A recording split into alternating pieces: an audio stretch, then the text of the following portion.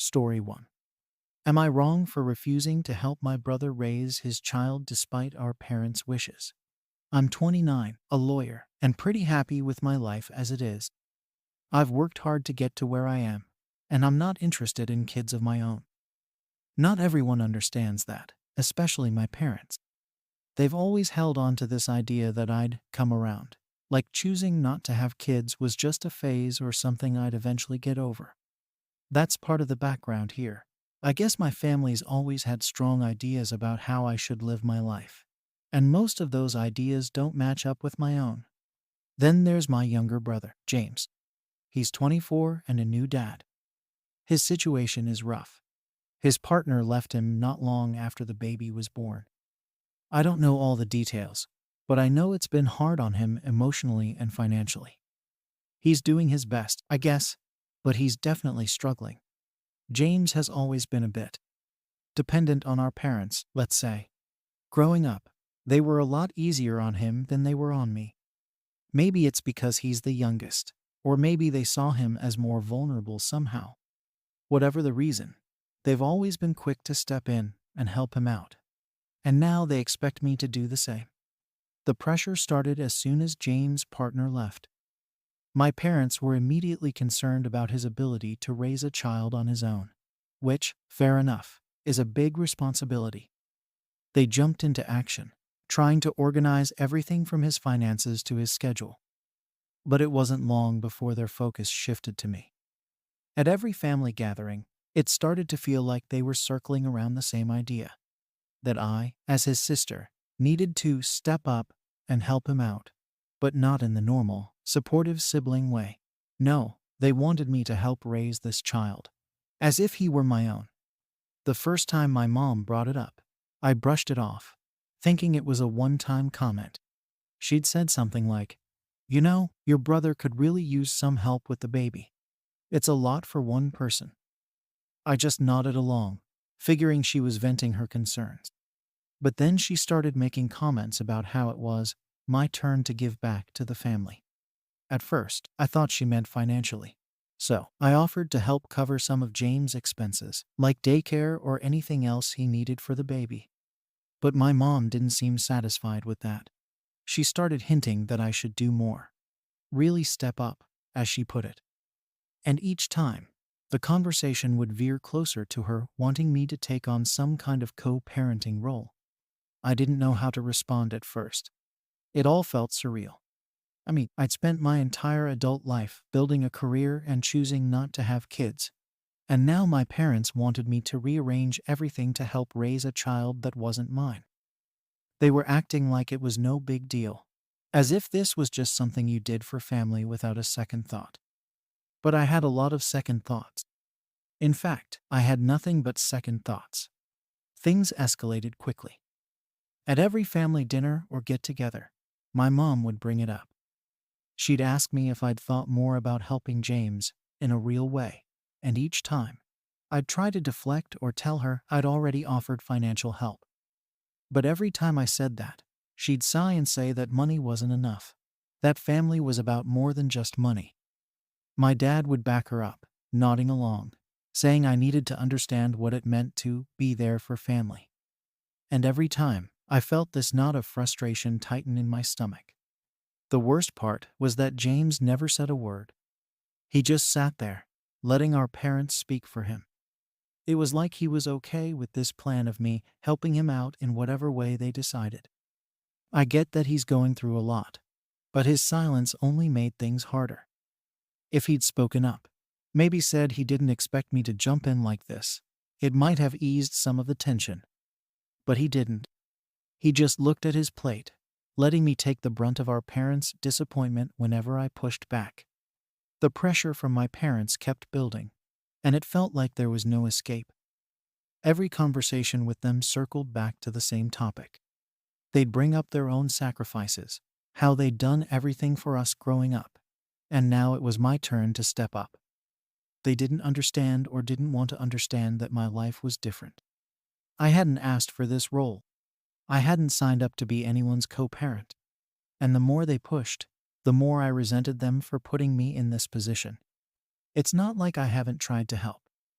I offered financial support again and again, thinking it was the most practical way I could contribute without sacrificing the life I'd worked so hard to build.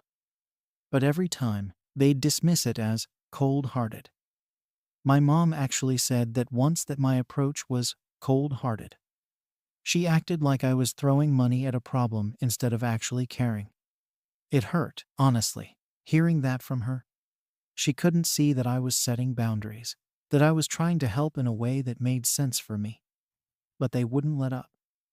At one point, my mom outright asked me when I was going to move in with James to help him out more directly. I couldn't believe it. Move in with him. They were asking me to put my entire life on hold, my career, my independence, everything, just to help James. It was like they didn't care about my life or my choices. They only cared about the idea of family duty, whatever that meant to them. I tried explaining that I'd never wanted kids, that this wasn't something I was prepared for, and that I'd already given what I could. But it was like talking to a wall. My mom just looked at me with disappointment, and my dad kept saying I didn't understand the importance of family. I felt trapped, like they'd never see my side no matter what I said. James stayed silent through all of this. He didn't once speak up to tell them that it was too much to ask of me. I started to feel like he was fine with letting them pressure me, as long as it meant he didn't have to deal with their disappointment. It was infuriating. Here I was, being guilted into a role I never asked for, while he just sat there, letting it all happen.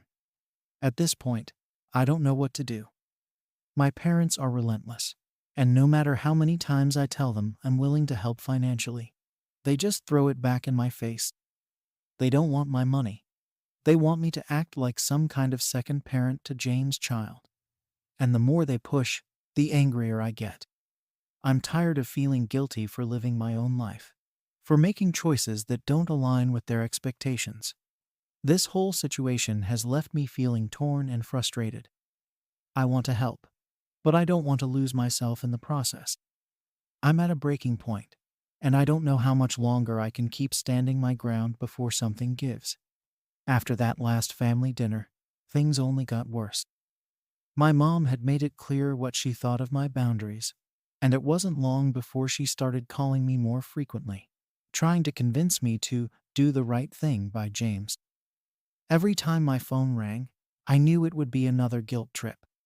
She'd start with small talk, but it didn't take long for her to shift gears into how James needed me, how I needed to look inside myself and find the compassion to help him out in a way that really mattered.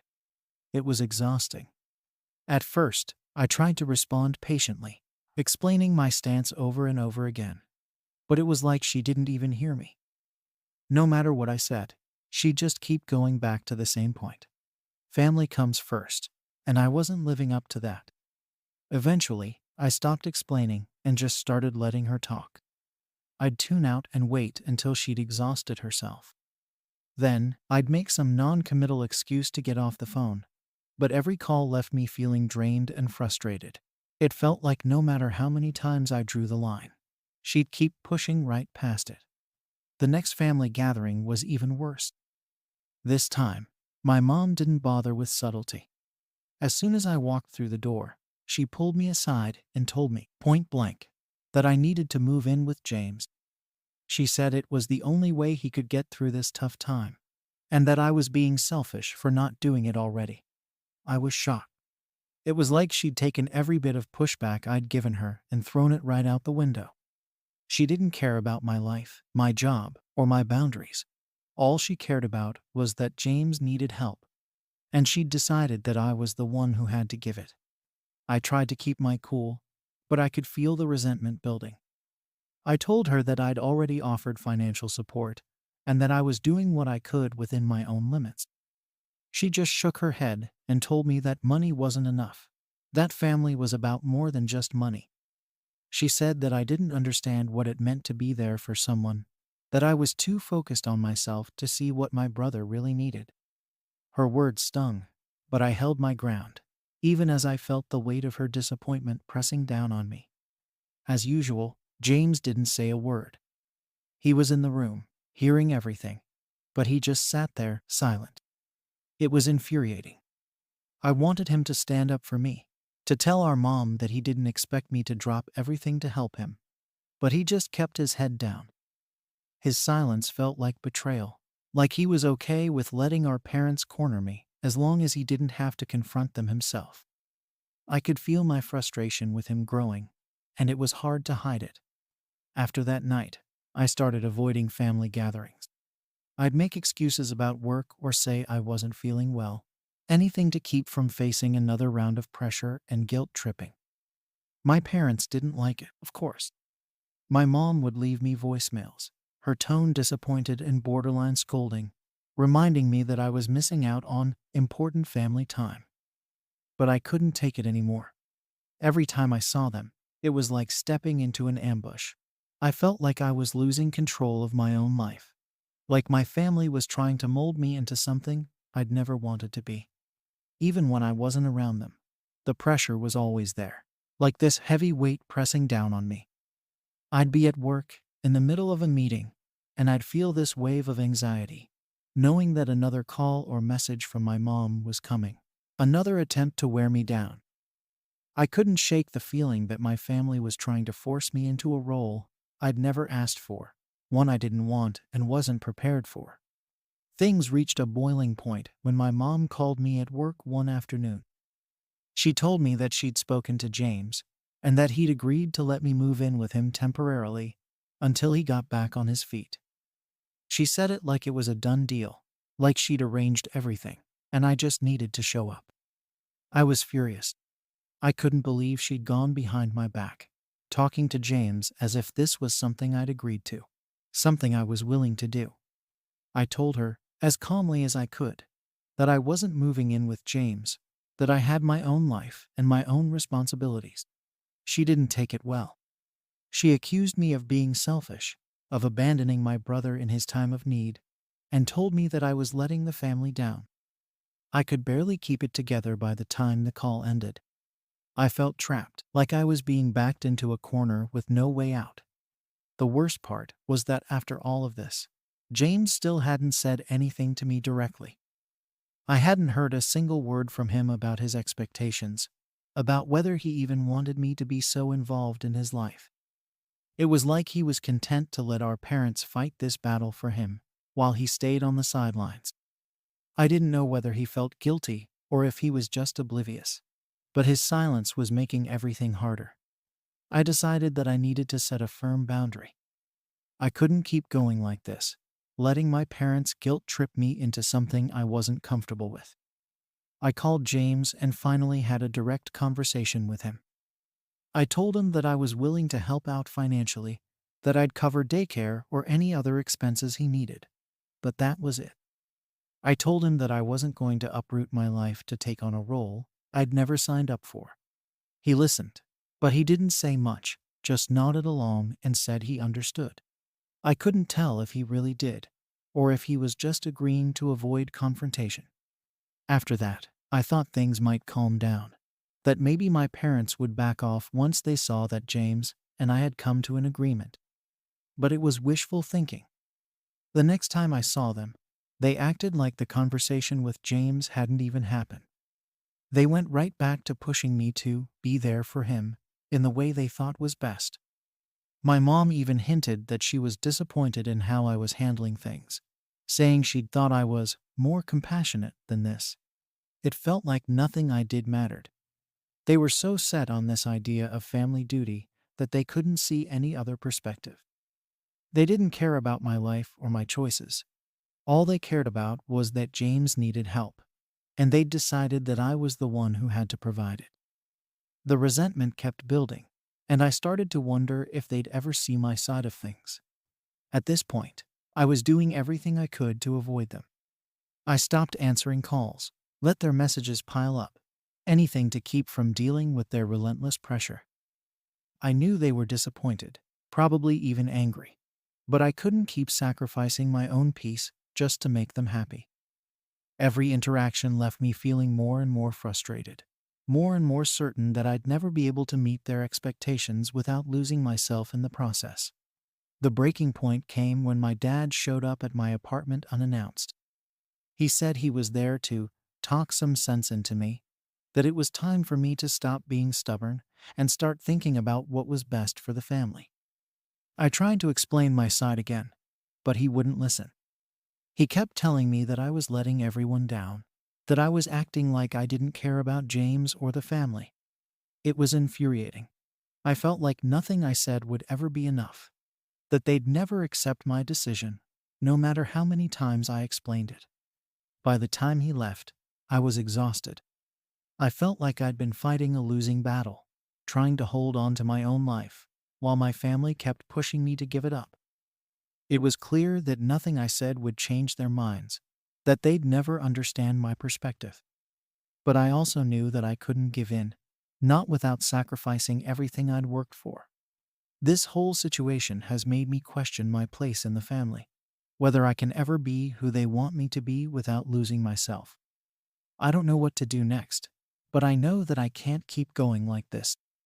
Something has to give, and I just hope it doesn't come at the cost of my own happiness. After my dad's surprise visit, I took a hard look at how things had escalated and decided that it was time to make my boundaries crystal clear. If I kept letting them push and guilt trip me, I'd eventually cave, and I knew that would lead to even more resentment. So I called a family meeting. I figured maybe if I laid everything out, face to face and once and for all, they'd finally get it. I picked a neutral place, a coffee shop, so it wasn't anyone's territory, and they couldn't pull any stunts to pressure me. When we all sat down, I didn't waste time with small talk. I told them I needed to be honest, and that I needed them to actually listen to me this time. I explained again that I had my own life, my own goals, and that I'd made a conscious decision not to have children. I told them that it wasn't my responsibility to fill in for James' absent partner, and while I cared about him and my nephew, I wasn't going to raise someone else's child. The whole time I was talking, I could see my mom shaking her head, but I pushed through. I told them that while I was willing to help financially, that was the limit of my involvement, and it wasn't up for discussion anymore. I emphasized that this was my final decision, that they needed to respect it and stop pressuring me, or else I'd have to take a step back from the family for my own mental health. My dad looked uncomfortable, like he didn't know how to respond. My mom, on the other hand, looked like she was ready to explode. She started lecturing me about family loyalty and sacrifice, telling me how disappointed she was that I was turning my back on them. She even said something about how she didn't raise me to be so selfish. It hurt, but I kept reminding myself that setting boundaries wasn't selfish, that I had the right to say no. James, as usual, didn't say much. He just kept looking down at his coffee cup, avoiding eye contact. I felt a mix of anger and sadness that he wasn't willing to stand up for me or even speak up about what he wanted. Part of me wondered if he was okay with the way our parents were handling things, because it took the burden off him. Either way, his silence spoke volumes, and it made me realize that I couldn't keep waiting for him to step in. After that meeting, things were tense. My mom barely spoke to me, and when she did, it was cold and distant. My dad would call occasionally, but his tone was always strained, like he didn't know what to say to me. I felt isolated, but at the same time, I felt a strange sense of relief. For the first time, I'd put my foot down and defended my own needs, even if it meant disappointing them. I thought that maybe, with time, they'd come to accept it. But then, a few weeks later, I got a message from my mom. She wanted to meet up and talk things over again. I hesitated, not wanting to reopen the whole mess, but I agreed, hoping that maybe she'd had a change of heart. When we met up, though, it was clear that nothing had changed. She started by telling me that she'd been talking to her friends about my situation, and that they all agreed I was being unreasonable. According to her, they couldn't understand why I wouldn't step up for James, especially since I was financially stable and had the means to help. It was frustrating, hearing her use other people's opinions as ammo, like she thought I'd be swayed by what her friends thought of me. I told her, again, that my decision was final, that I wasn't going to take on a role I didn't want just to satisfy other people's expectations. She didn't take it well. She started crying, telling me that she didn't know where she'd gone wrong with me, that she'd never expected me to be so self-centered. She made it sound like I was choosing to hurt the family, like I was actively deciding to be a disappointment. I didn't know what else to say. It was clear that we were at an impasse, that no amount of talking would make her see my side. I felt drained, like I'd been wrung dry of every possible argument. I told her I was sorry that she felt that way, but that I couldn't live my life trying to meet her expectations. She didn't respond, just sat there looking at me like she didn't even recognize who I was anymore. After a few moments, she stood up and left without another word. It was one of the hardest things I'd ever gone through, but I knew I couldn't keep giving in to their demands. Since then, things have been strained. My mom has mostly cut contact, and my dad only reaches out occasionally, but it's clear he's uncomfortable talking to me. James hasn't reached out at all, which hurts more than I want to admit. I thought he'd at least acknowledge the position I was in, thank me for what I'd offered to do financially, or even just check in on me. But there's been nothing. It feels like I'm on the outside now, cut off because I refused to fall in line with what my family wanted. I keep wondering if I made the right choice, if I was wrong to set boundaries and stand my ground. Part of me feels guilty, like maybe I could have done more. Maybe there was some middle ground I didn't see. But then I remember how it felt, the constant pressure, the sense that I was being pushed into a life I didn't want. I know I had to protect myself, but it doesn't make the isolation any easier to handle. Now, I'm left wondering if things will ever go back to the way they were.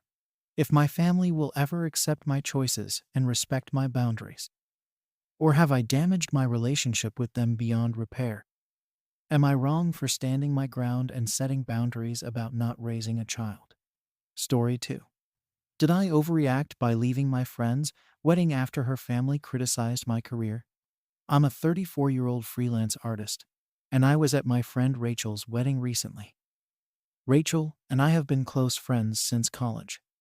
We've been through a lot together, roommates for a while, travel buddies, all of that.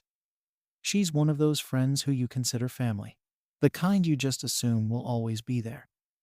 But if I'm being honest, I've never really felt accepted by her actual family.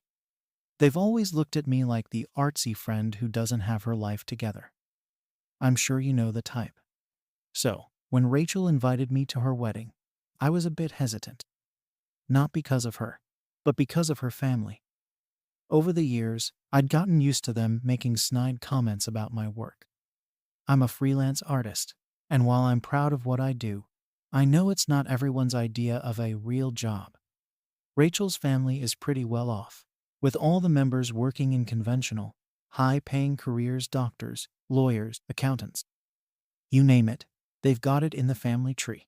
It's like they see anything outside their little mold as a hobby or a phase, something you'll grow out of eventually. The day of the wedding, I tried to put those thoughts aside. It was Rachel's big day, and she was marrying someone she truly loved. The venue was stunning, and I was happy for her, really, I was. But right from the start, I felt out of place. Everyone around me was dressed to the nines, talking about their jobs, their investments, their recent vacations. Small talk felt like an interview. I kept to myself mostly, grabbing a drink and trying to stay out of the way.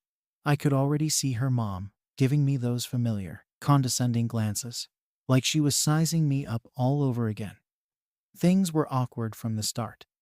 I'd barely said a word to anyone when her aunt came over and did her usual interrogation, asking me how things were going with my art projects and whether I'd thought about getting a stable job. I'd been dealing with this for years, so I just smiled, nodded, and gave vague answers. It was exhausting, but I told myself it was one day, a few hours, and I could handle it. For Rachel's sake, I could put up with the subtle digs and judgment. I'd been doing it for years. The ceremony itself was beautiful, and Rachel looked stunning. Watching her walk down the aisle, I could see how happy she was. I pushed all the negativity out of my mind and focused on that. But then came the reception. As the drinks started flowing and people got a bit looser, the comments started coming in full force. I was trying to enjoy myself, chatting with a few mutual friends, when her uncle walked over. He's one of those loud, obnoxious types who thinks he's hilarious. But he's really just an overgrown bully. I braced myself the second he looked my way. Out of nowhere, he started asking me if I was still doing that art thing. I could feel the irritation rising, but I kept it together. I gave him a polite answer, something like, "Yes, I'm still working on my art," hoping he'd drop it. But he didn't. He laughed, this booming, dismissive laugh, and said something along the lines of, "Guess we all go through phases." He acted like I was some rebellious teenager who'd eventually grow up and find a real job. I've dealt with this kind of thing before, but for some reason, it hit harder that day. I looked around and realized no one was really paying attention, not even Rachel. She was surrounded by her family, laughing and talking, and I felt like a complete outsider. I'd spent years silently tolerating their attitude, pretending it didn't bother me. But standing there, feeling completely out of place and disrespected at what was supposed to be a celebration, I realized I'd had enough. I was tired of being looked down on, tired of swallowing my pride just to keep the peace. Without thinking too much about it, I put my drink down, grabbed my purse, and walked out. I didn't make a scene. I didn't want to ruin her wedding or draw attention to myself. I just couldn't sit there and pretend I was okay with being treated like that. It wasn't fair to Rachel, I know that. But it felt like the only way to keep my self-respect intact. So I left quietly, not really sure if it was the right decision, but feeling like I couldn't stay a second longer. It wasn't until later that night that things blew up. Rachel called me, furious. She said people noticed I'd left, and she was embarrassed that one of her closest friends would just walk out without saying goodbye. I tried to explain how her family's constant comments had gotten to me, how her uncle's latest jab was just the last straw, but she didn't want to hear it. She said I should have just ignored it for her sake, that it was her day, and I'd made it about myself. When Rachel called me that night, I could tell she was angry even before she said anything. I'd been feeling uneasy about leaving, but hearing her voice made it worse. She was upset, almost shouting, asking how I could just walk out like that, especially at her wedding. She went on about how people noticed I'd left, and how embarrassing it was for her to explain why her best friend wasn't around anymore. I tried to explain myself, but it was like talking to a wall. She wasn't interested in hearing my side. To her, it was simple. I'd put my pride over her big day. I told her about her family's comments, how it was exhausting to sit there and endure the same disrespect I'd been dealing with for years. I explained that her uncle's remark just pushed me over the edge. She still didn't get it. She kept saying I should have brushed it off, that I knew how her family was, and that it was just one day. She sounded almost annoyed, like I was making a big deal out of nothing. To her, I was being sensitive, making her wedding about myself instead of just smiling through it. I'll be honest, part of me felt guilty. Maybe I should have just sucked it up for a few more hours. I could have stayed and avoided all this drama, I guess. But at the same time, I felt like she wasn't hearing me at all. It wasn't just one comment. It was years of them. I'd been biting my tongue around her family for as long as I'd known her, and it had finally reached a breaking point. I tried to tell her this, but she just kept saying that if I was a true friend, I would have let it slide for her. I didn't know what else to say, so I let her vent until she finally told me that I needed to apologize not just to her, but to her family. I was floored. Apologize to her family? The same family that had been judging me for years, making me feel like I didn't belong. It felt ridiculous. But Rachel was serious. She said that since I'd embarrassed her by leaving, I needed to make it right by apologizing to everyone at a family gathering she was planning. She wanted me to stand up in front of her family and tell them I was sorry for walking out. I couldn't believe it.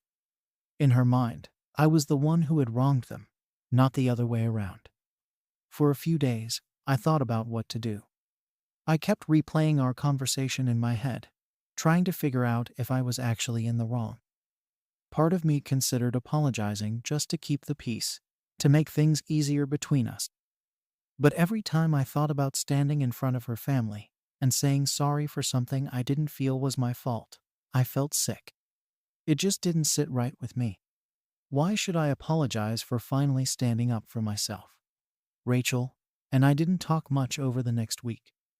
I could tell she was waiting for me to come around, to agree to her demand. I felt stuck. I wanted to fix things between us, but not at the cost of my self-respect. I had done nothing wrong by leaving a situation that made me feel like an outsider. I'd spent years supporting her, being there for her, putting up with her family's judgment because I valued our friendship. And now, she was asking me to apologize for something that felt entirely justified to me. Eventually, she called me again, this time calmer. She said she understood that her family could be a bit much, but she still insisted I owed her an apology. She told me that it was about showing respect to her family, that I'd crossed a line by leaving without saying anything. In her mind, walking out was a sign that I didn't care about her or her wedding. I could see that she felt genuinely hurt, and I did care about her, but I just couldn't bring myself to agree with her. I told her as calmly as I could that I wasn't going to apologize for how her family treated me. I said I was sorry that my leaving had upset her, but that was as far as I'd go. Rachel didn't take that well. She said if I couldn't respect her family, then maybe we shouldn't be friends. Hearing her say that was like a punch to the gut. This was someone I'd been close to for over a decade, someone I thought would understand why I'd finally reached my limit. But here she was, ready to end our friendship over one night where I chose to stand up for myself. I felt like I was being forced to choose between my self-respect and our friendship, and it didn't feel fair. We ended the conversation without resolving anything. I felt torn, like I was being pulled in two directions. On one hand, I didn't want to lose Rachel. She was one of my closest friends, someone who had been there through so many important moments in my life. But on the other hand, I couldn't bring myself to apologize to her family, who had never once shown me the same respect I'd shown them. It was frustrating to feel so misunderstood by someone who was supposed to know me better than anyone. Since then, I haven't heard from her. I don't know if she's waiting for me to come around, or if she's already moved on. It hurts, but at the same time, I feel like this situation has forced me to confront something I'd been ignoring for years. I can't keep putting myself in situations where I'm expected to tolerate disrespect just to keep the peace. Maybe this is a lesson I needed to learn, even if it came at the cost of a friendship. I still don't know what to do. It's been a few weeks since everything went down, and honestly, I still don't know if I made the right call. Rachel hasn't reached out, and I haven't either. I think we're both waiting for the other person to break the silence, but it's like there's a wall between us now, one that I don't know how to climb over. Every time I think about picking up the phone and calling her, I hesitate. I'm torn between wanting to patch things up and feeling like I'd just be putting myself back in a position where I'm supposed to grin and bear it. I don't know if I can go back to that, even for her. A mutual friend reached out the other day, asking what happened. Apparently, Rachel told people we had a falling out, but she didn't go into details. When I explained the whole thing, our friend was kind of quiet and then said, maybe Rachel just sees things differently. That didn't really help. I know Rachel and I see things differently, that's the whole issue. She thinks I overreacted and made her day about myself. I see it as finally reaching my breaking point and standing up for myself after years of passive-aggressive remarks from her family. I thought she'd understand, but maybe I was wrong. I keep replaying everything in my head, trying to figure out if there was something I could have done differently. Maybe I could have waited until after the wedding to talk to her about her family. But then again, would it have changed anything? It's not like this was the first time I'd felt unwelcome or judged around her family. It's been like this for years, And every time I told myself to suck it up for the sake of our friendship. This time just felt different. I felt like I couldn't keep pretending it didn't bother me. I wonder if she's hurt because she thinks I don't care about her or her family. But that's not it. I care about her a lot, that's why I put up with it for so long. But caring about her doesn't mean I should have to tolerate being looked down on. I don't know if she even realizes how much her family's attitude affects me. To her, it's probably just harmless teasing, or maybe she genuinely doesn't see it at all. Part of me wants to believe that if I just explained myself one more time, maybe she'd understand. But the other part of me feels like I've already done that. And she still didn't get it. Rachel was like family to me. And now it feels like I'm losing a part of my life that I never thought I'd have to let go of. I don't have a lot of close friends, definitely not the kind who've known me as long as she has. Letting go of this friendship feels like letting go of a huge part of my past, of memories that have shaped who I am. But holding on to it would mean going back to pretending, to being someone who can just brush things off when they hurt. I don't know if I can do that anymore. Not if it means sacrificing my own self-worth. Maybe Rachel thinks I should have just been stronger, ignored her family's comments for one last night, and put her happiness above my own. And I get why she'd see it that way. But at the same time, I wish she could see things from my perspective. I've spent years trying to be a good friend, supporting her, showing up for her, even when her family made me feel like an outsider. I thought that counted for something, but now it feels like it wasn't enough. I guess I'm struggling with whether or not I should be the one to apologize.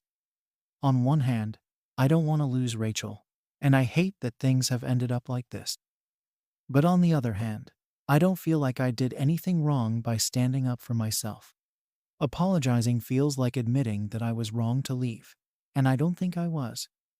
I left because I was tired of being treated like I didn't belong, and I feel like I had every right to do that. But maybe I'm being stubborn. Maybe I should just swallow my pride and apologize, if it means saving our friendship. Every time I think about reaching out, I think about what she'd expect from me if we went back to being friends. Would she still expect me to be quiet and polite around her family, to laugh off their comments and pretend like they don't bother me? I don't think I can go back to that. I don't think I should have to. But if that's what she needs from me to keep this friendship going, maybe it's better if we go our separate ways. At the end of the day, I don't know if losing her as a friend is worth keeping my self-respect. This whole situation has me questioning if I overreacted. If maybe I should have just let it go for one more night. Or maybe this was a wake-up call that our friendship had become one-sided, that I was putting in more than I was getting back. Part of me wants to believe that we can work through this, that she'll come around and see my side of things. But the other part of me wonders if it's time to just move on and accept that maybe this friendship has run its course. Did I overreact by leaving instead of ignoring their comments? Story 3. Was I too harsh for telling my coworker his prank could have cost me my promotion? I'm a 31-year-old junior manager at a tech firm, and I've been busting my ass to move up. I've been working here for a few years now, putting in late nights, weekends, whatever it takes to make sure I stand out and show the higher-ups that I'm serious about my career. Recently, I found out I'm one of the candidates for a promotion to senior manager. It's a pretty big deal, and honestly, it felt like all the hard work I've put in might finally be paying off. So, with that promotion on the line, I've been extra careful with everything I do. Every task, every email, every presentation I'm double-checking and triple-checking, because I know one slip-up could be the thing that sets me back. It's one of those once-in-a-few-years opportunities, so I'm giving it my all. The last thing I want is to mess it up by being careless or by missing something obvious. It feels like every day I'm on edge, just hoping nothing goes wrong that's outside of my control. Now, a bit of context about my office. It's a pretty informal place. There's a lot of joking around, which is great most of the time because it makes things less tense. People aren't constantly walking on eggshells, and it's nice to be in an environment where you can be yourself a little. But then there's my coworker, Tim. Tim is around my age, maybe a couple of years younger. And he's one of those guys who takes the whole laid back office culture thing to a new level. He's known for his pranks. Usually, they're small things, like switching someone's chair with a squeaky one or changing the shortcuts on someone's keyboard. Everyone just laughs it off because they're harmless. And Tim always says he's just trying to make work more fun. But here's the thing: Tim's idea of fun sometimes crosses the line. He doesn't always think about how his jokes might impact people, especially when there's a lot on the line. And lately, he's been on this kick about how I need to loosen up. I guess from his perspective, I'm the uptight, always working type who never has time for fun. I get it. Maybe I am a little intense, but I have my reasons, especially with this promotion coming up. So, we don't exactly see eye to eye on what's appropriate at work, but I usually just let it slide. I figured he's just being Tim, and as long as it doesn't interfere with my work, I can ignore it. Then, a few weeks ago, I was assigned to lead an important presentation. This wasn't just any regular meeting, this was a big one. I had to put together a deck for the board that showcased some new strategies we were considering. The execs were going to be there, and the CEO himself would be sitting in on it. If there was ever a time to make a good impression, this was it. I poured hours into making sure the presentation was perfect. I wanted everything to be flawless, down to the last detail. I reviewed each slide multiple times, had a colleague look it over, and then I went back and checked it again. Finally, the day came when I needed to send the deck over to the board members before the meeting. I decided to give it one last look, just to be safe. I opened up the file, and right away, I noticed that something was off. Some of the slides had weird titles, and the data on a couple of them didn't match what I'd put in. I felt a knot in my stomach. At first, I thought maybe I'd accidentally saved an older version or something. But as I looked closer, I realized that someone had changed the labels on key parts of the presentation. Not only that, but some of the slides had entirely different graphics, ones that didn't even make sense in the context of what I was presenting. It looked like a mess. I started to panic, thinking I'd somehow messed it all up. But then, as I scrolled through and looked at the changes, it hit me. This wasn't some random mistake. It was too deliberate.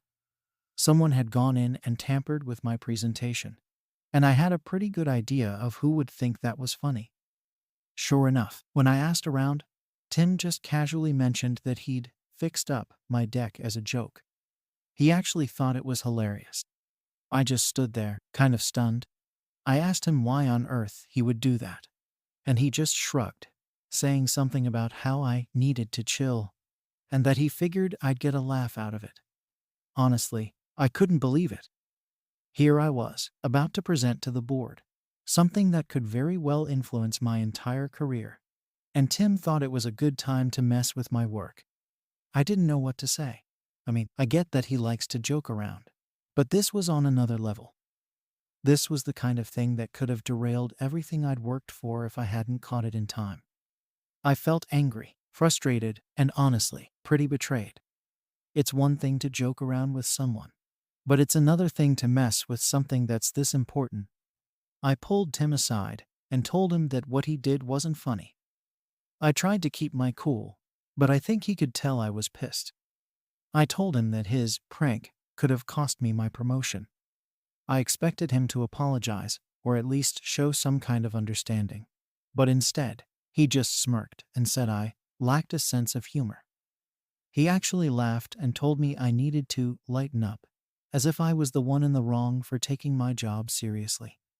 It felt like he didn't care at all about how his actions might have affected me. To him, it was just a joke, no big deal. That's when I started to question things. Was I being too uptight? Was I really overreacting, like he said? I know I take my work seriously, but I don't think it's unreasonable to expect other people to respect that, especially when something as big as a promotion is on the line. But standing there, with Tim looking at me like I was some kind of killjoy, I felt like maybe I was the odd one out. After that interaction with Tim, I was fuming. I couldn't shake off the anger and frustration. I kept replaying the scene in my head, wondering if I should have done something differently or reacted in another way. But no matter how I looked at it, I couldn't get over the fact that he thought it was just a joke. I kept thinking about how close I'd come to sending that messed up presentation to the board. It wasn't just a funny prank, it could have seriously derailed my career. For the rest of the day, I avoided Tim. I didn't trust myself to be around him without saying something I might regret. But the anger was still simmering under the surface. The more I thought about it, the more I realized that I needed to take action. If I let this slide, what was to stop him from doing something like this again, maybe to me or someone else? I didn't want to be the guy who tattled over every little thing, but this felt different. It wasn't just about a prank. It was about respect and boundaries. So, I made a decision. I went to HR and explained the situation. I was careful to keep it professional. I told them exactly what had happened, why it was such a big deal to me, and how I felt it crossed a line. HR listened, took some notes, and assured me that they'd look into it. They told me they'd have a word with Tim and remind him of the importance of respecting other people's work. I felt a bit relieved after that, like maybe I'd done the right thing. At the very least, I felt like I'd stood up for myself and my work. But, of course, word got out pretty quickly. By the next day, people were giving me weird looks. I'm not sure if they knew exactly what happened, but they definitely knew I'd gone to HR about something involving Tim. Some of my coworkers even stopped talking to me as much. It was like I'd broken some unwritten rule. I could feel the tension building, and I hated it. The last thing I wanted was to be known as the guy who can't take a joke. But it seemed like that's exactly how people were starting to see me. Tim, on the other hand, didn't seem fazed at all. If anything, he acted like he was the victim, like I'd wronged him by reporting the prank. He avoided me entirely, but I could feel his resentment. And when he did talk to other people, he'd glance in my direction and laugh, like he was sharing some inside joke at my expense. It was like he was trying to paint me as this uptight, humorless guy who couldn't handle a little teasing. And maybe that's how some of my coworkers saw it, too. At first, I tried to brush it off. I kept telling myself that I'd done the right thing, that I shouldn't let other people's opinions bother me. But it was hard not to feel like an outsider. I noticed people started grouping up for lunch without inviting me. And even during meetings, I could feel this invisible wall between me and the rest of the team. No one said anything outright, but I could sense it in their body language and the way they interacted with me. It was like I'd become that guy overnight. And there was nothing I could do to change it. The hardest part was the uncertainty. I had no idea what kind of impact this would have on my chances for the promotion. I'd worked so hard to build a good reputation, to show that I was serious and dedicated. And now it felt like all of that could be overshadowed by this one incident. I didn't know if the board or my manager would hear about it, or if it would influence their decision. I was stuck in this limbo, waiting for the outcome of the promotion while feeling the weight of everyone's judgment. Days turned into weeks, and things didn't really improve. The tension was still there, and Tim's passive-aggressive behavior didn't help. He'd make little comments here and there, not directly to me, but loud enough for me to hear, about how some people can't take a joke, or how office culture isn't what it used to be. I'd see other coworkers nodding along, smirking, and I felt like I was constantly being undermined. It was exhausting, and I started dreading going to work each day. I tried to keep my head down and focus on my tasks, but it wasn't easy. Every interaction felt strained, and it seemed like my relationships with my coworkers had fundamentally changed. It was like a permanent divide had been created, with me on one side and everyone else on the other. And it wasn't just a matter of a few people being upset. It was affecting the entire atmosphere around me. Even when I wasn't directly involved, I could sense the tension lingering in the air. Eventually, one of my colleagues, Sarah, pulled me aside. She's always been kind of a neutral party, someone who doesn't get involved in office drama. She told me she'd heard about the HR report and wanted to know my side of the story. I explained everything to her, just like I had to HR, and she nodded, saying she could understand why I'd done it. But then she hit me with the classic line, maybe you could have handled it differently. She didn't mean it in a judgmental way, but it still stung. She said that maybe going to HR wasn't the best first step, and that I might have been able to resolve things with Tim directly. I thought about what she said for a long time after that. Maybe she was right. Maybe I had overreacted. But then I'd remember how serious the situation was and why I'd felt the need to report it in the first place. It was like I was trapped in this loop of self-doubt and frustration, constantly questioning my own actions. The more I thought about it, the more unsure I felt. After that conversation with Sarah, I started doubting myself even more. I kept replaying everything in my head, wondering if I could have handled it differently. Maybe if I just pulled Tim aside and talked to him one-on-one, I wouldn't be in this situation now, dealing with all this tension and awkwardness at work. But then again, every time I thought about how close I came to sending that messed up presentation, I felt like I'd made the right choice. I mean, what if I hadn't caught it? That could have ruined my whole career.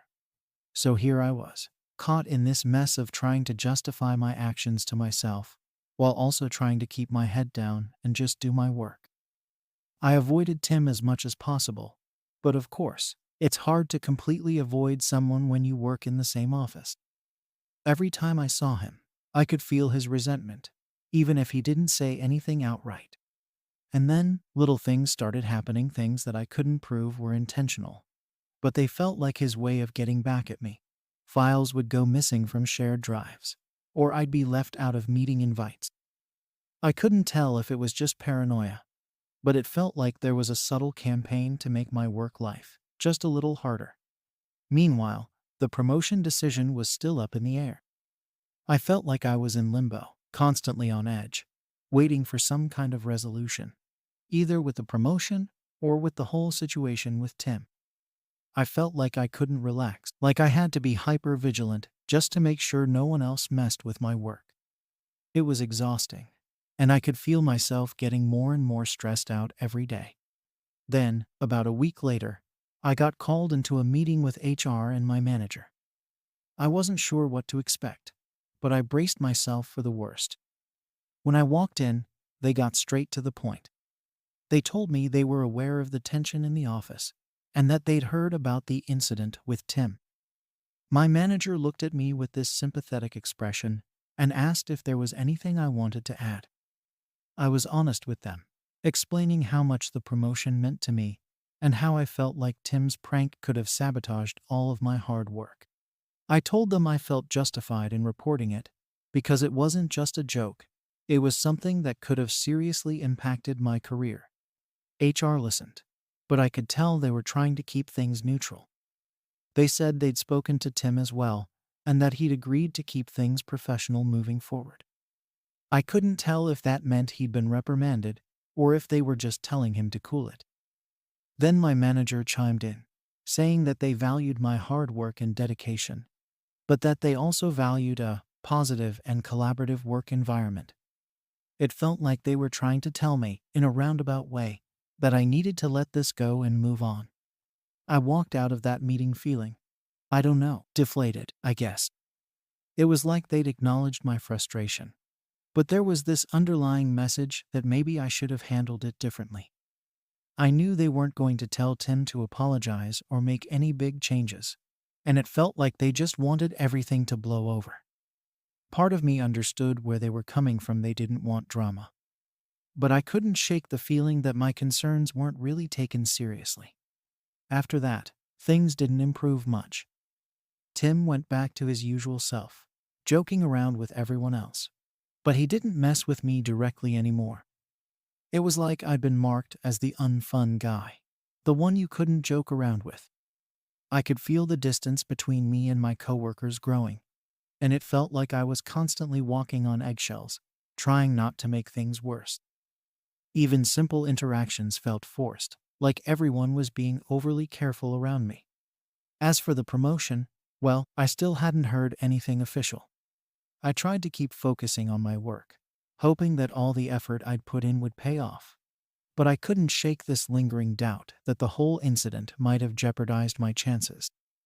Every time my manager called me into his office, I braced myself, thinking it might finally be the decision. But it was always about something else. The waiting was driving me crazy, and it felt like my career was stuck in limbo because of one joke that had spiraled into something way bigger than it should have. Finally, one day, I overheard a couple of my coworkers talking in the break room. They didn't see me standing there, and they were discussing the promotion. I heard one of them mention how someone like Tim would be way better for the team. And that's when it hit me people actually thought I wasn't a good fit for the role because of how I'd handled the situation. In their eyes, I'd become the guy who couldn't roll with the punches, the guy who couldn't handle a bit of office banter. I left the break room feeling like a weight had been dropped on me. I didn't want to believe that this one incident could have such a big impact on how people saw me. But it was becoming clear that maybe it had. It was like I'd built up this reputation for years, and now it was all hanging by a thread because of one prank and how I'd reacted to it. I couldn't decide if it was fair or not. Part of me thought it was ridiculous that people would hold this against me, but another part of me wondered if maybe they had a point. Maybe I had overreacted. Maybe I could have let it go and avoided all this drama. Now, I'm stuck wondering if I should have handled things differently from the start. Should I have just confronted Tim privately and tried to work it out between us? Should I have ignored it altogether and chalked it up to a bad joke? Or was I right to take it seriously, considering what was at stake? Story 4. Am I wrong for banning my sister from visiting because she brings her dog without permission? I'm 36, live alone, and have been pretty content with things as they are. It's my own place, my own rules, and, to be honest, I like it that way. One thing people don't always understand about me is that I have severe pet allergies, especially with cats and dogs. For me, it's not just a bit of sneezing or mild irritation. If I'm around animals for too long, I start getting itchy eyes, my throat closes up, and I end up with a headache and congestion that can last for hours, even days. It's something I have to be really careful about. My home is my space to breathe, literally. My sister, who's 31, has a dog that she absolutely dotes on. I get it, she's an animal person, and that's fine. But her attachment to her dog has started causing real issues between us. And honestly, I didn't think it would ever come to this. See, she's been bringing her dog over to my place without asking. And despite me telling her repeatedly not to, she keeps doing it. At first, it was little things.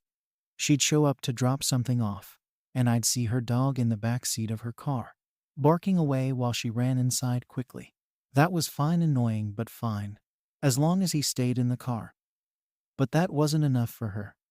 Then she started letting him out, just for a minute, while she grabbed something or came in to chat for a bit. Each time, she acted like it was no big deal, and that her dog would stay near the door or wouldn't touch anything. But just for a minute started turning into longer visits, and the dog would wander around my house, sniffing things, shedding fur, and leaving dander everywhere. After each visit, I'd be left trying to air out the house, wiping down surfaces, and dealing with a reaction that lasted well after they'd left. I told her as politely as I could that her dog coming over was really affecting me. I tried explaining that it wasn't about her, or even the dog. It was about my health. I reminded her about my allergies and how hard it was for me to recover after each time he was in my space. She'd listen, nodding, but I could tell she didn't take it seriously. She'd wave it off like I was being overdramatic. Every time I brought it up, her response was something along the lines of, "It's just for a few minutes," or, "He's well behaved, he won't get in the way." I even started bracing myself every time she texted me about coming over, wondering if she'd bring the dog and I'd have to go through the whole thing again. The worst part was that she'd started to make me feel like I was the one being unreasonable, like I was somehow wrong for not wanting to suffer through an allergy attack, just so she could have her dog around. She acted like it was a minor inconvenience for me and that I was overreacting. Maybe to her, it seemed like a small issue, but for me, This was my health and my home. The final straw came one afternoon when she showed up with the dog in tow, unannounced. She'd texted me saying she was in the area and wanted to stop by. I figured it would be a quick hello, but when I opened the door, there she was, holding the dog's leash with a big smile. I could feel my patience thinning the moment I saw them. I didn't even have time to say anything before she brushed past me, saying it would only be just a minute as she let the dog run inside. I felt that familiar tickle in my nose almost instantly, and I could feel my face getting warm as my allergies kicked in. I tried to keep calm, but inside I was fuming. I reminded her, again, about my allergies, hoping she'd finally take it seriously. But instead, she laughed it off, saying something like, "Oh, come on, it's just for a little bit." Her dog was already running around, sniffing everything, leaving fur on my couch. I could feel my throat tightening, and my eyes were starting to water. I couldn't believe she was doing this again. It felt like she didn't care at all about how this was affecting me. After a few minutes of her saying she'd leave soon, she finally picked up the leash, but by then, the damage was done. I was left coughing, my eyes itchy and red, struggling to breathe properly. When she saw I was actually in discomfort, she tried to act surprised, like she hadn't noticed my allergies before. That really got to me. We'd talked about this so many times, and she'd been here enough times to know how much it affected me. As soon as she left, I knew I had to put my foot down. This wasn't just about being uncomfortable. It was about my health, and she clearly wasn't respecting that. I texted her later, telling her that if she couldn't come without the dog, she wasn't welcome at my house anymore. I hated to be so blunt, but it felt like there was no other choice. Her response was immediate, and it was not what I expected. She accused me of being selfish and choosing my comfort over family. She went on about how much her dog meant to her and how I should understand that he's basically like her child. She even said that I was making a big deal out of nothing, that normal people wouldn't be so bothered by a dog being in their house for a few minutes. I didn't know what to say. I was angry, frustrated, and honestly hurt that she was putting her attachment to her dog over my health and comfort in my own home. After that conversation, I started questioning myself. Was I being too harsh? Was I wrong for setting this boundary? But every time I thought about how miserable I felt after each visit, I reminded myself that I wasn't asking for much. I just wanted her to respect my space and my health. It's been awkward between us ever since. She's still upset, and I can tell she thinks I'm the unreasonable one. But at this point, I'm not sure what else to do. I've tried to be understanding, but it feels like my health is constantly being dismissed. This is where things stand, and I can't shake the feeling that this isn't over. I thought that after I told my sister she couldn't come over with her dog, she'd take it seriously and stop bringing him. I hoped that she'd realize how important this boundary was for me and respect it, even if she didn't fully understand it. But it turns out I was way too optimistic. A few days after that argument, she texted me, saying she wanted to talk things over. I assumed this was her attempt to patch things up, and that maybe she'd finally come around to seeing my side of things. So, I suggested we meet at a cafe nearby, a place we'd both been to before, and where I knew we could sit and have a real conversation without any distractions. She immediately shot down the idea, saying it was easier for her to just swing by my place. I reminded her, as politely as I could, that I'd only feel comfortable with that if she didn't bring the dog. There was a pause in our conversation, and then she said, "Fine, I'll come alone." I believed her, figuring she'd finally accepted that this was non-negotiable. But when she showed up at my door, there he was, her dog, sitting right next to her. I didn't even get a chance to say anything before she breezed right past me into the house, leash in hand, like nothing was wrong. I felt my frustration boiling over, but I kept quiet, hoping to avoid another blow-up. The whole time she was there, I could feel my allergies starting up again. I was already feeling the itch in my throat and the tickling in my nose. She saw me rubbing my eyes and coughing a bit, But she didn't say anything. Instead, she started talking about how I was being unreasonable and that it's not a big deal. She went on about how her dog was harmless and that he wouldn't cause any damage.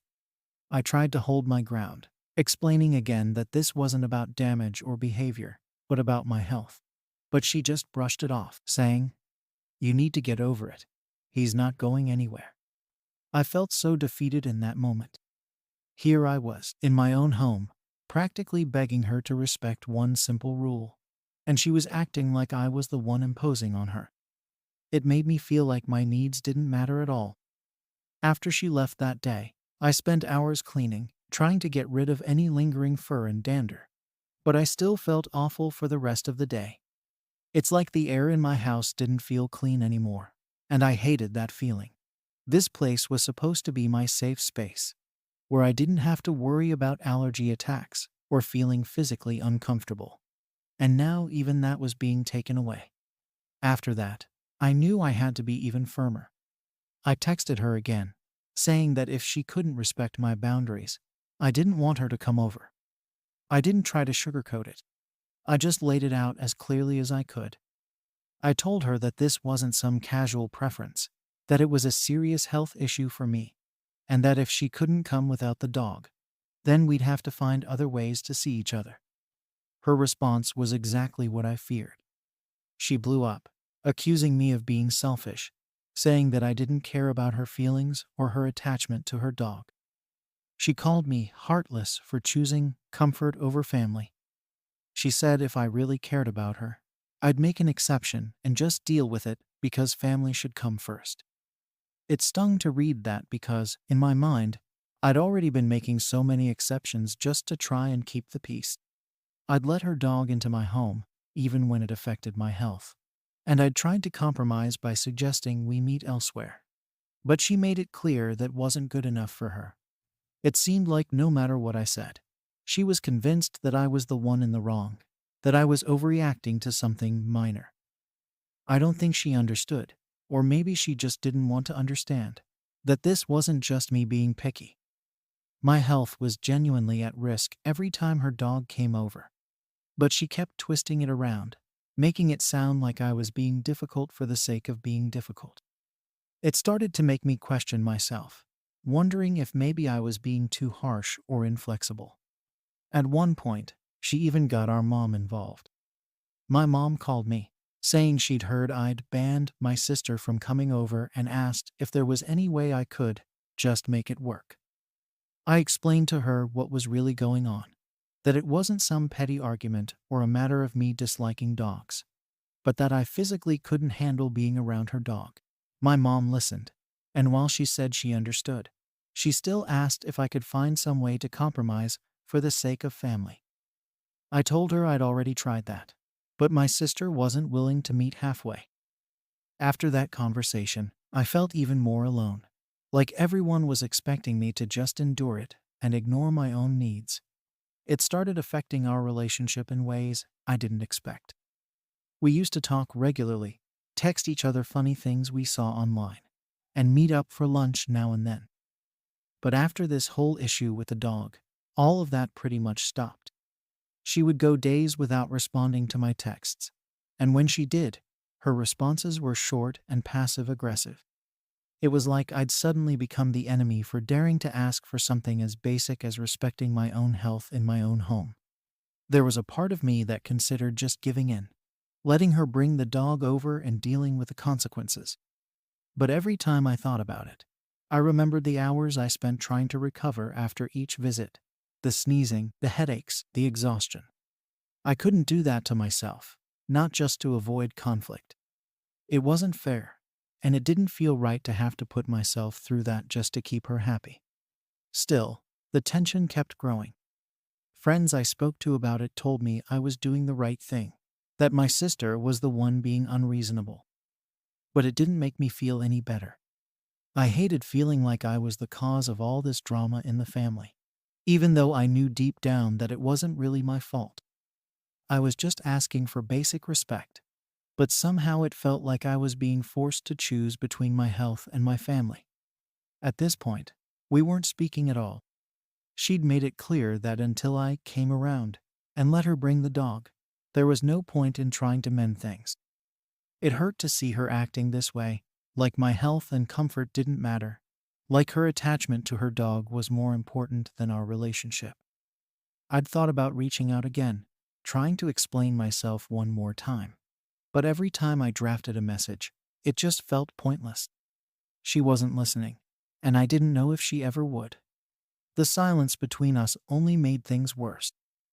Family gatherings felt tense, and it was like there was this invisible wall between us that everyone else could sense, but didn't want to talk about. It was exhausting, and I was honestly at a loss for what to do next. This was never how I'd imagined things going with my sister. After weeks of silence, my sister and I finally had another chance to talk, and I hoped this time things would be different. I'd gone over the situation so many times in my head that I was beginning to feel like a broken record. It was just one simple boundary: no dog in my house. I wasn't asking her to get rid of the dog, and I wasn't even asking her to go out of her way. I just wanted my own space to be free from allergens, so I wouldn't have to suffer for hours, sometimes days, after every visit. But each time I thought she'd get it, she only seemed to dig her heels in deeper. One day, she texted out of the blue, saying she wanted to come by and sort things out. I didn't want to get my hopes up, but part of me thought that maybe she was finally ready to see things from my perspective. I reminded her again that if she wanted to come over, it would have to be without the dog. She didn't respond right away, but eventually she agreed. I thought, okay, maybe she's finally listening. When she showed up, there was no dog in sight. I felt a small wave of relief, thinking maybe we were finally going to have a conversation that didn't end in arguments or accusations. She walked in, sat down, and for a few moments, it felt like things were normal between us again. But almost immediately, she started talking about how unfair the whole situation was and how much this ban was hurting her. She went on and on about how much her dog meant to her and how she felt like she was being forced to choose between her family, meaning the dog, and her actual family, meaning me. I let her talk, hoping that if I just listened, she might see that I wasn't being unreasonable. But the more she talked, the more it became clear that she wasn't interested in understanding my side. She was only there to make her point, and to her, this was all about her, not about the fact that I physically couldn't handle the dog's presence. She kept saying things like, "It's just a dog," or "You're making this a bigger deal than it has to be." At one point, she even hinted that maybe my allergies weren't as bad as I was making them out to be, that maybe I was exaggerating just to avoid the dog. That really hurt, more than anything else she'd said up to that point. Here I was, practically begging for her understanding, and she was accusing me of faking or exaggerating my own health issues. I tried to keep calm and explained, yet again, that this wasn't about being dramatic or making a big deal out of nothing. This was my health, and I needed her to respect that. But she just wouldn't let it go. She kept coming back to how much she missed just dropping by with her dog, and how unfair it was that I was putting her in this position. I offered again to meet her anywhere else.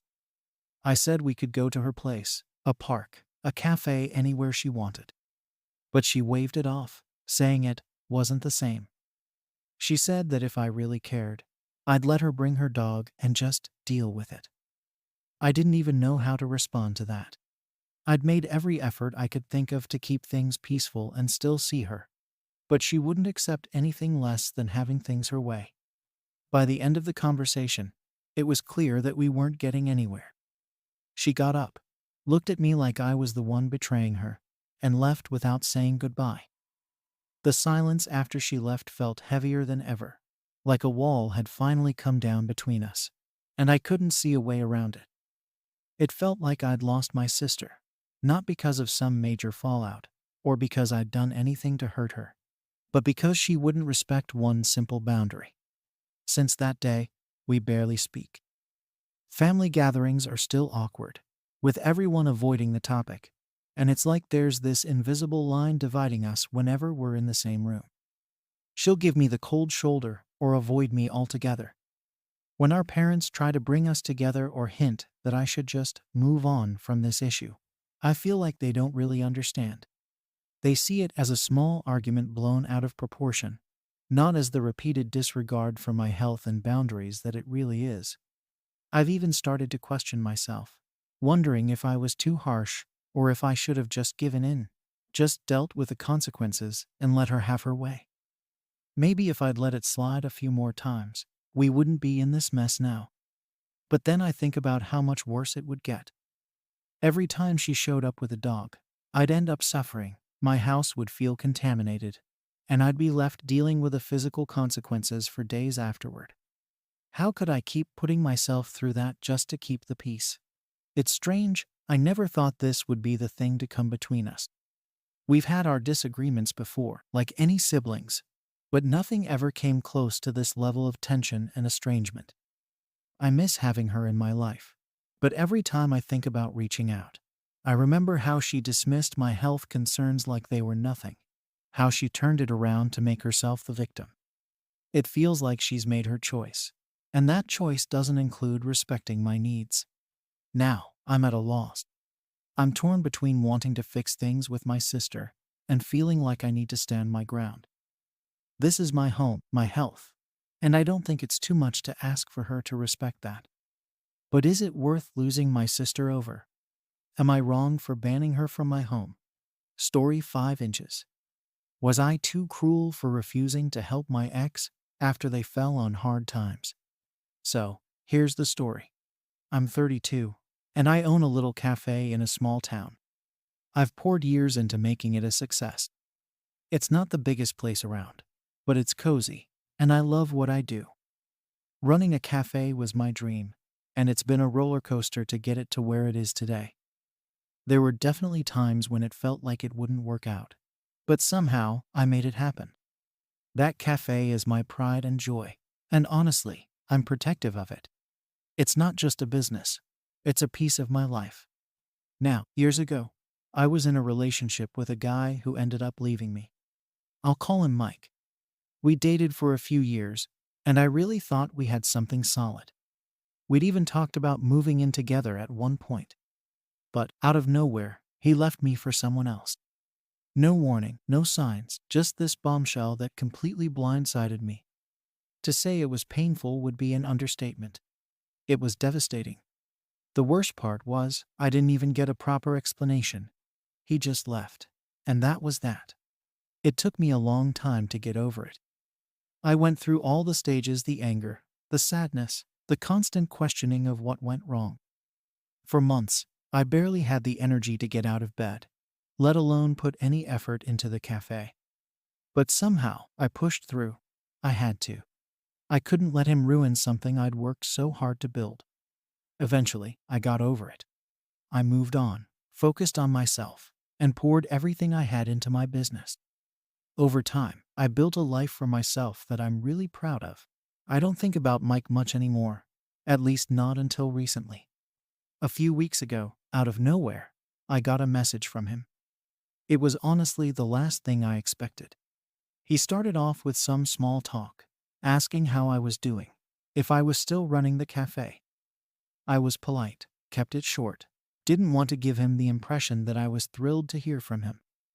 Then he hit me with it. He was looking for work and wondered if I could give him a job at my cafe. Apparently, he'd hit a rough patch. His relationship didn't work out. He'd lost his job, and he was struggling to get back on his feet. I was honestly stunned. I mean, of all the places he could reach out to, he chose mine. It felt surreal. This was the guy who broke my heart, left me hanging with no explanation, and now he wanted my help. I could almost laugh at the irony. Part of me wanted to just say, "Are you serious?" But I didn't. I kept it together, trying to be as polite as possible. I didn't want to come off as bitter or petty. But deep down, I was wrestling with this overwhelming feeling of confusion and a bit of anger. I mean, I get that people fall on hard times. I'm not heartless. I've been there myself, and I know how tough it can be. But did he really expect me to just open the door and give him a job like nothing had ever happened? The whole thing felt weird, almost like he didn't realize or didn't care about the history between us. To him, it was just a job. But to me, it was so much more than that. Letting him back into my life, even in a small way, felt like opening a door that I'd worked so hard to close. So, I told him no. I was polite, respectful, but firm. I said I didn't think it would be a good idea, given our history. I wished him luck and left it at that. I thought that would be the end of it. But of course, in a small town, nothing stays quiet for long. It didn't take long for word to get around. A couple of days after I told him no, I started getting messages from mutual friends, asking if it was true that I'd refused to help Mike. Some of them were just curious, but others were clearly judging me. They acted like I was some kind of villain for not helping him out.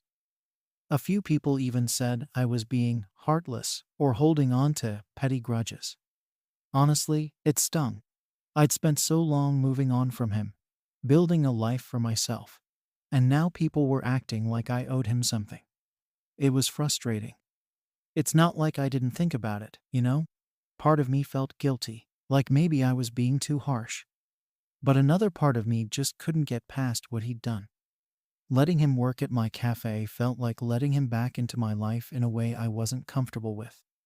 I'd moved on, found my own happiness, and I wasn't willing to jeopardize that. And yet, no matter how much I tried to explain that to people, they just kept pushing. Eventually, I started second-guessing myself. Maybe I was being too stubborn, too guarded. Maybe I was letting the past dictate my actions in a way that wasn't fair to him. But at the same time, I couldn't ignore that little voice in the back of my mind reminding me of how hurt I'd been. I didn't want to risk reopening old wounds just to make other people happy. It's been a weird few weeks, to say the least. People keep talking, keep pushing me to do the right thing, as if hiring him would somehow make everything okay. But it's not that simple for me. After a few days, it was clear the situation wasn't going to blow over anytime soon. People just wouldn't let it go. A couple of friends I hadn't spoken to in months reached out, and it wasn't to catch up. It was to question why I had turned my back on Mike. They acted like he was some helpless victim, and I was the villain. It felt like everything I'd gone through in that relationship had been completely erased. They didn't care about the hurt he'd put me through or the fact that I'd struggled to build my life back up after he left. All they saw was that he was in need, and I was in a position to help, but didn't. One mutual friend, Sarah, went as far as to say that I was being petty and holding on to the past. That one hit hard. Sarah knew what Mike had done to me, how devastated I was after he left. She'd been one of the few people who'd actually seen how low I got, how much I struggled to pick myself up and keep going. And now, here she was, acting like I was some cold-hearted monster for setting a boundary. It felt like such a betrayal. I tried explaining to her why I couldn't just hire him, how letting him back into my life in any capacity felt like reopening a wound I'd worked so hard to heal. But she just didn't get it. She kept saying things like, people change, and everyone deserves a second chance. I didn't even know how to respond. It was like we were speaking two different languages. It wasn't just Sarah, though. A few other friends were pushing the same narrative, that I was somehow obligated to help him out because he'd fallen on hard times. The guilt started to creep in. I started to wonder if maybe they were right, if maybe I was being too guarded, too unwilling to forgive. But at the same time, I couldn't shake the feeling that hiring him would only bring chaos and stress into my life, things I'd worked so hard to leave behind. I kept thinking about what it would be like to have him in the cafe every day. The awkwardness, the tension, it would have been unbearable. I didn't need that in my life, not when I'd finally found some peace. But of course, none of my friends saw it that way. To them, it was just a job, just a way to help someone out. They didn't understand the weight of what they were asking me to do. After a while, the pressure got to be too much. I decided to try and compromise. I reached out to a couple of other business owners I knew in town and asked if they had any openings. I figured that way I could help Mike without getting directly involved. I didn't tell him about it at first because I wanted to make sure there was actually something lined up before I got his hopes up. One of the owners, a guy named Tom who ran a small bakery, said he might have a position coming up soon. I felt a little relief, thinking maybe this would finally get people off my back. When I told Mike that I'd reached out to some places for him, he was polite about it, but I could tell he wasn't thrilled. He kept saying he appreciated it, but he also made a point of mentioning that working in my cafe would be more convenient for him. He even hinted that it would mean a lot to him if I was the one to help him out. It almost felt like he was trying to guilt me into changing my mind. I held my ground, though I reminded him that I'd already spoken to other businesses for him and that he could follow up with them if he wanted. But that didn't stop the backlash. Word got around that I'd helped him find other options instead of hiring him myself, and people weren't impressed. To them, it looked like I was going out of my way to avoid helping him directly. I heard a couple of people even say I was cold-hearted and selfish. Selfish. After everything he'd put me through, somehow I was the one being selfish. It was like they'd all forgotten what he did, how he just left me without a word. And now I was supposed to act like none of that mattered. It felt like every time I explained my side, it only made things worse. The more I tried to defend my decision, the more people seemed to dig in their heels about me being in the wrong. I even started wondering if maybe they were right, if maybe I was letting my own issues cloud my judgment. But every time I thought about him working at my cafe, that same uneasy feeling came back. I couldn't shake it. I knew it would make me miserable, having to see him every day, pretending like the past didn't matter. I'd worked so hard to get to a place where I didn't feel weighed down by all of that, and I wasn't willing to sacrifice that just to make other people happy. At one point, I almost caved. The pressure was getting to me, and I was so tired of defending myself. I thought about just giving in and hiring him, just to get everyone off my back. But then I realized how unfair that would be to myself. Why should I have to sacrifice my own peace for someone who'd shown me so little respect in the past? Why should I have to put myself in an uncomfortable situation just to appease people who clearly didn't understand what I'd gone through? In the end, I held my ground, but it came at a cost. Some of my friendships feel strained now, like there's this unspoken tension that wasn't there before. Sarah hasn't spoken to me since our conversation, and a couple of other friends are being distant too. I keep telling myself that I did the right thing, that I made the choice that was best for me, but it's hard not to feel a bit isolated.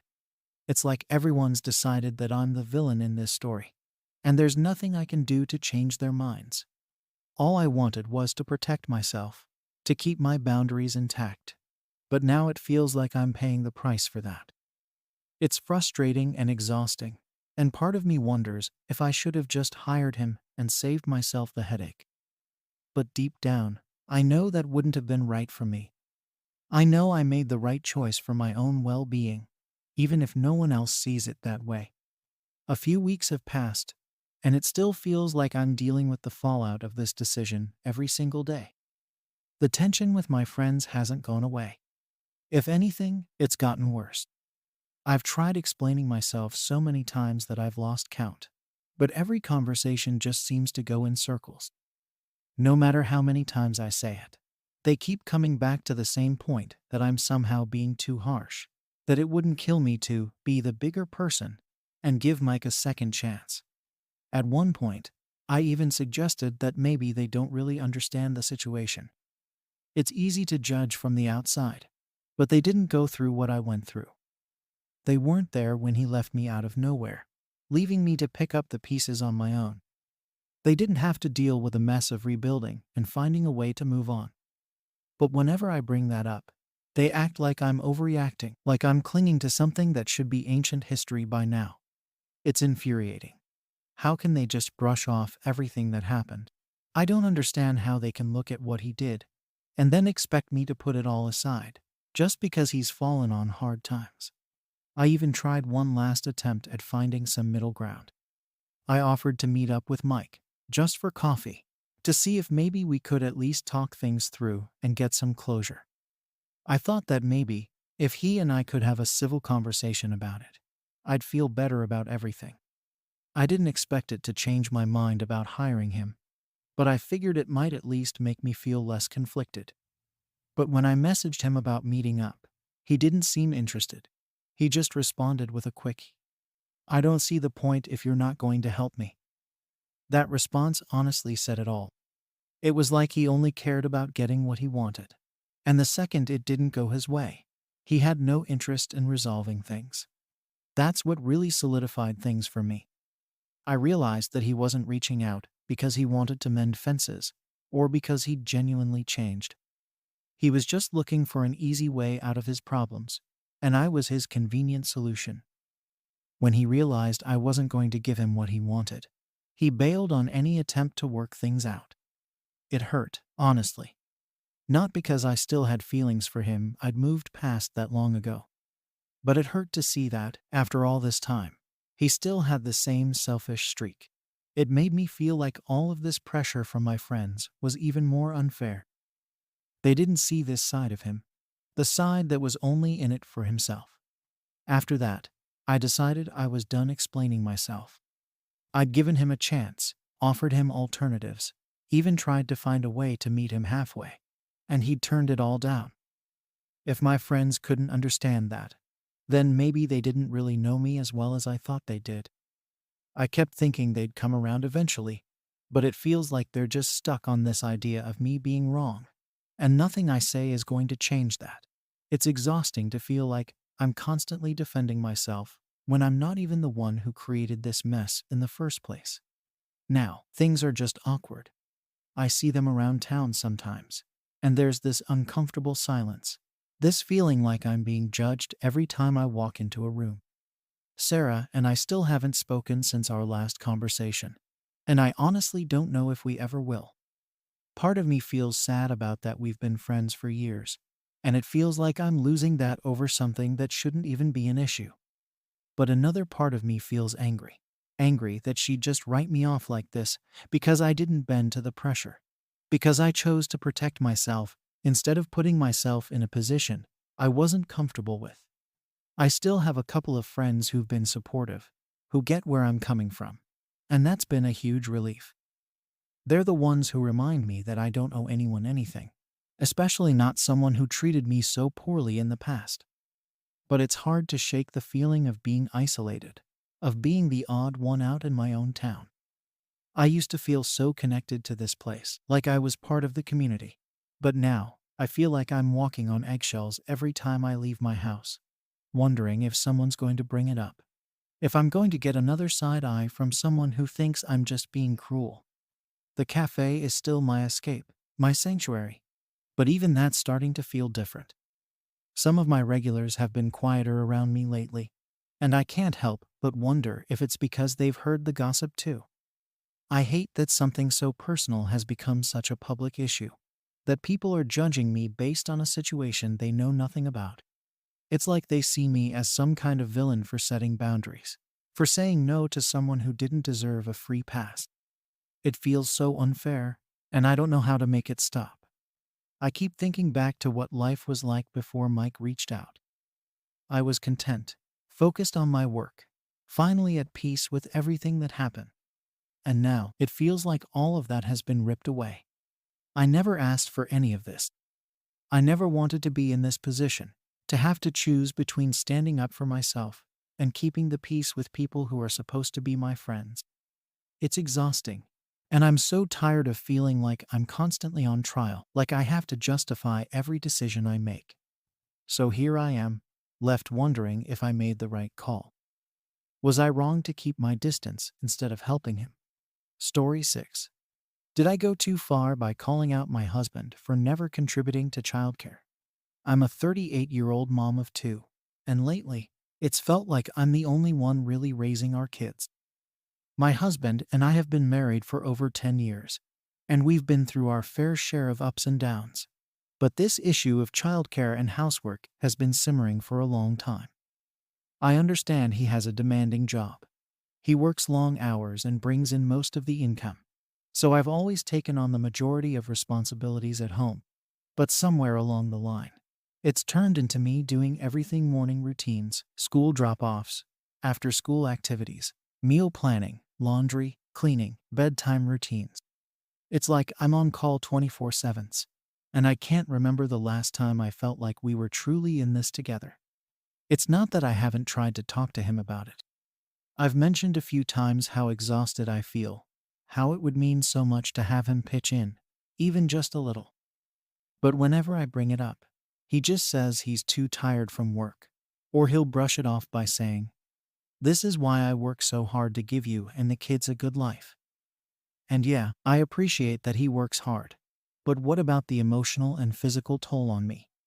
Just because he's busy at work doesn't mean I'm not drowning in responsibilities too. It's like he thinks that because he's the breadwinner, he's already done his part, and anything else should just be my job. The breaking point came during a family dinner.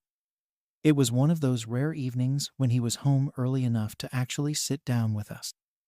I was already feeling stretched thin that day. One of the kids had come home with a school project that needed to be finished by the next day.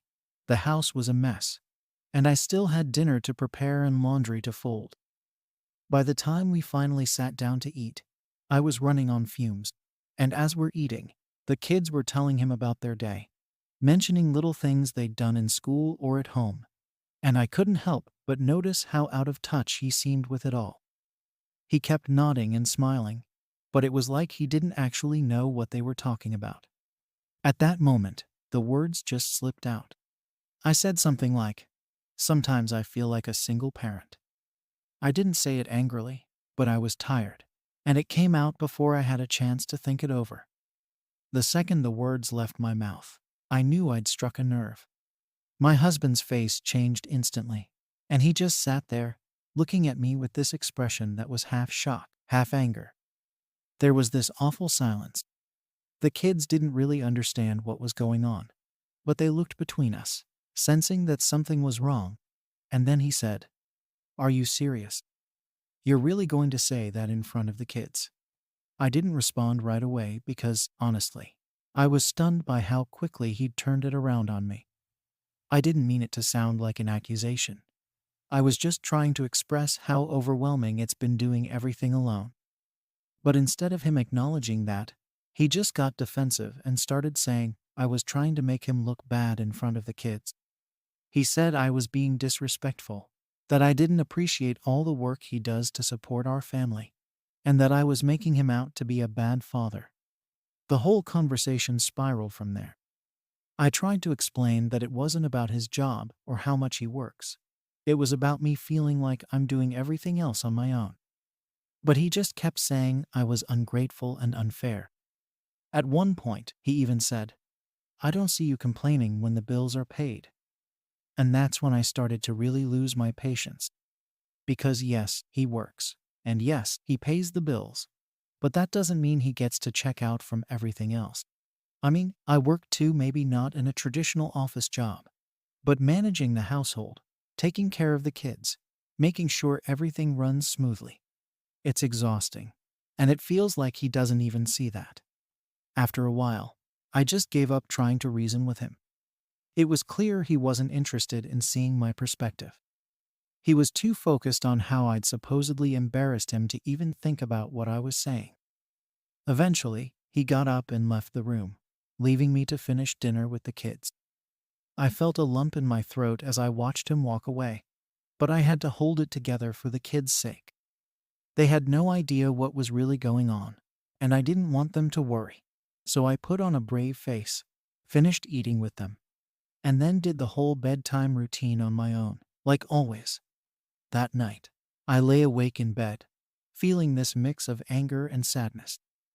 I knew that what I'd said probably hurt him, but at the same time, I didn't feel like I was completely wrong either. I mean, it's not like I was asking for something unreasonable. I just wanted him to understand how isolated I feel, and maybe, just maybe, step in and help a little without me having to beg for it. But instead, he'd made it all about him, about how he felt attacked and unappreciated. There was no room for my feelings, no acknowledgement of the sacrifices I make every day. And the worst part is, I didn't feel like there was any way to fix it. I've tried talking to him about this so many times, and every time it just goes nowhere. Either he says he'll try to help more, which never actually happens, or he just brushes it off. And after tonight, I don't even know if he'd be willing to have a real conversation about it. It's like we're stuck in this cycle, where he feels entitled to check out a family life because he works hard. And I'm just expected to pick up all the pieces without a single complaint. The days following that dinner were tense, to say the least. We barely spoke to each other. And when we did, it was mostly about the kids or practical things that needed to be done around the house. There was this underlying tension, like he was still upset and holding on to what I'd said, but he wasn't willing to address it head on. Meanwhile, I was left with this pit in my stomach, feeling both guilty and resentful. Guilty because maybe I had gone too far by saying it in front of the kids, and resentful because he still didn't seem to get where I was coming from. At the same time, I couldn't shake the frustration. Every day, it was the same thing. I'd get up, get the kids ready, do everything around the house, handle all the errands, and he'd come home late, eat dinner, and disappear into his office or straight to bed. I kept waiting for him to acknowledge what I'd said, or even just ask how he could help, but that never happened. It was like he was pretending the whole thing never happened, as if ignoring it would somehow make it go away. And the more he ignored it, the more isolated I felt. A few days later, I decided to bring it up again. I figured that if I didn't, it would just continue to eat away at me, and we'd keep drifting further apart. So I asked him if we could talk, just the two of us, after the kids went to bed. He looked reluctant but agreed. I tried to approach it calmly, explaining that I didn't mean to make him look bad in front of the kids, but that I was genuinely struggling and felt like I was doing everything alone. I told him that it wasn't about his job or his long hours. It was about feeling like a single parent, even though he was physically there. Instead of really hearing me out, he got defensive again. He said he is contributing, just not in the way I want him to. In his mind, working long hours to provide financially was his way of supporting the family, and he didn't understand why that wasn't enough for me. He kept saying that I was ungrateful and that I didn't appreciate all the sacrifices he was making for us. And honestly, hearing him say that just made me feel even more alone. I wasn't asking him to quit his job or even cut back his hours. I just wanted him to be more present with the kids and share in some of the daily responsibilities. But he kept bringing the conversation back to how hurt he felt by my single-parent comment, how it was unfair, and how he felt I was criticizing him as a father. No matter how many times I tried to steer the conversation back to my feelings and what I needed from him, he would twist it into something about him feeling attacked or unappreciated. It was like talking to a wall. By the end of it, I was exhausted, and nothing had been resolved. I knew he was upset, but he didn't seem willing to meet me halfway or even consider making a change. After that, I just stopped trying to bring it up. I figured maybe he needed time to process, or maybe he would eventually realize how much I was struggling. But weeks went by, and nothing changed. He continued working late, and I continued doing everything by myself. If anything, he seemed even more distant, like he was punishing me for what I'd said by pulling back even more. It got to a point where I didn't even feel like we were partners anymore, just two people living in the same house, sharing the same kids, but completely disconnected from each other. Eventually, I reached a breaking point. I was physically and mentally drained, and I couldn't keep going like this without any support.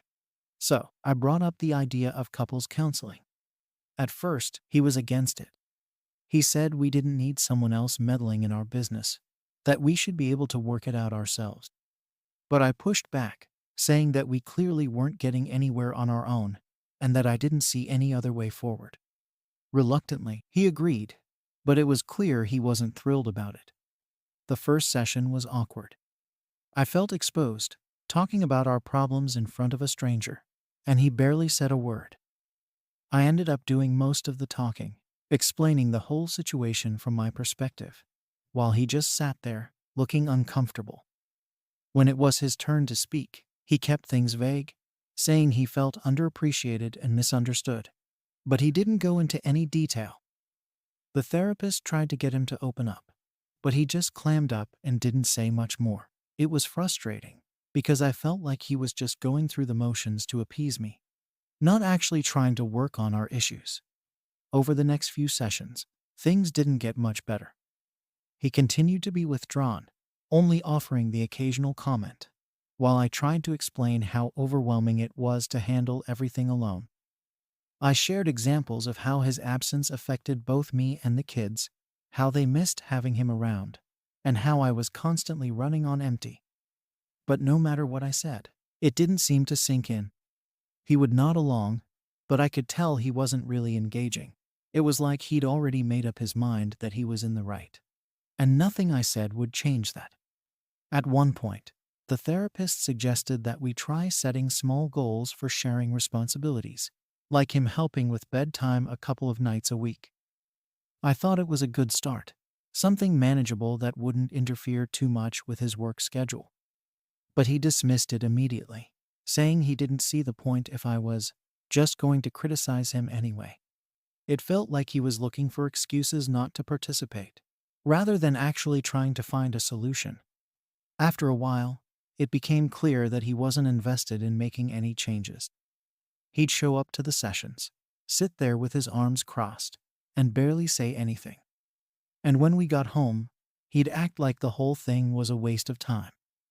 I started to feel foolish for even suggesting counseling, like I was the only one fighting to keep our relationship together, while he was already halfway out the door. It was heartbreaking, but I didn't know what else to do. I couldn't keep carrying all the weight on my own, but I also couldn't force him to care.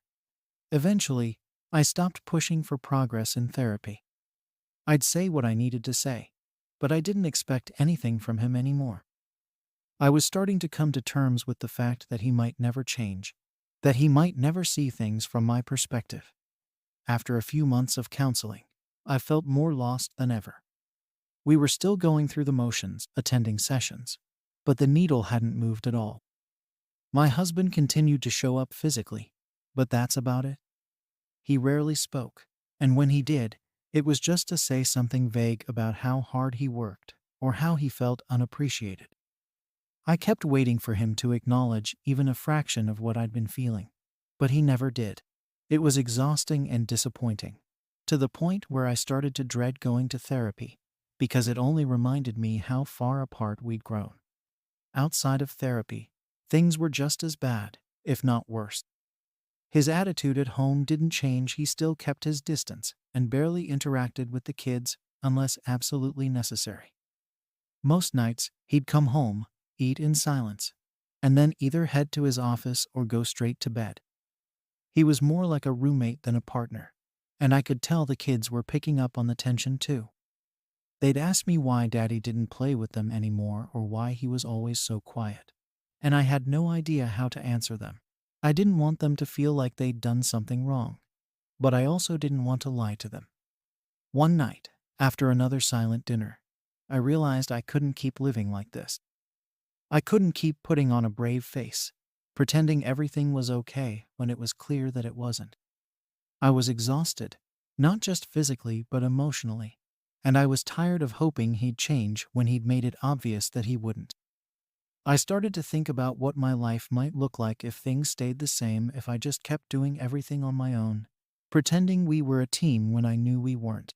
It was a depressing thought, and it terrified me to realize that I was seriously considering a future without him. I brought it up in therapy the next week. I told him that I didn't know how much longer I could keep doing this, that I needed more than what he was giving, and that if things didn't change, I didn't know if we'd make it. He looked shocked, like he hadn't expected me to actually reach my breaking point. But even then, he didn't offer any reassurance or make any promises to change. He just sat there, staring at me like he was trying to figure out if I was serious. I was frustrated, but more than that, I was hurt. It felt like I was practically begging for him to care, and he still wouldn't meet me halfway. After that session, I stopped putting any real hope in counseling. I kept going, mostly because I didn't want to look like I'd given up. But in my heart, I knew I was done. I'd tried everything I could think of to make him see how much I needed him to step up, and he'd refused every time. The hardest part was realizing that he might never see things from my perspective, that he might always believe he was doing enough simply by working hard. It felt like we were living in two different worlds, and no amount of therapy could bridge that gap. As the weeks went on, I started to detach. I still went through the motions of our daily routines, but emotionally, I was pulling away. I stopped expecting anything from him, stopped hoping he'd suddenly wake up and realize how much he was losing. It felt almost like I was grieving, letting go of the idea of the partnership I'd always wanted and accepting that it would never be the reality with him. It was sad, and it hurt more than I can put into words, but in a strange way, it also felt like a relief. I wasn't fighting anymore. I was just letting go. But the hardest part of all was that, despite everything, I still felt conflicted. A part of me still wondered if maybe I had been too hard on him, if maybe my expectations were too high. I couldn't shake the guilt, the feeling that maybe I should have been more understanding of his job and the pressure he was under. Maybe I shouldn't have expected him to change so much when he was already stretched thin. But at the same time, I knew that I was only asking for a fraction of the support I'd been giving him. And was that really too much to ask? Now, I'm left here, questioning everything. I've tried my best to keep this family together, to create a home where our kids feel loved and supported. But it feels like I'm the only one carrying that weight. I don't know if I'm ready to take the next step, whatever that may be. But I also don't know if I can keep living like this. So, here I am, asking myself, did I go too far by calling him out for never contributing? Or did he just never care enough to try? Am I wrong for expressing my feelings publicly? Story 7. Am I selfish for not attending my father's second wedding? I'm 27, and if you ask me, my relationship with my dad has always been complicated, to say the least. When I was a kid, we were fine, I guess. He was there, but he was one of those hands-off dads, you know? The kind who was around physically but never really engaged. My mom did most of the parenting while he just coasted along. Things started going downhill when I was around 10 or 11, right before he left for good. I didn't know all the details back then, but I could tell there was tension building between my parents. Lots of quiet arguments behind closed doors. A few nights he didn't come home. And then, one day, he was just gone. He and my mom split when I was 12. He left the family, and honestly, it felt like he left me too. Sure, he would text here and there, usually a short, happy birthday or Merry Christmas. But it never felt like he was actually trying to keep a connection going. For most of my teenage years, I barely saw him, maybe once or twice a year, and those visits were awkward, filled with forced small talk. It was like he didn't know what to say to me anymore, and I was too young to understand why he had disappeared. The few times we were in the same room, it was clear we had nothing to say to each other. So, eventually, I just stopped expecting anything from him. Fast forward to my adult life, and not much has changed. I went to college, graduated, got my first real job, and even moved into my own place. He missed all of that. No calls, no visits, nothing. My mom was the one who celebrated my achievements with me, the one who actually cared. She was there for every big and small moment. But my dad, it was radio silence. The resentment slowly built up over the years. I tried not to let it bother me, to tell myself that I was fine, that I didn't need him.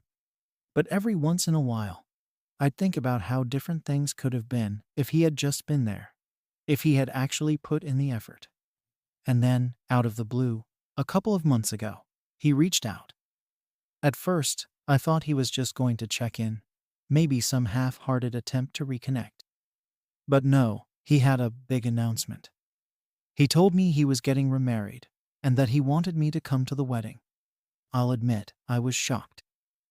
This was the most personal information he'd shared with me in years. It felt strange, almost surreal, like he expected me to be excited or something. But all I felt was this huge wave of anger and frustration. Here he was, trying to pull me into his new life, acting like we had some sort of relationship. I hadn't even known he was dating someone, and now he wanted me to show up to his wedding. When he first mentioned it, I didn't really respond. I just listened, let him talk about how happy he was, how this was a fresh start for him. He even talked about how he hoped I'd be supportive, like I was supposed to play the role of the supportive son. But I couldn't shake the feeling that he was asking for way too much. It was like he thought all those years of him being absent didn't matter, that he could just walk back into my life and ask for my support without any kind of acknowledgement of the past. I felt like he didn't get it, didn't understand how hurtful it was to watch him build this new life, while he had completely checked out of mine. I tried to keep things civil at first. I told him I'd think about it, that I wasn't sure if I could make it. Honestly, I was stalling because I didn't know what to say.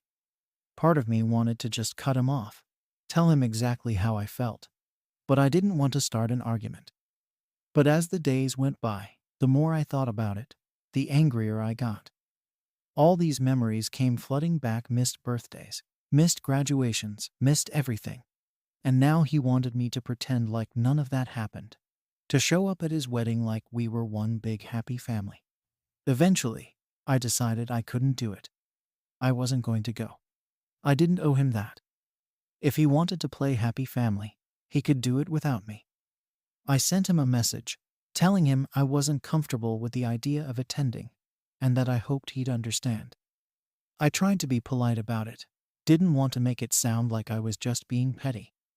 I just didn't feel right about pretending everything was fine when it wasn't. He didn't take it well. He called me almost immediately after he saw the message, and it was like he had this whole speech prepared. He went on about how I was holding on to the past, and how I needed to let go of my resentment. He even accused me of being unforgiving, like I was the one with the problem. I didn't argue back, didn't raise my voice. I just tried to explain how I felt, how hard it was for me to suddenly act like we were close after all the years of distance. But he wasn't hearing any of it. He kept cutting me off, telling me I was being selfish and that I needed to grow up. The whole conversation was exhausting. I felt like I was talking to a wall, like no matter what I said, he'd already made up his mind about how I was supposed to feel. He was so focused on his own happiness, his own fresh start, that he couldn't see how this was affecting me. It was like he was completely blind to the hurt he'd caused, and he was expecting me to just shove it all aside for his sake. I could feel the resentment boiling up, but I kept it in. Didn't want to give him the satisfaction of knowing how much he was getting to me. After that call, I was done. I didn't want to think about it anymore. After that call, I thought maybe he'd let it go, or at least give me some space to process everything. But, of course, he didn't. A few days later, he texted me, saying he wanted to clear the air and hoped I'd reconsider. He went on about how important family was, how this wedding was supposed to be a way for us to start fresh. The whole message felt like he was trying to guilt trip me, like he was saying, if you cared about family, you'd be here. It was infuriating. I didn't respond right away because I knew if I did, I'd probably say something I'd regret. I just needed time to cool off. But he didn't stop. He kept texting, kept calling. Every time I saw his name pop up on my phone, I felt my stomach twist. It was like he couldn't accept that I wasn't ready to play the part of the perfect son at his big event. I started feeling trapped, like he was trying to corner me into saying yes. The messages got longer, more emotional, talking about how much he regretted the distance between us, how he wished things could be different. But even in those messages, there was no real acknowledgement of why things were the way they were. He kept calling it distance, like it was just some natural thing that happened on its own. Not because he'd chosen to check out of my life for years. At one point, he called me out of the blue, probably hoping he could catch me off guard. I almost didn't answer, but I figured I might as well get it over with. When I picked up, he immediately launched into this whole speech about how he knew he hadn't been perfect, how he'd made mistakes, but that he hoped I could see past all that for the sake of his new life. He kept saying things like, "People change," and "This is my chance to make things right." But he never once asked about me, about how I felt or what I needed. It was all about him and his fresh start. Listening to him talk, I felt this weird mix of anger and sadness. Part of me wanted to just hang up, to tell him I was done with this whole thing. But another part of me wanted him to understand, to actually listen to what I was saying. So, I told him again that I wasn't comfortable going, that I didn't feel ready to act like everything was fine. I even tried to explain some of the things that had hurt me, hoping maybe he'd finally get it. But he just got defensive, started talking about how he'd paid the price for his mistakes, and that I was being unfair by holding on to the past. It was like he was trying to turn everything around on me, make me the bad guy for not being able to just forgive and forget. That conversation left me drained. I couldn't believe he still didn't get it, still couldn't see how much his actions had affected me. And yet, he was expecting me to show up, to put on a smile and pretend like we were this happy, supportive family. The more I thought about it, the more I realized that going to his wedding would mean betraying myself, betraying all the hurt I'd carried because of him. I wasn't willing to do that just to make him feel better about his new life.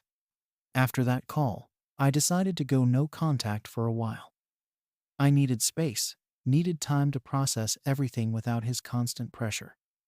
But it didn't last long. A week later, he messaged me again, this time even more intense. He told me that family was the most important thing, that this wedding was his chance to bring us all together. He started pulling out all these emotional stops, even mentioned how my absence would break his heart. At this point, it felt like he was manipulating me, using guilt and sentimentality to try to get his way. I couldn't believe how far he was willing to go to make me feel responsible for his happiness. It was overwhelming. I felt like I was being forced into a corner, like he was twisting everything to make it look like I was the one tearing the family apart. He kept saying how much he wanted me there, but he never seemed to care about what I wanted or needed. It was like my feelings didn't matter, like I was just a prop in his picture-perfect wedding scenario. All he cared about was having me there to make everything look good, to show his new family that he had me by his side. It was all about appearances, not about fixing our relationship in any real way. In the end, I decided to send him one last message, laying everything out as clearly as I could. I told him I needed more than just an invitation to a wedding, if he really wanted to rebuild things. I needed an apology, some acknowledgement of the hurt he'd caused. I told him that showing up at his wedding wasn't going to magically fix everything, that I couldn't just pretend the past didn't exist.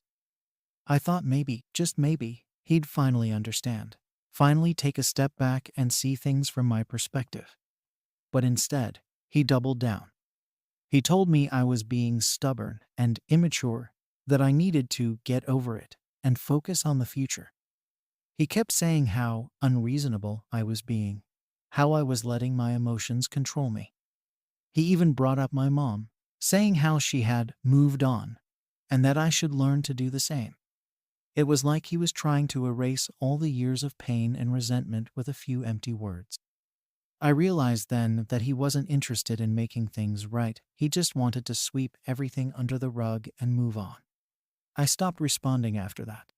I didn't see the point. After that, things went quiet for a while. I think my dad finally realized I wasn't going to cave in. I figured he would take the hint and leave me alone, maybe even think about what I said.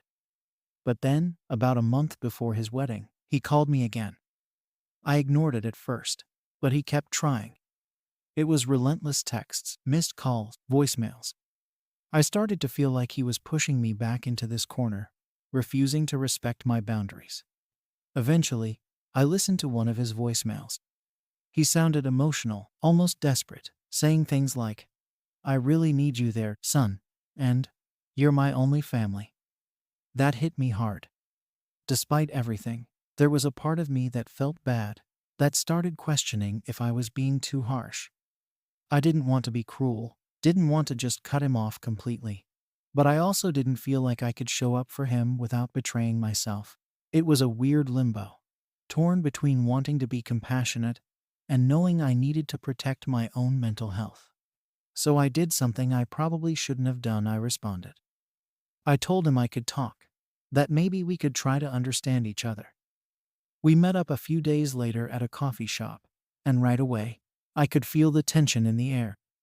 He looked nervous, maybe even a little hopeful. We sat down, and he started talking about how much this wedding meant to him, how he hoped it would be the start of a new chapter in his life. He said he wanted his whole family there, and that it wouldn't be complete without me. I listened, but I could feel my frustration bubbling up again. Here he was, once again making it all about him, about what he wanted and how he felt. So I tried to tell him, calmly, how hurt I still was, how I couldn't just ignore the years he wasn't there. I said I needed more than just an invitation to his wedding if we were going to rebuild anything. I needed an actual commitment, some kind of real effort on his part to fix what he broke. But instead of acknowledging that, he got defensive again. He started saying how I was stuck in the past, how I was letting bitterness control me. It was like we were having the same argument on repeat. No matter how I tried to explain my side, he just brushed it off as me being unforgiving or stubborn. I was trying to make him understand that this wasn't something I could just get over in a day, but he acted like I was asking too much. He even went as far as saying that I was ruining his happiness, which honestly felt like a punch to the gut. I sat there, listening to him, feeling more and more isolated. It became clear that he wasn't interested in understanding where I was coming from. He just wanted me to go along with his plan. No questions asked. I left that coffee shop feeling completely drained. I realized then that no matter what I said or how I explained it, he wasn't going to get it. He wasn't going to change or make any real effort to fix our relationship. All he wanted was a convenient son who'd show up when it suited him. Part of me felt devastated, but another part felt a strange sense of relief. I finally knew where we stood.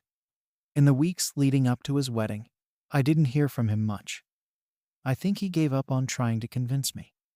I'd get the occasional text from him, short messages like, "I hope you're doing well," or "still thinking of you," but I didn't respond.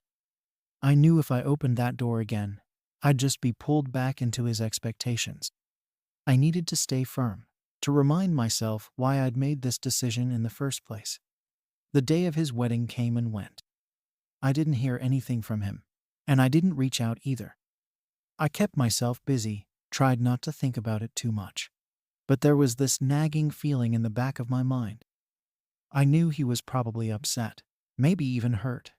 But I also knew that I had to do what was best for me. For once, I put my own needs first, and while it felt strange, it also felt right. A week later, I got a message from him. It was long, a lot more emotional than anything he'd sent before. He told me how disappointed he was, how he couldn't believe I'd abandoned him on such an important day. He said he hoped I'd find it in my heart to forgive and move on, that he didn't want us to go the rest of our lives with this wedge between us. Reading that message, I felt a mix of anger and sadness. He still didn't get it. He still thought this was something I could just move on from without any real closure or accountability on his part. I haven't responded yet.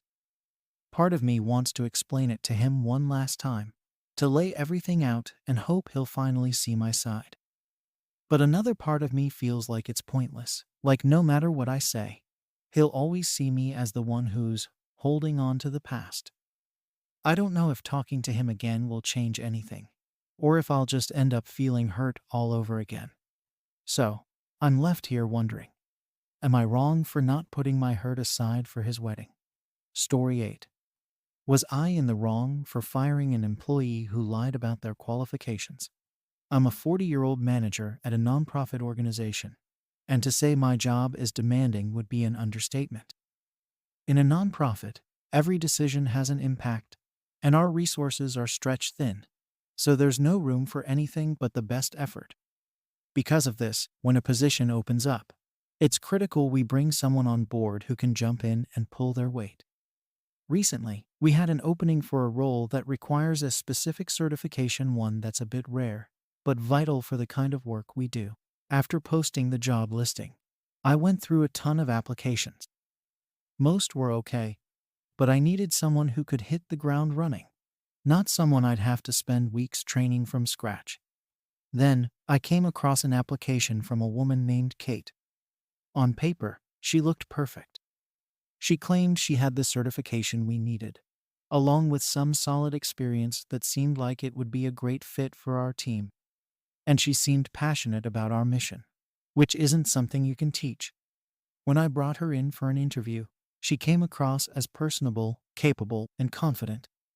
She had ideas for projects and talked about her previous work with a level of detail that made her sound both knowledgeable and invested. I honestly felt lucky to have found someone who seemed to check every box. After our discussions, I made the decision to hire her. I was optimistic about what she could bring to the table, and I thought I had finally found someone who could take some of the weight off the team's shoulders. When she started, things seemed to be going fine, nothing out of the ordinary for a new hire trying to get up to speed. But pretty quickly, I started noticing some issues. She was having trouble with tasks that should have been second nature to someone with her supposed background. At first, I chalked it up to nerves or maybe even the adjustment period. It happens. Sometimes, people just need a little time to settle in. But the struggles didn't go away. And they weren't small things, either. It was to the point where I had to step in to correct things that, frankly, someone with her level of experience should have handled smoothly. I began to question whether I had missed something during the hiring process, or if maybe there was something she hadn't mentioned. I started paying closer attention and taking notes on the things she was struggling with, hoping I'd see a pattern or at least figure out if there was a specific area she needed help with. As more days passed, it became harder to ignore the signs that something wasn't adding up. She'd hesitate when I'd ask her to take on tasks related to the certification, almost as if she wasn't confident in what she was doing. I even noticed her asking basic questions that just didn't line up with the knowledge someone with her qualifications should have. It was like watching someone try to bluff their way through a test. I didn't want to jump to conclusions, but at a certain point, it felt like I needed to get to the bottom of what was going on. Eventually, I decided I couldn't ignore it any longer. I approached her and brought up the certification she'd listed on her application. I asked her if she felt prepared to handle the work related to it, or if there was any additional support she might need. She started talking in circles, mentioning things that were irrelevant to my question. I could feel myself getting frustrated. I asked her directly, did she have the certification she claimed to have? After a long pause, she admitted she didn't actually have it. She'd lied on her application, saying she had it because, in her words, it would look better. Hearing that felt like a punch to the gut. I couldn't believe she'd not only lied about such a crucial qualification, but that she thought it was no big deal. I told her how serious this was, how her role relied heavily on that certification, and that the work we do requires full transparency, especially with our limited resources. She just shrugged it off, saying it was just a little exaggeration, and that she figured once she was in the role, she'd learn what she needed to know. But we're a small team. I can't afford to have someone bluffing their way through tasks, hoping to learn on the job when lives or resources are at stake. She went on to say she felt I was overreacting, and that everyone fluffs up their resume a bit. I didn't know what to say. This wasn't some minor embellishment. This was about a certification that's key to doing the job. Still, I didn't want to be unreasonable. I told her that if she wanted to keep the job, I'd be willing to help her get up to speed by arranging unpaid training so she could actually earn the certification. That way, she could keep her position and prove herself, and I wouldn't feel like I'd hired someone under false pretenses. I was already frustrated, but I didn't want to make a hasty decision. I offered her what I thought was a fair chance away to keep her job and earn the certification she'd lied about. To be clear, this wasn't some slap on the wrist kind of mistake. We're a nonprofit, and we rely on specific expertise. When someone pretends to have that expertise, it's not just a little lie. It's a problem that can affect the whole team. But I still thought, maybe I'm being too harsh. That's why I suggested the unpaid training. It would give her a path to make things right. But she didn't see it that way. She wasn't interested in putting in the extra effort, or even acknowledging why I was offering the training in the first place. She went on about how it was unfair to expect her to work without pay, even if it meant getting the qualifications she claimed to have. In her mind, the certification was just a formality, a piece of paper that didn't really matter. She kept saying she'd be able to pick up what she needed to know on the job. I explained that it wasn't just about picking up skills. The certification was a demonstration of her knowledge and commitment to the field. But she dismissed that completely, insisting that her on-the-job skills were enough. At this point, I was starting to lose patience. I had already compromised by offering her unpaid training to correct a pretty significant issue. And instead of seeing it as a second chance, she acted like I was being unreasonable. She didn't appreciate that I was actually trying to help her keep the position, despite everything. I started questioning whether she even cared about the job or our organization. If she wasn't willing to put in the work to be qualified, how could I trust her to put in the work on anything else? The situation started weighing on me. Every time I thought about it, I felt frustrated. I had gone out of my way to find someone who could do this job, and now I was stuck with someone who had lied to get here and wasn't interested in making it right. I started to wonder if keeping her around would just lead to more issues down the line. What if this little exaggeration was just the beginning? If she was willing to lie about a certification, who's to say she wouldn't cut corners elsewhere? Despite all my doubts, I still didn't want to make a hasty decision, so I gave her some time to think it over. I told her to consider the unpaid training as an opportunity, and that we could revisit the conversation once she'd had time to decide. I thought maybe if she had a few days to cool off, she'd come around and realize this was a fair way to keep the job. But instead, it seemed like she just dug her heels in more. When we met again, she was even more resistant, accusing me of treating her unfairly and acting like I had some personal vendetta against her. At that point, I was done. I'd given her multiple chances, even going out of my way to offer her a way to keep the job, and she'd done nothing but reject every attempt I made to work with her. She didn't seem to understand, or maybe she didn't care that I was being more lenient than most managers would be in this situation.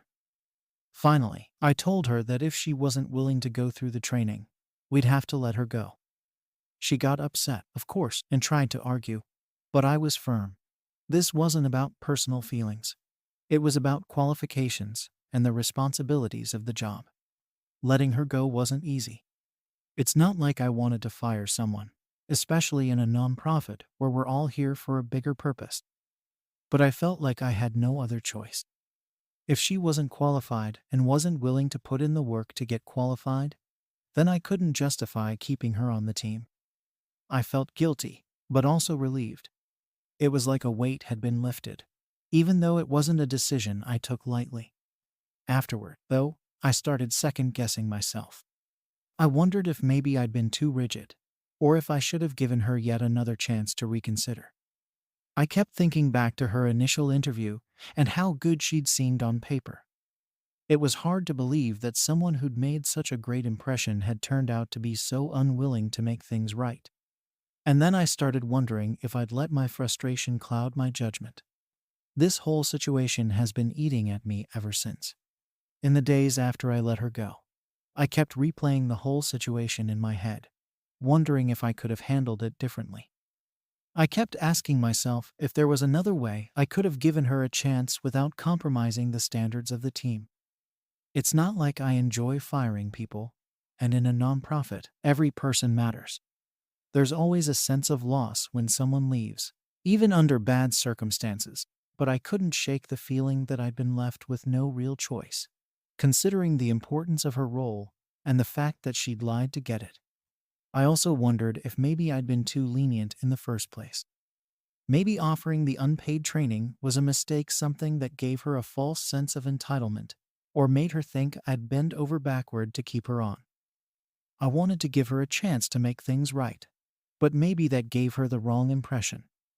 Instead of understanding that I was trying to be fair, she took it as a sign that I'd tolerate anything just to keep her. And that wasn't the case at all. Some of my colleagues had mixed reactions. A couple of them said I did the right thing by letting her go, that lying about qualifications is a huge red flag, and I couldn't afford to risk it. Others were a bit more sympathetic, saying that maybe she was just desperate for a job and thought she'd be able to catch up eventually. That got to me. I mean, I get it, job markets can be brutal, and people sometimes take extreme measures to get their foot in the door. But at the same time, if I let this slide, what message does that send to the rest of the team? That lying on your resume is okay as long as you're willing to learn. It didn't sit right with me. Even after hearing everyone's opinions, I still felt conflicted. I couldn't shake this lingering feeling that maybe I was too focused on the lie itself and not on the bigger picture. Yes, she'd lied, but was it worth letting her go over it? On one hand, I knew I'd tried to meet her halfway with a training offer. On the other, there was this nagging thought that maybe I should have found a different compromise, one that didn't feel as punitive to her. But again, we're a nonprofit with limited resources, and every person on the team has to be fully invested and fully qualified.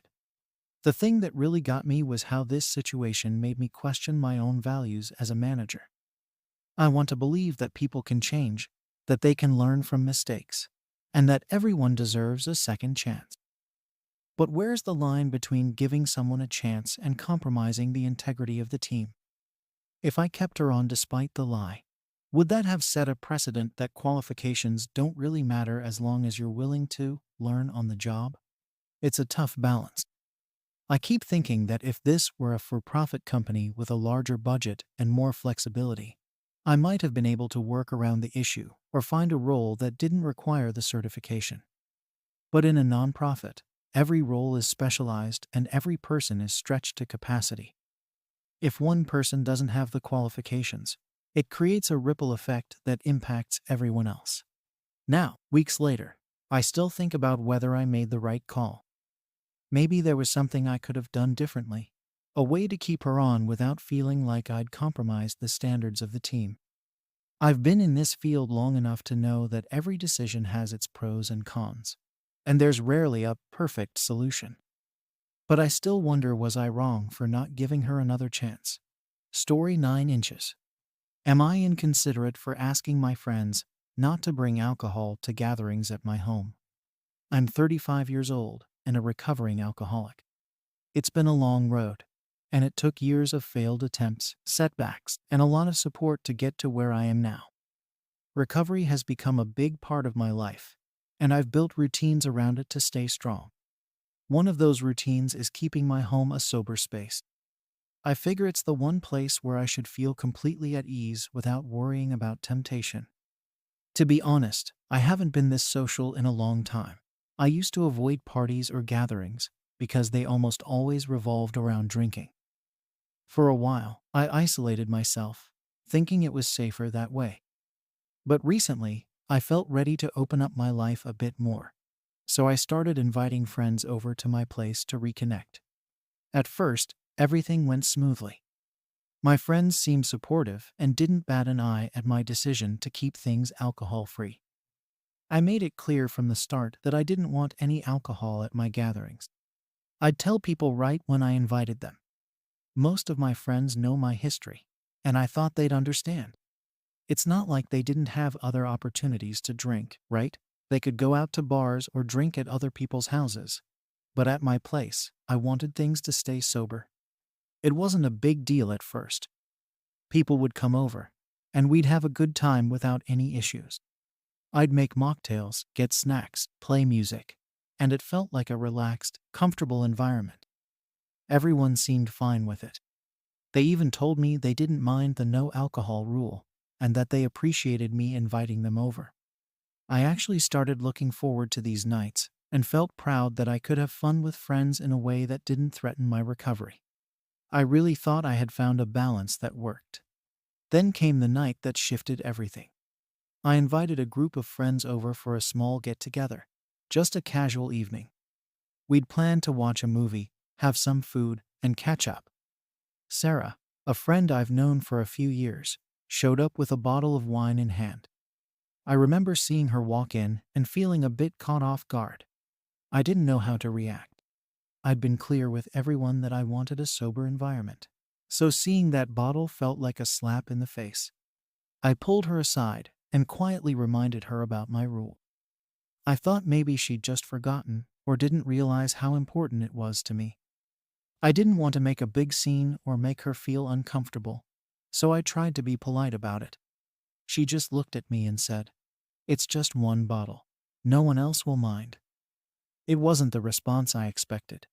I tried explaining that it wasn't about what others minded. It was about me needing to feel safe in my own space. But Sarah just rolled her eyes and gave this dramatic sigh, like I was being unreasonable. At that point, I didn't know what else to say. I felt stuck between enforcing my boundary and trying not to create tension with her in front of everyone else. It was awkward, and I could feel people watching us, wondering what was going on. I stayed firm and asked her again to put the bottle away, which she did, but not without making a bit of a scene. The whole thing was uncomfortable, and it set a weird tone for the rest of the night. I could tell that others had noticed. People were whispering and casting glances, and it felt like they were judging me for even bringing it up. It wasn't just Sarah's reaction that threw me off. It was realizing that maybe some of my friends didn't fully understand why this rule was so important to me. I've always been open about my recovery, but maybe I'd assumed they got it more than they actually did. Later, one friend pulled me aside and said something like, "Is everything okay? People seem a bit on edge." I didn't know how to respond because, to me, it was clear that I was just sticking to my boundaries. It made me start to wonder if I was being too strict. But then, I thought about what it would mean for my recovery if I started letting alcohol into my safe space just to keep other people comfortable. That thought didn't sit right with me. As the evening went on, I could feel the tension in the room. Sarah was still sulking, and I noticed she wasn't as chatty with me as she usually was. At one point, she made a comment loud enough for a few others to hear, saying, "I don't know why we can't have one night where everyone gets to relax without these rules." It stung, hearing her say that, especially because I thought she'd be more understanding. It felt like I was being accused of ruining the night or being a control freak just because I wanted to protect my progress. It left me feeling a bit defeated, like maybe I was asking too much. The whole vibe of the night had shifted. What started as a casual get-together became this awkward situation where I felt like the bad guy. People were being polite, but I could tell they were uncomfortable, and all I could think about was how I'd ended up here, defending a boundary that I thought would be obvious to anyone who knew what I'd been through. A couple of days after that awkward night, I started to feel the fallout. I noticed some subtle shifts in my friendships that I hadn't seen before. Sarah, in particular, seemed distant. She'd stopped responding to my texts, and whenever I tried to reach out or make plans, she'd either give me short replies or just leave me on read. I started to wonder if it was because of the no alcohol rule, but it felt strange that something so small could have caused such a reaction. It wasn't just Sarah, though. Other friends, too, seemed different with me. I'd invite them over, and suddenly, they were too busy or already had plans. It was like they were all pulling away from me slowly, one by one. Part of me wanted to confront them about it, but another part didn't want to make it seem like I was paranoid or overthinking. I couldn't shake the feeling that the no alcohol rule had made people uncomfortable, and now they were starting to see me as some kind of controlling person. It felt unfair because I'd been open about my recovery, and it wasn't like I was asking them to stop drinking in general.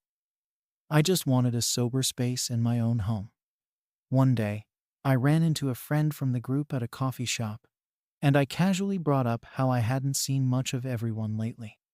She hesitated before saying, "Well, to be honest, some people feel like you're a bit strict with the no alcohol thing." She said it like she was trying not to hurt my feelings, but it hit hard.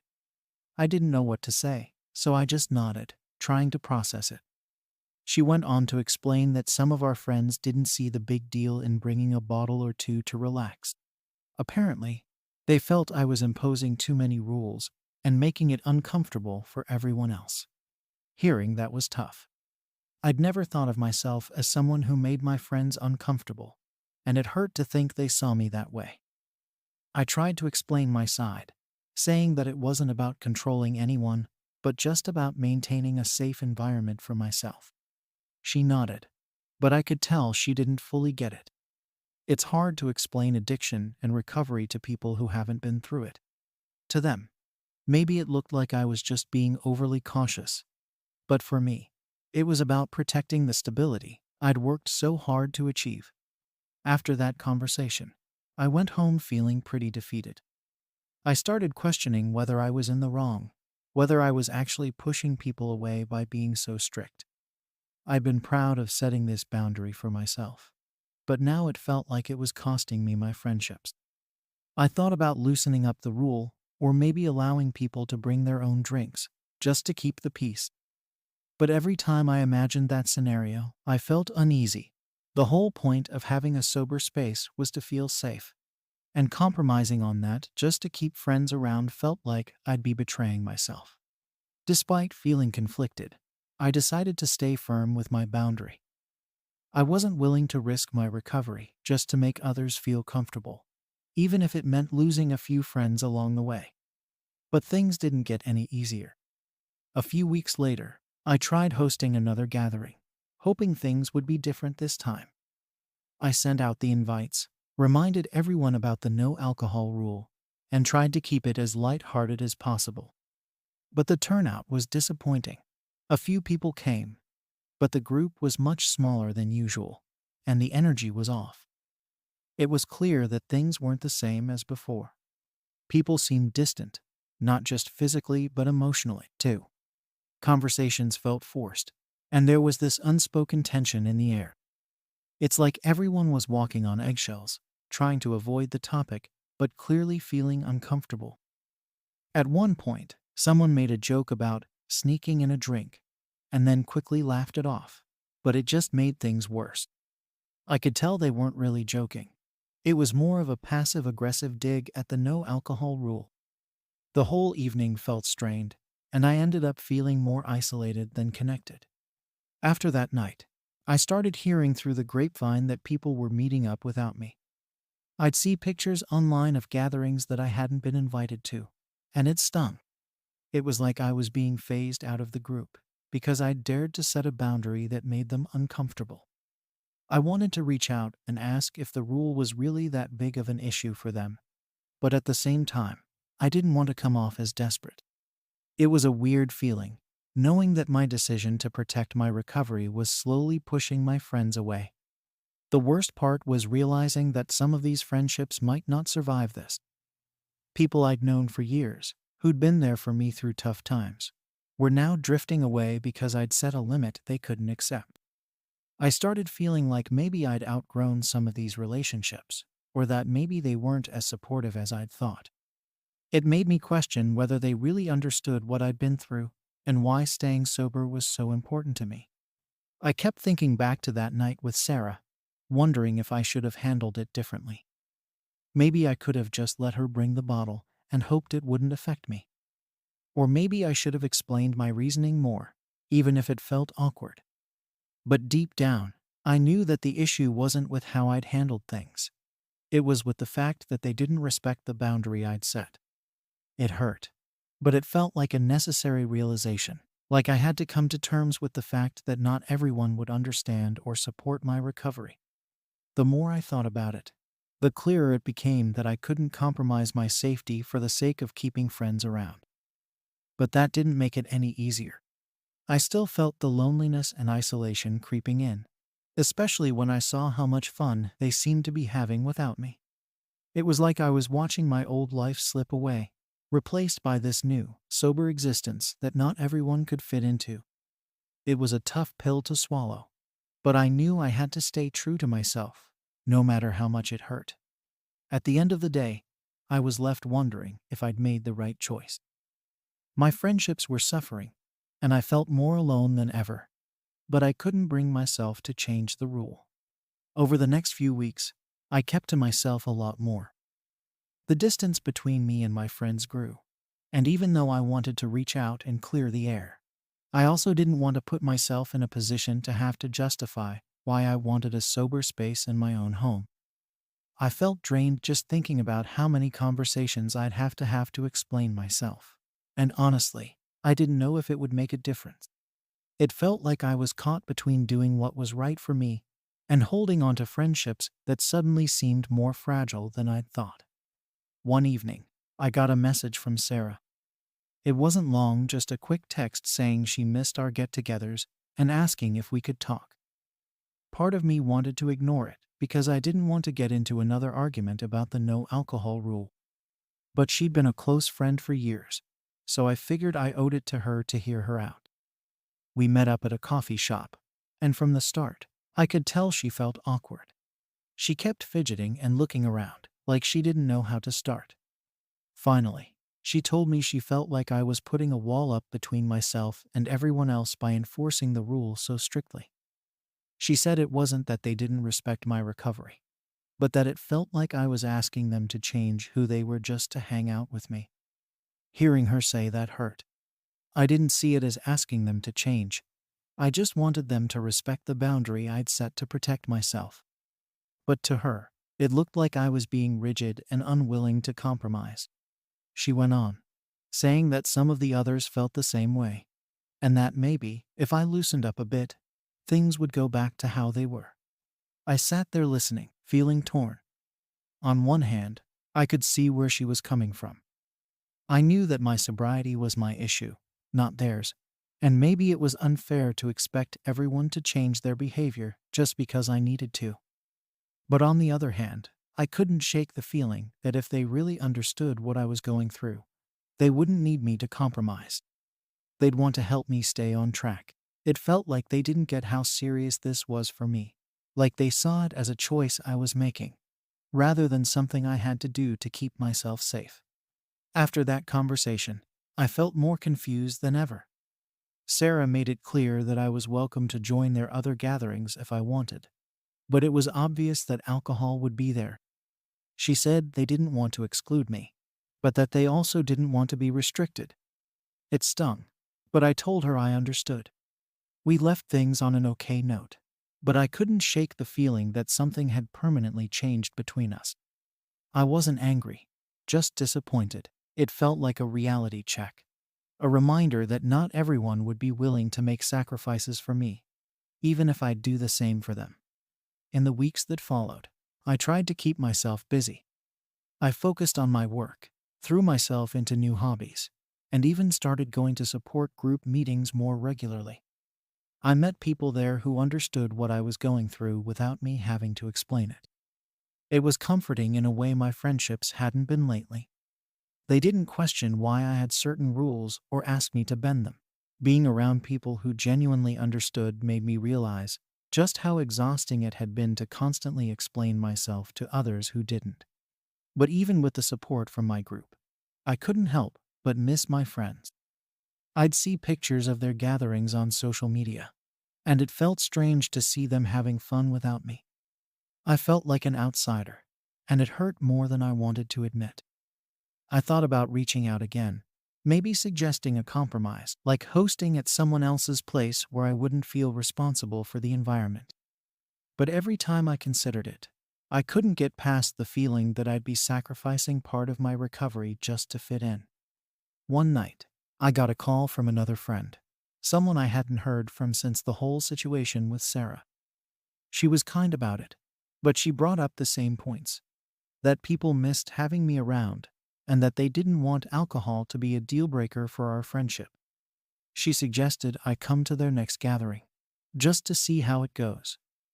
I knew she meant well, but the idea of being around alcohol again, especially with people who didn't seem to understand why it was an issue for me, felt too risky. I declined, and I could hear the disappointment in her voice. She said she understood, but I could tell she didn't.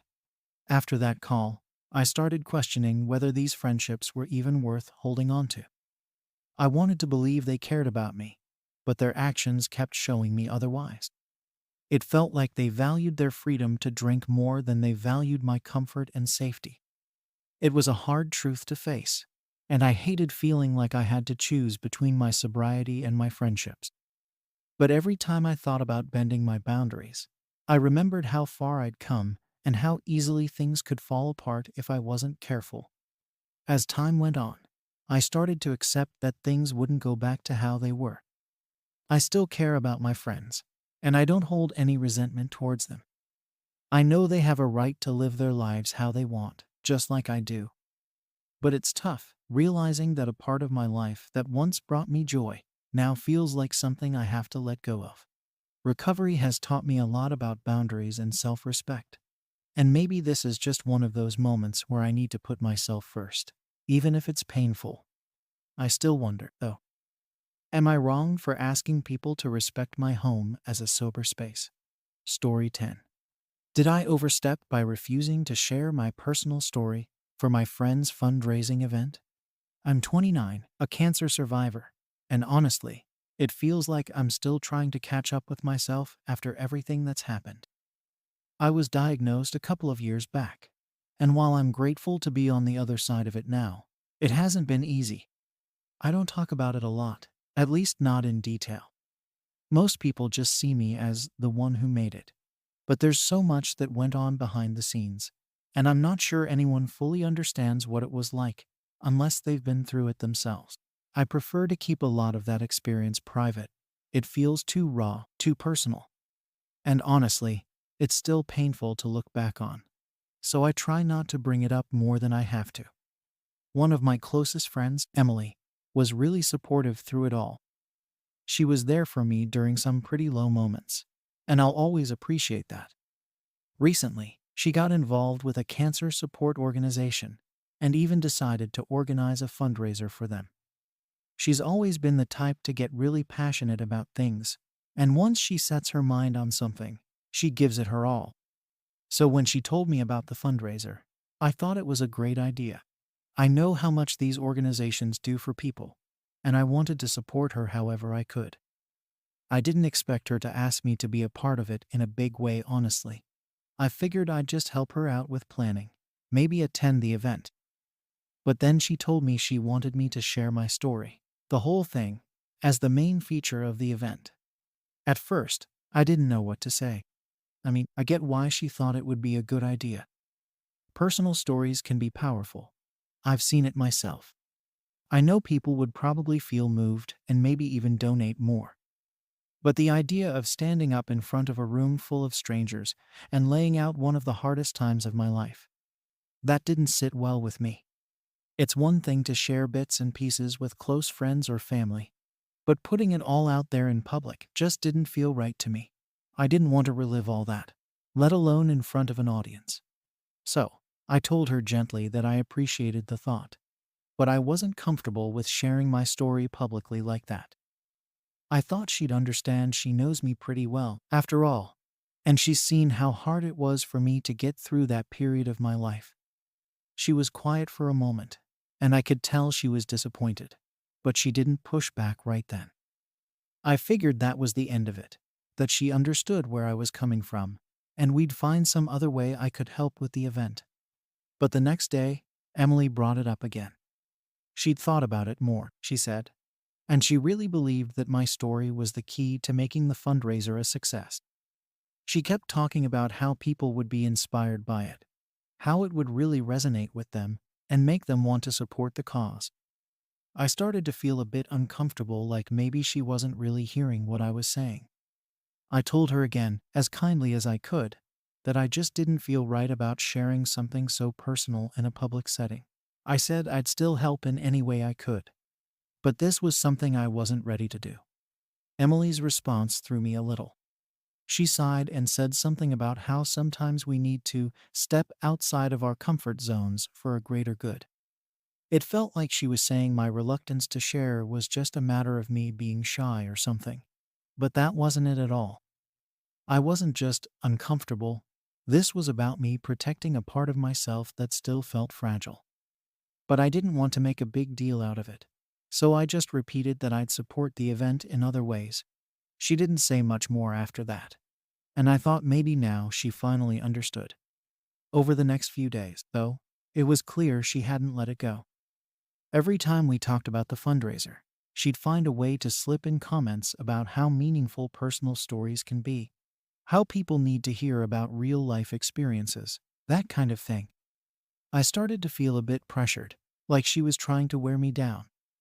I wanted to keep supporting her, but I didn't know how to make it clear that my decision was final without causing a rift between us. One day, Emily asked if I'd thought any more about her suggestion. At this point, I was frustrated, but I didn't want to make things awkward. I tried to explain again that it just wasn't something I was comfortable doing. I offered to help out in other ways. I could help with planning, work on getting the word out, whatever she needed. But she just kind of dismissed those ideas, saying they wouldn't have the same impact. Then she went on about how people would be inspired to donate if they heard a real story from someone who had actually been through it. Hearing her talk like that started to sting a bit. It was like she was saying the only way I could be helpful was to put myself out there in this way, that my trauma was somehow the only thing I had to offer. It was hard not to take it personally. I kept hoping Emily would let it go, but she just wouldn't drop it. Every time we talked about the fundraiser, she'd find some way to bring up my story again, usually with something like, I really think this would mean a lot to everyone, or your story could make such a difference. It was starting to feel manipulative, to be honest. I wanted to be supportive, but it seemed like no matter how I explained it, she only heard what she wanted to hear. After a while, it stopped feeling like a casual suggestion, and more like she was trying to guilt me into it. I knew she cared about the cause, and I could see she was stressed about making the fundraiser successful. But I couldn't shake the feeling that she was crossing a line, and every time she pushed me to reconsider, it felt more and more uncomfortable. It was almost like she saw my experience as a tool she could use, like my trauma was a means to an end for her event. I started to resent that she couldn't see how much it hurt me to keep revisiting this conversation. It wasn't just a story for me, it was my life, and it was still hard to think about. I think what made it worse was that she was so insistent on it being the only thing that could really make an impact. I tried to suggest other ways I could help. I offered to work behind the scenes, help with planning, or reach out to people in my network who might be interested in supporting the event. I was willing to do a lot, just not this. But she kept saying those things weren't enough. According to her, my story was the main attraction, the thing that would get people to open their wallets. It felt dehumanizing, like I was just a character in some dramatic story she wanted to tell to get donations. At one point, she straight up said, "I thought you'd be more willing to help, given everything you've been through." That one really got to me. I didn't want to seem like I was letting her down, and a part of me felt guilty because I knew how passionate she was about this cause. But her words hit a nerve. She made it sound like my reluctance to share was a failure on my part, like I wasn't doing enough for the cancer community if I didn't put myself out there the way she wanted. It felt incredibly unfair. I wanted to tell her exactly how I felt, but I knew it wouldn't come out right. And honestly, I didn't want to start a huge argument. So I kept my response as calm as I could, even though inside I was boiling. Still, she kept pushing. Every time we talked, it was the same thing. She'd say something like, "People need to hear real stories," or "Think about how much good this could do." I started avoiding her calls and texts because I knew what she'd want to talk about. But that only seemed to make her more persistent. I could tell she was getting frustrated with me, but I was just as frustrated with her. I couldn't believe she thought she had the right to pressure me into something so personal. It felt like she was disregarding everything I'd told her, everything I'd been through, just to get what she wanted. One night, she sent me this long message. She poured out how hard she was working on this event, how much pressure she was under, and how important it was to her. She said she couldn't understand why I was so against helping her make it a success. She said, "I just don't get why you're being so stubborn about this." It was hard to read, and it made me feel terrible, but I also felt like she was being unfair. I wasn't against the event or trying to make things harder for her. I just wanted my boundaries respected, and it seemed like she didn't even care to try to understand that. Eventually, I decided I needed to be more direct. I called her and tried to make her see where I was coming from. I explained, again, that talking about my experience in such a public way wasn't something I was comfortable with. I told her that while I wanted to support her, I had to set limits for myself. I thought being clear about my feelings would finally make her understand, but it seemed to have the opposite effect. She sounded almost annoyed, like I was making a huge deal out of nothing. She said something like, "Well, I guess if you don't want to help, there's nothing more to say." That really hurt.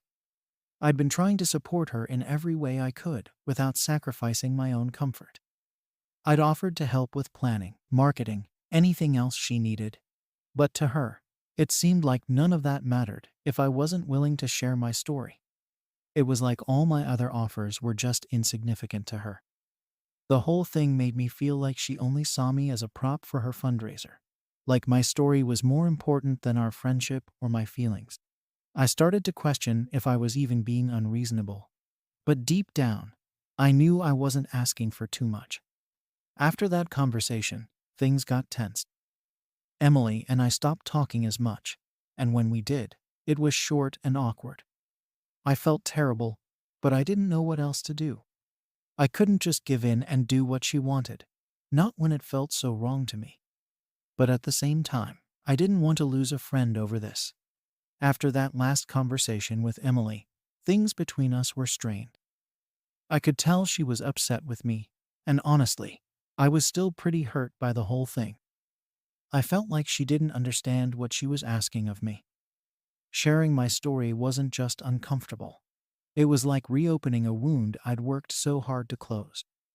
But it seemed like no matter how many times I tried to explain that, she still saw it as me refusing to help. A week or so went by, and we barely talked. I thought maybe some space would help, give us both a chance to cool down. But then she messaged me again, asking one more time if I'd reconsider. She brought up how much pressure she was under to make the event a success, how much good the fundraiser could do, and how much impact my story could have. By this point, it felt less like she was asking and more like she was laying a guilt trip on me. I didn't know what else I could say to get through to her, so I decided to just keep it simple. I replied that I was sorry, but my decision hadn't changed. I wished her luck with the event and said I'd be there to support her in any other way I could. Her response was cold, almost like she'd finally given up on me. She said, "Fine, do what you want. I just thought you cared about helping people." That hit hard, and I spent a long time staring at my phone, trying to process it. It felt like she was accusing me of being selfish, like my choice to protect my own mental health was somehow wrong because it didn't fit her vision for the event. I felt angry, but also guilty. I kept wondering if maybe I was letting my friend down, if I was somehow failing to give back after everything I'd been through. On the day of the event, I showed up early to help set up, hoping it might ease some of the tension. Emily barely acknowledged me, and it was awkward as hell. I could feel this wall between us, and I didn't know how to break it down. Part of me wanted to bring it up, to ask if we could just move past it, but I could tell she wasn't in the mood for that conversation. So I just did what I could to help and tried to stay out of her way. The event went smoothly, and from what I could tell, people seemed to be donating and getting involved. Emily had organized a few other speakers who shared their own experiences, and I could see that people were moved by their stories.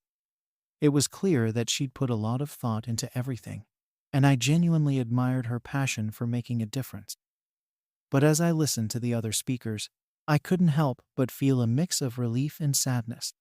Relief that I hadn't been pushed into sharing, but sadness that my friendship with Emily felt like it was falling apart because of it.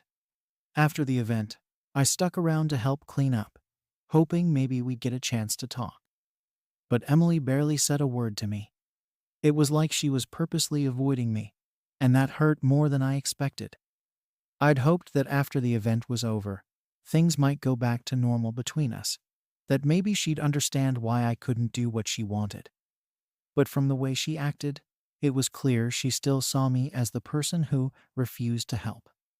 In the days that followed, I tried reaching out a few times, hoping to patch things up. I apologized again, not because I thought I was wrong, but because I wanted to make things right between us. I told her that I respected her commitment to the cause, and that I was proud of her for organizing such a successful event. But every time I tried to talk to her, she brushed me off. She'd respond with short messages, or sometimes not at all, and it felt like she was pushing me away. Now, we hardly speak. It's strange, because before all this, we were so close, and she was one of the people I trusted most. But this whole situation has put a huge strain on our friendship, and I don't know if things will ever go back to the way they were. I still don't regret my decision, but I do wonder if I could have handled things differently. Maybe there was a way to make her understand without it ending like this. So now I'm left wondering if I made the right choice, or if maybe I should have just gone along with what she wanted for the sake of our friendship. Am I wrong for wanting to keep my story private? Story 11. Am I unreasonable for wanting my husband to prioritize family time over his gaming hobby? I'm a 33-year-old mom of two, and right now I feel like I'm drowning.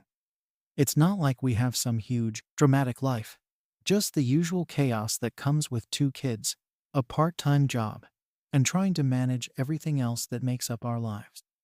But lately, I feel like I'm doing it all alone.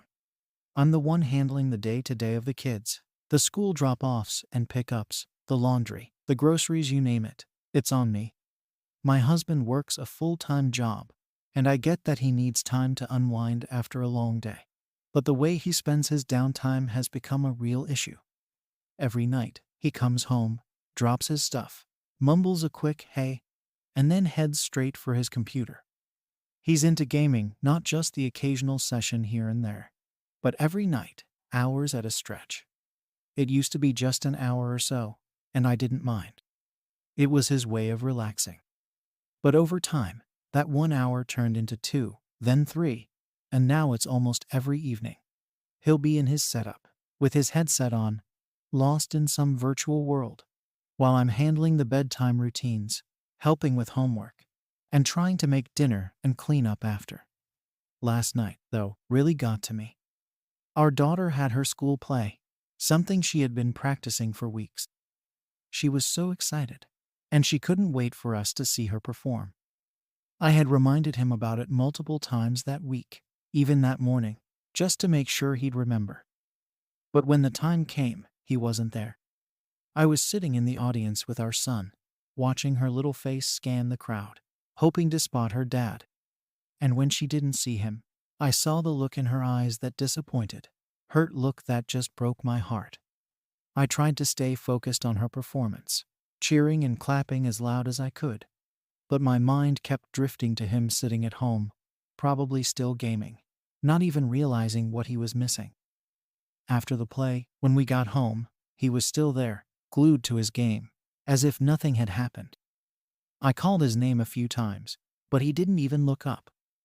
It took everything in me to hold it together in front of the kids, but inside, I was just boiling.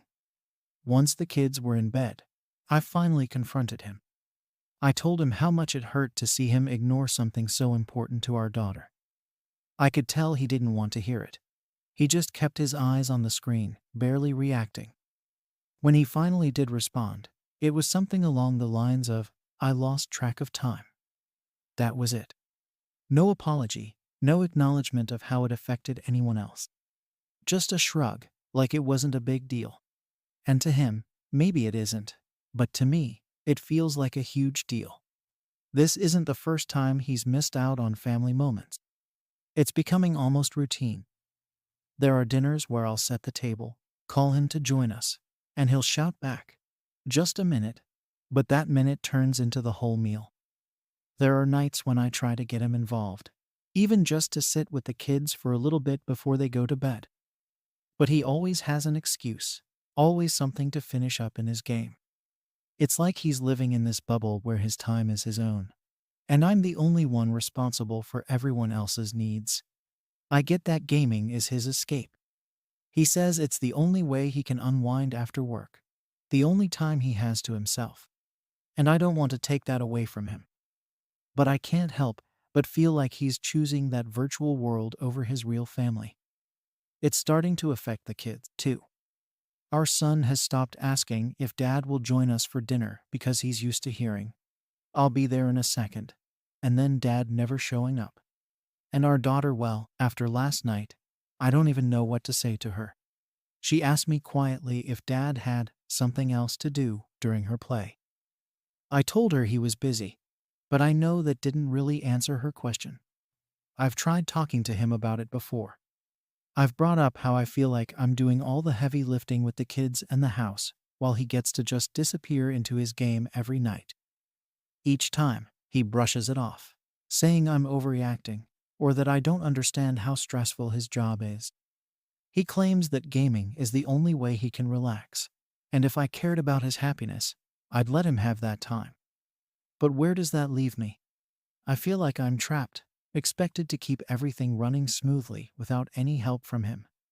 There was a time I thought about suggesting we set aside certain days where he could game as much as he wanted and other days where he'd be fully present for family stuff. But honestly, I was afraid to bring it up. I knew he'd see it as me trying to control him, to take away his freedom. And when I finally worked up the courage to mention it last week, that's exactly what he said.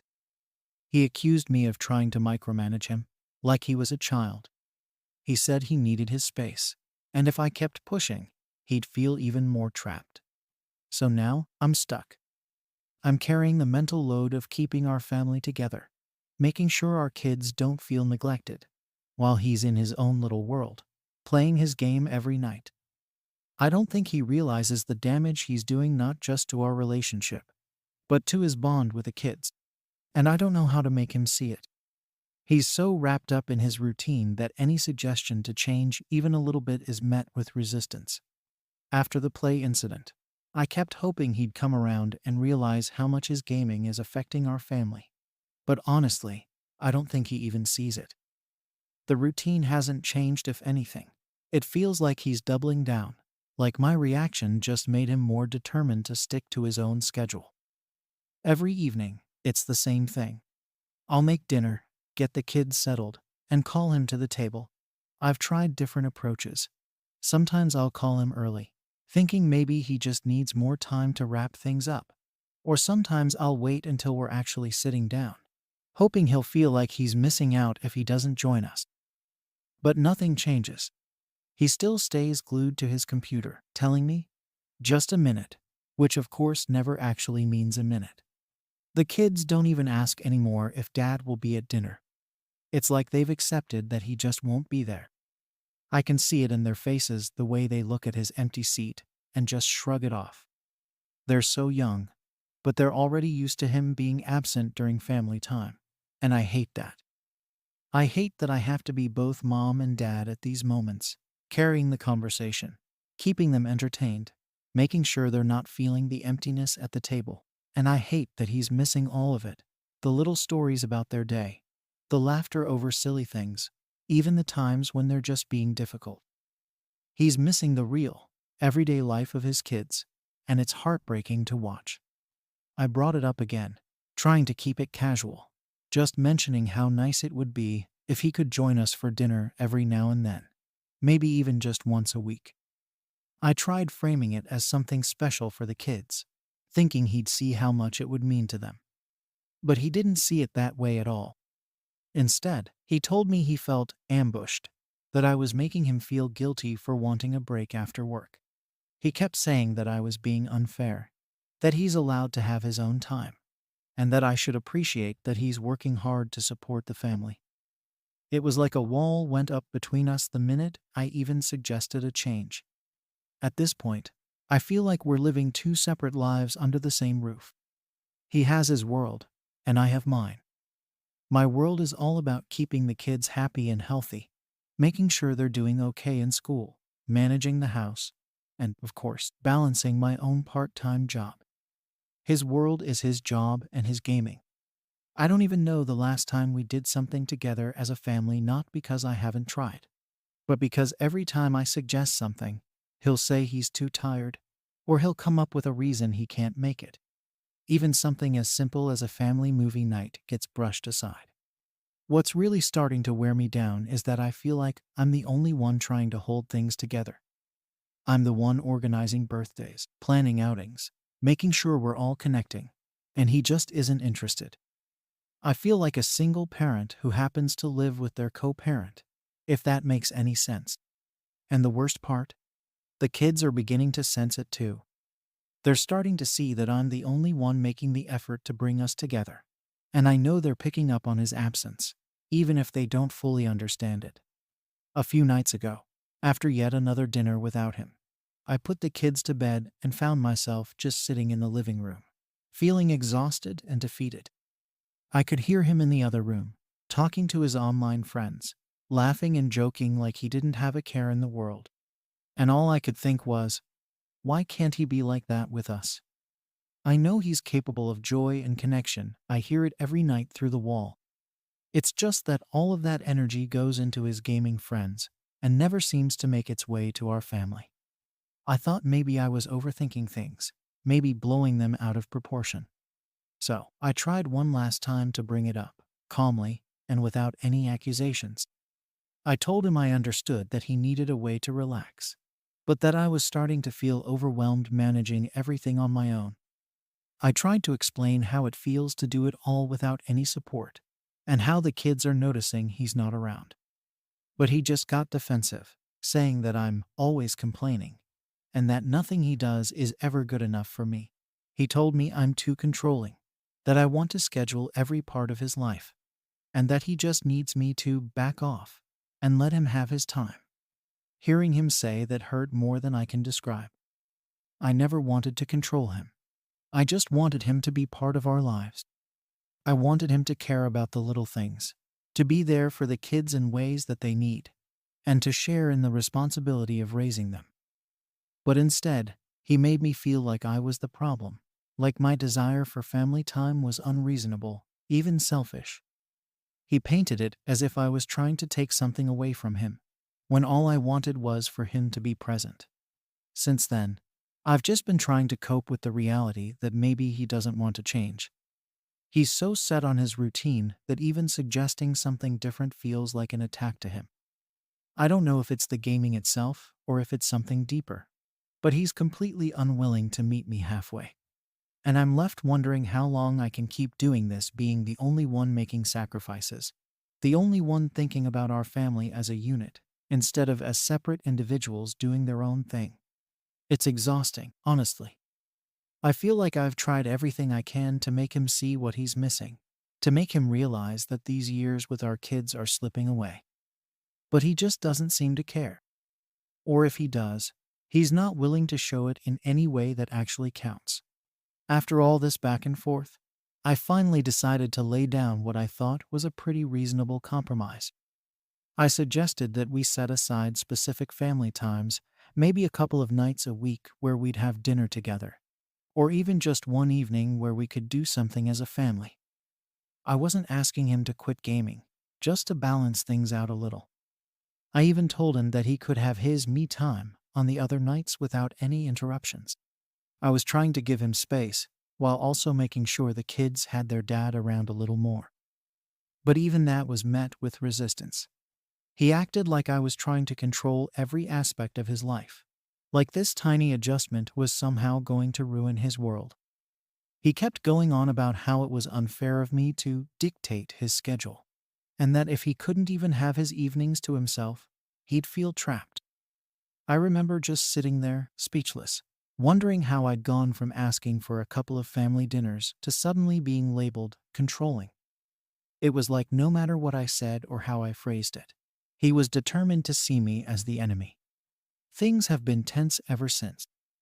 Now I feel like I'm walking on eggshells in my own home, just to avoid any more arguments. I've stopped bringing up family time or suggesting he join us for dinner. I'm exhausted from the constant back and forth, from trying to make him see how much this is affecting all of us. But the hardest part is watching our kids start to accept this as the norm. They barely ask for him anymore. My daughter used to get so excited to tell her dad about her day or show him something she made. But now she doesn't even try. She's learned that he's busy and won't look up from his game. It's heartbreaking because I know this isn't what I signed up for when we got married. I always pictured us as a team, partners raising a family together. But right now, it feels like I'm doing it all alone. I'm the one picking up the slack, making sure the kids feel loved and supported, while he's just absent. And when he does join us for a rare moment, it feels like he's just going through the motions, like he's only half present and already itching to get back to his game. I'm honestly at a loss. I've tried talking, I've tried compromising, I've tried giving him his space, but nothing seems to get through to him. He just doesn't seem to understand or care about the impact his actions are having. And I don't know how long I can keep doing this, trying to hold things together on my own, while he's so focused on his own world. It feels like he's chosen gaming over us, and I don't know if that's something I can accept. Am I wrong for asking him to reduce his gaming time? Story 12. Was I wrong to give my daughter a punishment that my ex-wife disapproves of? I'm a 45-year-old dad, and I've been co-parenting my 14-year-old daughter with my ex-wife ever since we divorced a few years back. We try to keep things smooth for our daughter, which isn't always easy, but it's what we both agreed to do when we split. We have shared custody, and I thought we had similar ideas about discipline and boundaries. But lately, it feels like our parenting styles have started to clash more and more, and I'm not sure if I'm in the wrong or if I'm just being made out to be the bad guy here. My daughter, like a lot of teenagers, is starting to push boundaries. I get that I was a teenager once, and I know it's part of growing up to test limits and see how much freedom you can get. But when it comes to curfews, I feel like there's got to be a line. We agreed on a curfew to keep her safe, to make sure we knew where she was and when she'd be home. My daughter has always been a good kid, but recently she's been coming home later and later, and it's starting to worry me. It's not just about the time she gets back. It's the fact that she's testing this rule over and over, and I'm not sure what it's going to lead to if I just let it slide. The first time she came home late, I let it go with just a quick talk. I reminded her about the curfew, told her it was important, and figured that would be enough. I thought maybe she just lost track of time or didn't realize how late it was. But then, only a few days later, she did it again. This time, she came back an hour after curfew. I was waiting up, feeling that mix of worry and frustration that comes when you're trying to trust your kid. But they keep testing that trust. I reminded her about the curfew again and told her I expected her to be home on time from now on. I even said there'd be consequences if she did it again, hoping that would make her think twice. But it didn't. Not even a week later, she was late again, this time by almost 2 hours. She didn't text, didn't call, just strolled in like it was no big deal. By then, I'd had enough. I wasn't just worried. I was frustrated. I felt like she wasn't respecting the boundaries we'd set, and I was starting to think that maybe a firmer approach was needed. So, I grounded her. I told her she wouldn't be allowed to go out with her friends for the next 2 weekends. I didn't think I was being harsh. I thought it was a fair consequence for repeatedly breaking the rules. I explained to her why I was doing it, that it was about trust and respect, and I hoped that would get through to her. But almost as soon as I made the decision, my ex-wife called me, furious. She said I was overreacting, that grounding our daughter for 2 weekends was too extreme. According to her, I should have just talked to her, maybe given her a warning instead of jumping straight to grounding. She made it sound like I'd gone nuclear on a minor issue, and she was completely against the idea of any punishment at all.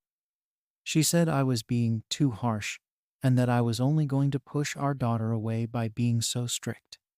I felt like I was getting attacked for trying to set some reasonable boundaries. I didn't go into this thinking, let me be the bad guy. I just wanted her to understand that there are consequences for ignoring the rules we agreed on. But my ex made it seem like I was trying to control our daughter or punish her for no reason. She even threw around words like tyrant, which hit harder than I expected. I didn't see myself that way at all, but in her eyes, that's exactly what I was doing. I tried to explain where I was coming from, that I wasn't trying to be overly strict, just consistent. I told her I was worried about our daughter's safety, about the fact that she wasn't just late once but 3 times. But my ex wouldn't hear it. She insisted I was overstepping, that I needed to relax and let our daughter have more freedom. She even brought up her own teenage years, saying she stayed out late all the time and turned out fine, which felt completely irrelevant to me. Times are different now, and I don't want to take chances with her safety. It didn't help that our daughter was watching all of this unfold. She could hear our arguments over the phone, and I could tell she was starting to realize she could use this disagreement to her advantage. I'd tell her one thing, and she'd go right to her mom, who would contradict me. It was like I was being undermined in real time, and I was stuck between trying to be a responsible parent and being told I was too controlling. Now I'm here, just trying to figure out if I'm actually in the wrong. Maybe I overreacted. Maybe grounding her was too much. But at the same time, if I don't enforce any consequences, what kind of message does that send? I'm starting to feel like I can't win, no matter what I do. So here I am, feeling completely stuck. My ex thinks I'm being way too harsh, and now my daughter's practically ignoring me because she knows her mom's got her back on this. It feels like I'm losing my footing here, like any authority I thought I had is slipping away. After that argument with my ex, I tried to talk things over with my daughter again. I told her the grounding wasn't just about punishment. It was about respect and trust. I wanted her to know that I'm not just enforcing rules for the sake of it. But every time I'd start explaining, she'd just nod, maybe roll her eyes, and mumble something about how her mom understands her better. That hurt to hear, but I tried not to take it personally. I just wanted her to see that I'm not the enemy here. What's making this all worse is that my ex keeps bringing it up in front of our daughter. Instead of us working as a team, she's completely undercutting me. It's like she's trying to prove to our daughter that she's the cool parent who doesn't worry about things like curfew.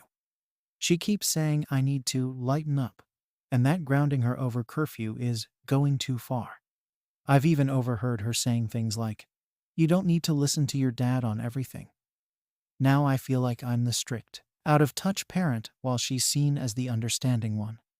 I tried to suggest a compromise to my ex, thinking maybe if we met halfway, it'd show our daughter that we're still on the same page.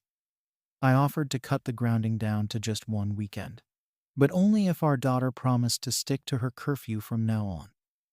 I thought it was fair, a good middle ground that would let us both stand firm on our values without making me seem unreasonable.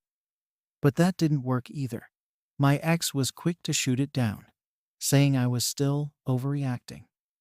She kept insisting that any kind of grounding was too harsh, and that I should just let it go. What gets to me is how quickly she dismisses my concerns. I mean, I'm not trying to control every detail of our daughter's life. I'm just trying to set a basic rule for her safety. But to my ex, it's all about giving her freedom and letting her learn from her mistakes.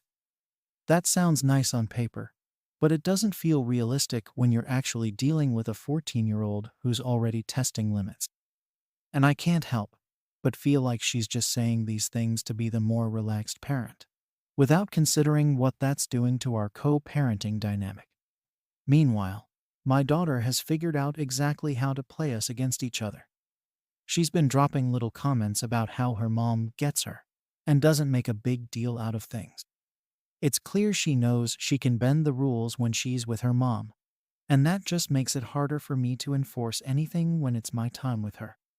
She even told me straight up that she thinks the grounding is unfair because mom doesn't care if I stay out a little late. And honestly, hearing that made me feel like I'm completely out of my depth. I tried to explain to her that it's not about one of us being right or wrong. It's about keeping her safe. But it's clear she's only listening to the side that lets her do what she wants. At this point, I'm not sure what more I can do. I've tried reasoning with my ex, I've tried talking to my daughter, and none of it seems to be making a difference. All it's doing is creating more tension between all of us. It's like no matter what I say, I'm just the overbearing parent who's stuck in the past. And my ex seems perfectly fine with letting that narrative play out.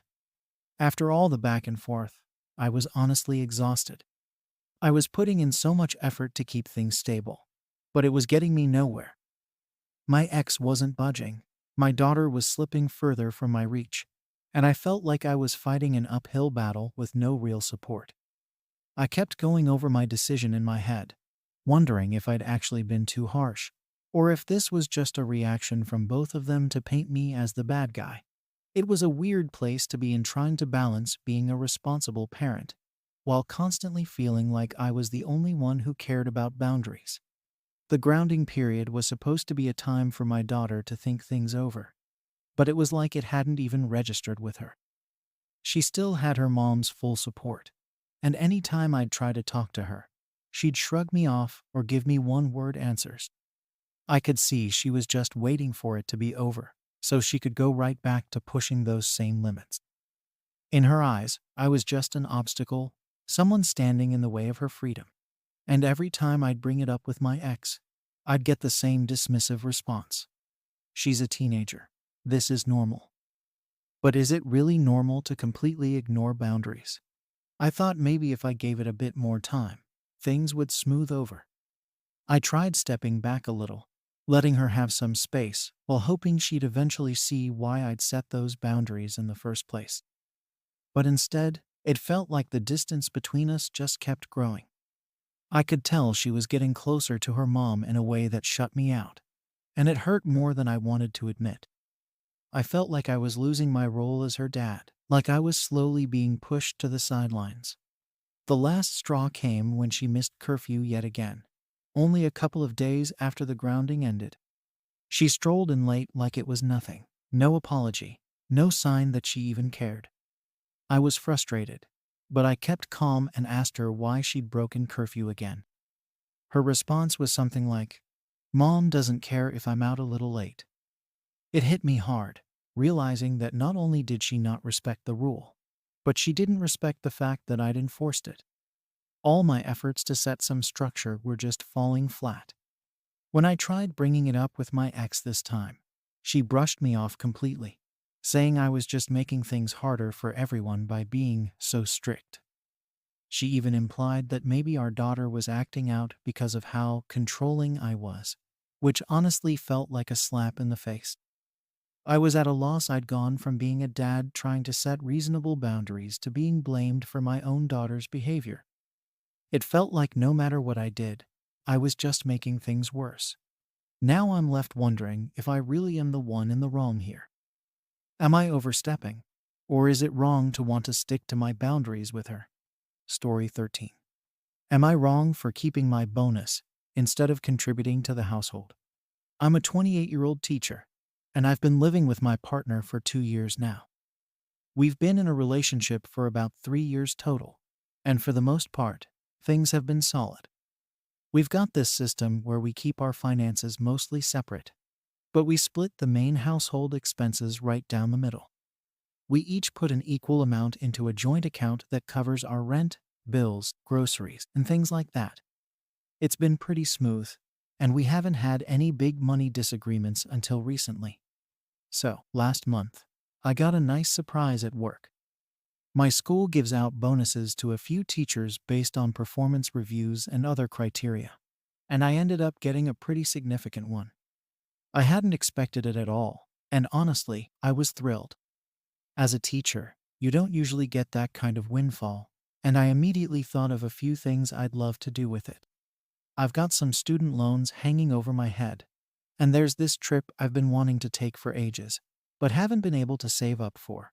Plus, just having a bit of a cushion in my savings account felt like a good idea.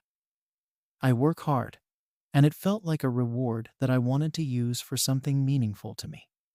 When I got home and mentioned the bonus to my partner, his reaction was not exactly what I'd expected. At first, he seemed excited for me, congratulated me, and asked me how much it was. I didn't think much of it at that moment, so I told him. But then, almost immediately, he made a comment about how that would really help out with some things around here. I wasn't sure what he meant at first, so I didn't respond to it right away. I was just kind of taken aback, because it was clear he assumed that I would be putting that money toward our shared expenses or something for the house. To be fair, I get where he might be coming from. We live in an expensive area, and covering all the usual costs can get stressful, even when we're both contributing equally. But I honestly thought he would understand that this bonus was something personal for me. We don't usually discuss what we do with our individual money outside of the joint account, so I was kind of surprised that he seemed to automatically expect this bonus to be our money instead of mine. I tried to explain that I had a few things in mind that I wanted to do with the money. It wasn't like I wanted to just blow it all, but I felt like I'd earned it, and I wanted to be able to put it toward things that mattered to me personally.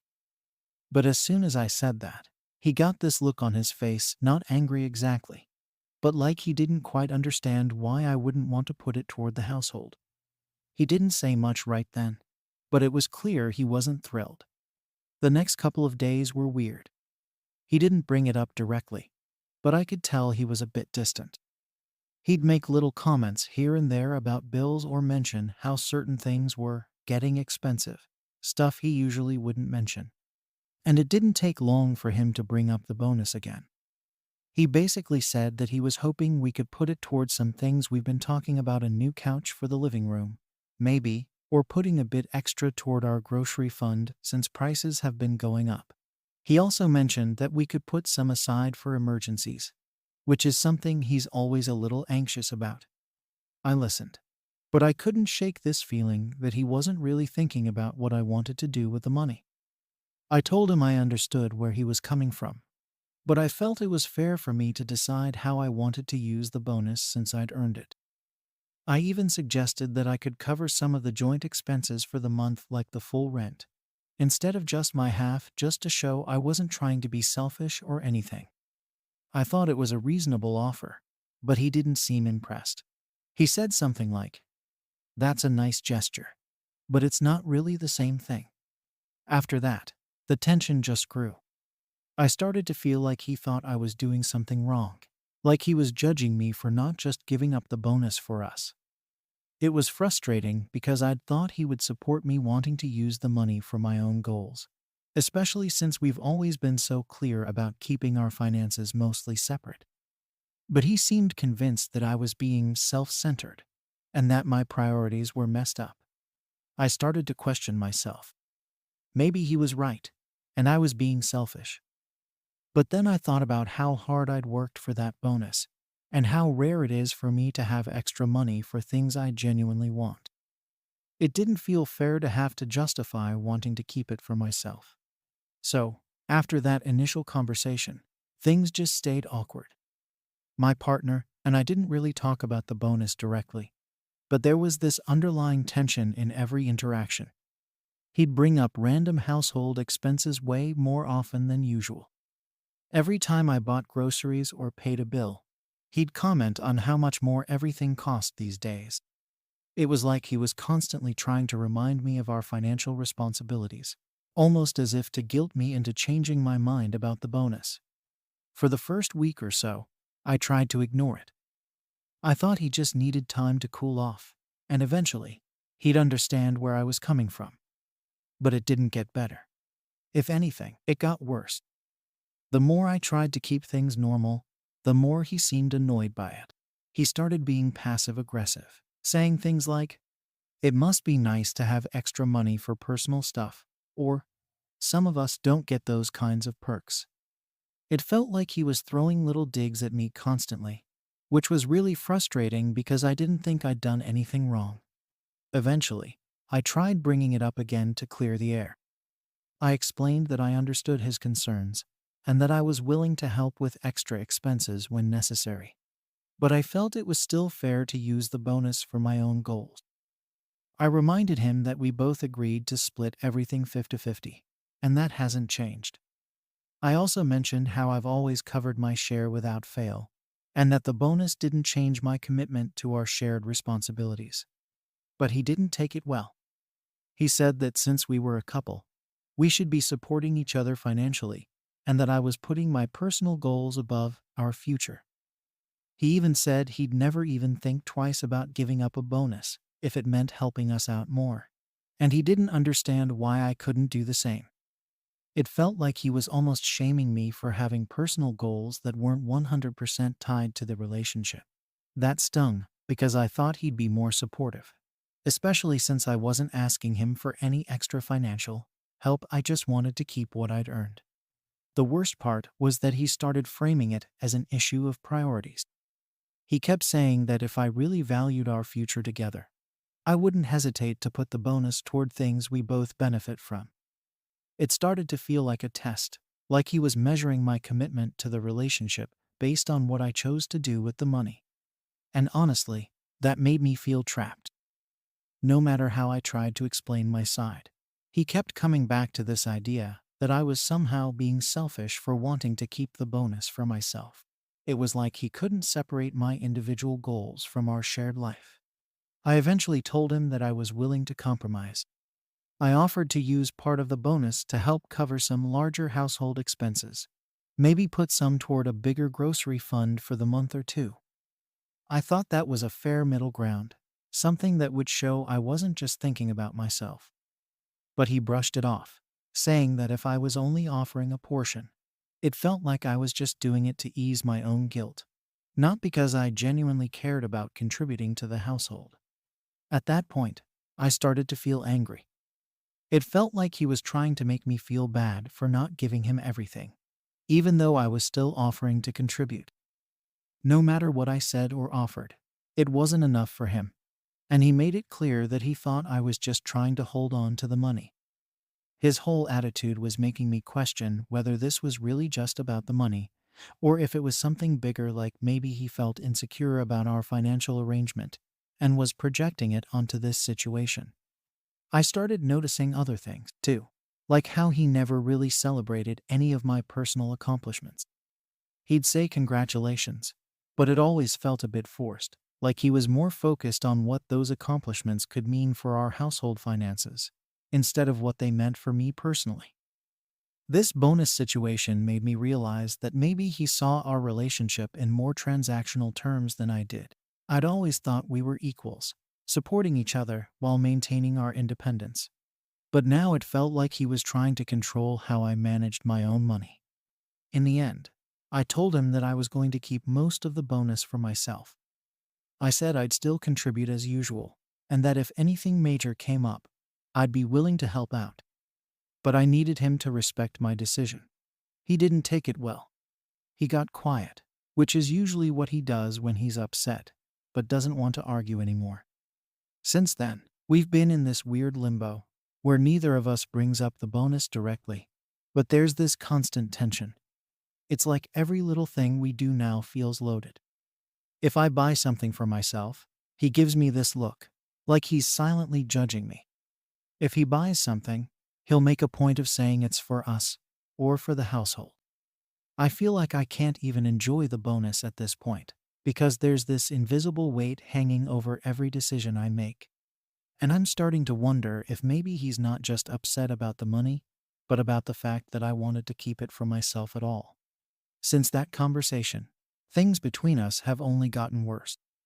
It's like every single decision I make now comes with an undercurrent of resentment. Whenever I bring up plans to do something, even if it's small, he finds a way to turn it back to our finances or make a comment that digs at me just enough to remind me of the bonus issue. I've tried not to let it get to me, but it's hard not to feel like I'm being punished for wanting to keep some money for myself. We recently had a talk about future plans, the kind of talk that's supposed to be exciting, like planning trips or discussing things we'd like to do together.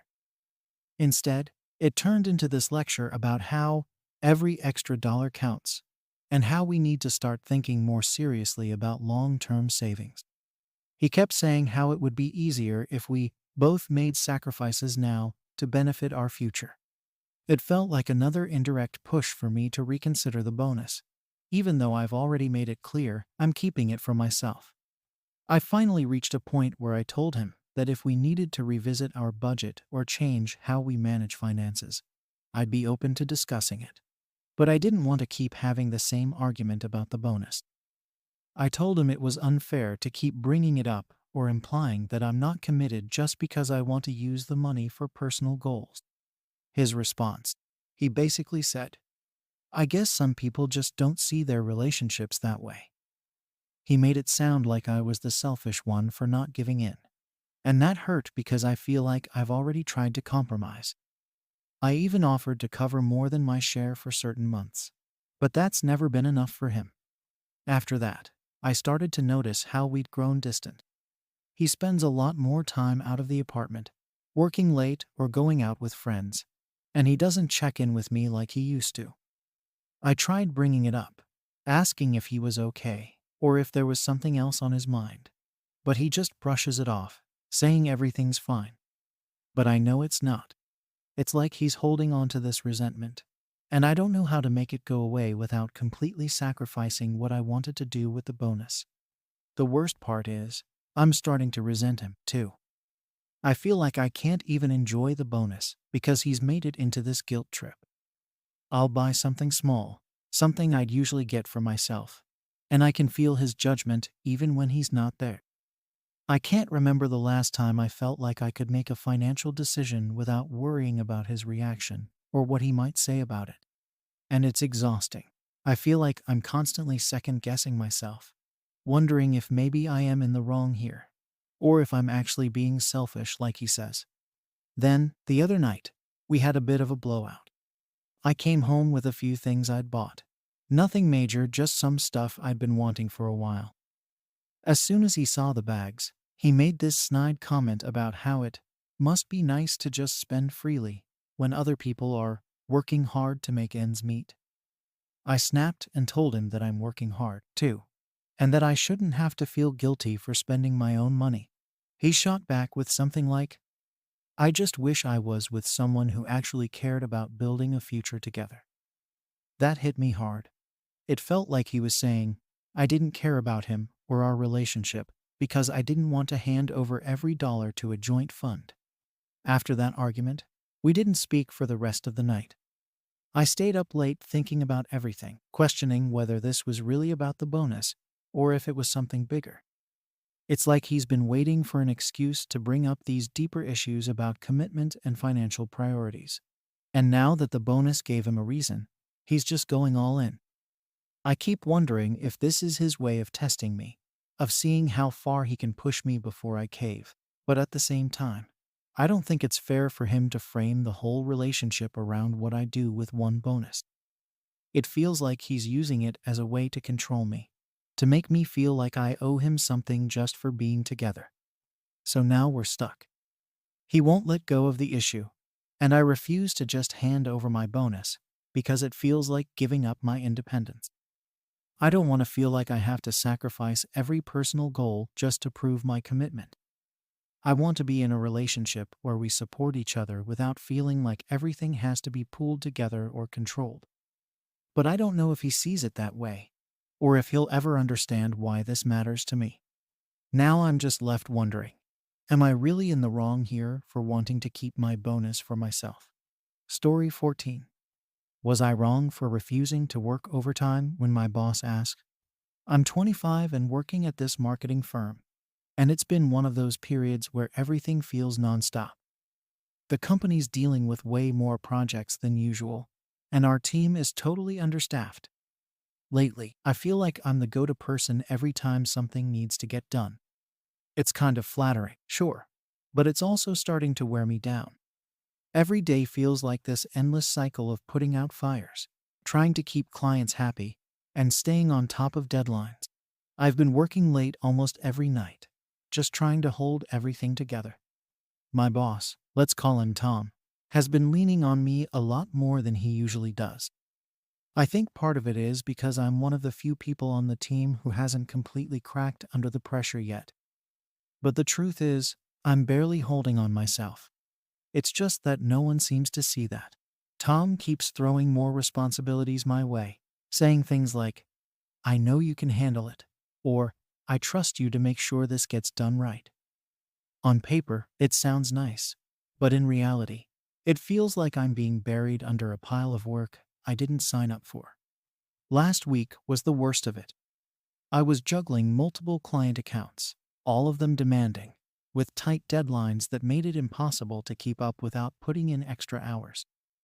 By Friday, I was completely exhausted. I'd already stayed late every night that week, and I was really looking forward to just taking the weekend to breathe and reset. But right before I was about to leave for the day, Tom called me into his office. When I walked in, he had that look on his face, the one he gets when he's about to ask for something big. He starts talking about how the company is going through a tough period, how everyone needs to pitch in a little more, and how he was hoping I'd be able to help over the weekend to make sure a few important projects were ready to go by Monday. I knew he was going to ask for this, but I'd really hoped I'd be wrong. The way he phrased it, it sounded like he was putting the fate of the company on my shoulders. He talked about how much he valued my work, how I'd always gone above and beyond, and how he needed reliable people on board right now. The thing is, I was just done. I had absolutely no energy left to give. I could feel the exhaustion setting in, and I knew that if I didn't take a break, I'd end up burning out completely. So, for the first time since I'd started working there, I told Tom no. I told him I couldn't work over the weekend because I needed the time to rest and recharge. The second I said it, I could see his expression change. He didn't say anything for a few moments, just kind of stared at me with this look of disappointment. Then he finally spoke, and what he said really got under my skin. I guess you're just not as committed as I thought. That line kept replaying in my head after I left his office. I felt this weird mix of anger and guilt. On one hand, I knew I was completely justified in saying no. I'd been putting in more than my fair share of hours all week, and I was at my limit.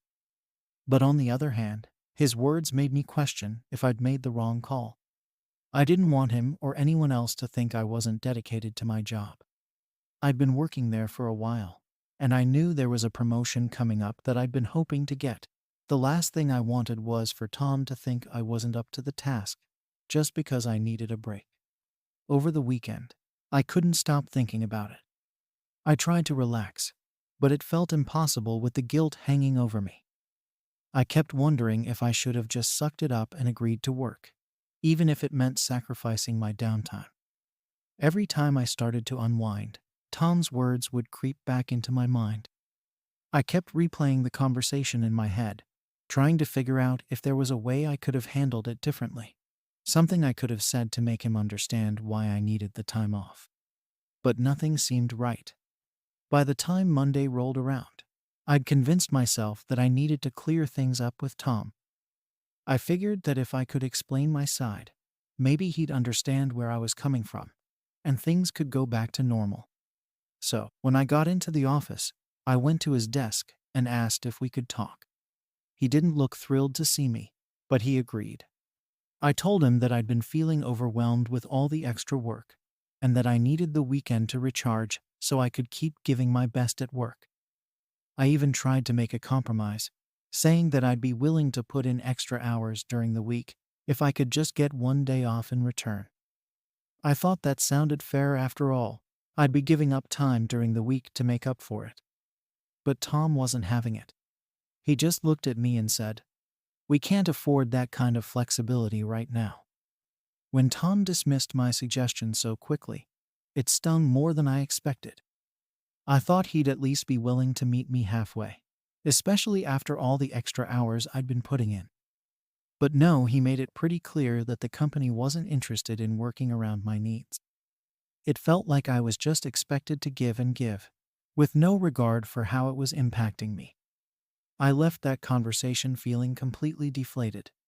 After that, things felt awkward between us. Tom was polite, but there was a definite tension. He'd give me these looks in meetings, and I couldn't tell if it was disappointment or annoyance or both. It was like he was waiting for me to break and just give in to whatever he needed, no questions asked. I started feeling like every move I made was being watched, and it was exhausting. I began to second guess everything I was doing, worried that maybe I'd somehow let him down.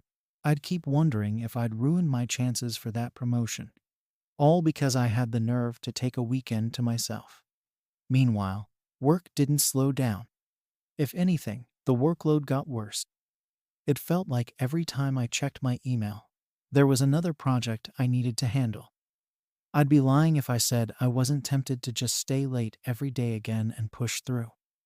But I was already running on fumes, and I didn't want to be that person who was so desperate for approval that I sacrificed my health for it. At the same time, I felt stuck. The more I tried to balance things, the more it felt like I was failing on all fronts. The pressure was definitely affecting me outside of work too. I was more irritable than usual, snapping at my friends and family over the smallest things.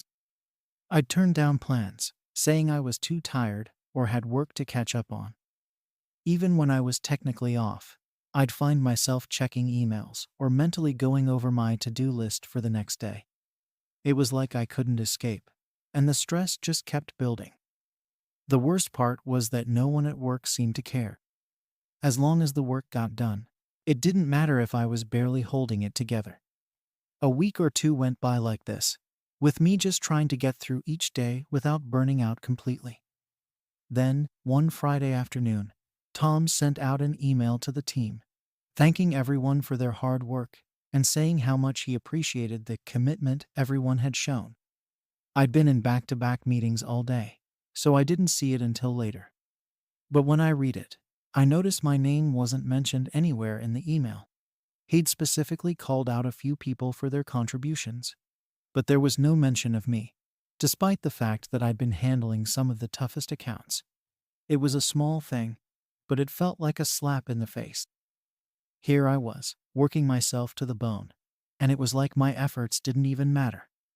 I'd been carrying a lot of the load, but because I'd said no that one time, it felt like I'd been erased. I kept telling myself it wasn't a big deal, that I was being too sensitive, but deep down, it hurt. I started wondering if this was Tom's way of punishing me for not falling in line. Maybe he wanted to make an example of me, to show the rest of the team what happens when you don't go above and beyond every single time. After that, my motivation took a nosedive. I was still doing my job, but I wasn't going out of my way to do more than what was required. Why should I? It was clear that my hard work wasn't being recognized, so I figured there was no point in pushing myself past my limits. But even that backfired. Without the extra effort I usually put in, I started falling behind. Tasks that would have taken me a couple of hours started stretching into entire afternoons because I just couldn't bring myself to care. It was like I'd hit a wall, and there was no getting around it. At this point, I started dreading going to work. Every day felt like a grind, and I couldn't shake the feeling that I was walking on thin ice. I kept expecting Tom to call me into his office and say something about my lack of commitment again, or worse, to start questioning my performance outright. I wanted to talk to someone about it, but I didn't know who.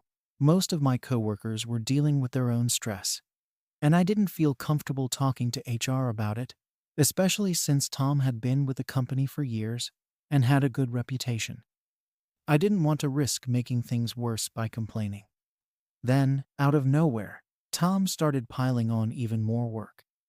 I couldn't tell if he was testing me or just oblivious to how much I already had on my plate. Either way, it felt like he was pushing me, waiting to see if I'd finally cave and start working weekends like he wanted. I tried to keep up, but I knew I was barely scraping by. Every time I handed something in, I'd brace myself for criticism, half expecting him to tell me it wasn't good enough. It was around this time that I realized I had to make a decision. Either I'd have to give in and start working overtime again just to keep up, or I'd have to stand my ground and accept the consequences, whatever they might be. I kept going back and forth, wondering if I was making a huge mistake by not just giving in. Part of me felt stubborn, like I shouldn't have to sacrifice my well-being for a job that clearly didn't value me. But another part of me was terrified. I'd worked hard to get to where I was, and the thought of losing everything over this felt unbearable. I went into that week knowing I had a choice to make, but honestly, it didn't feel like much of one.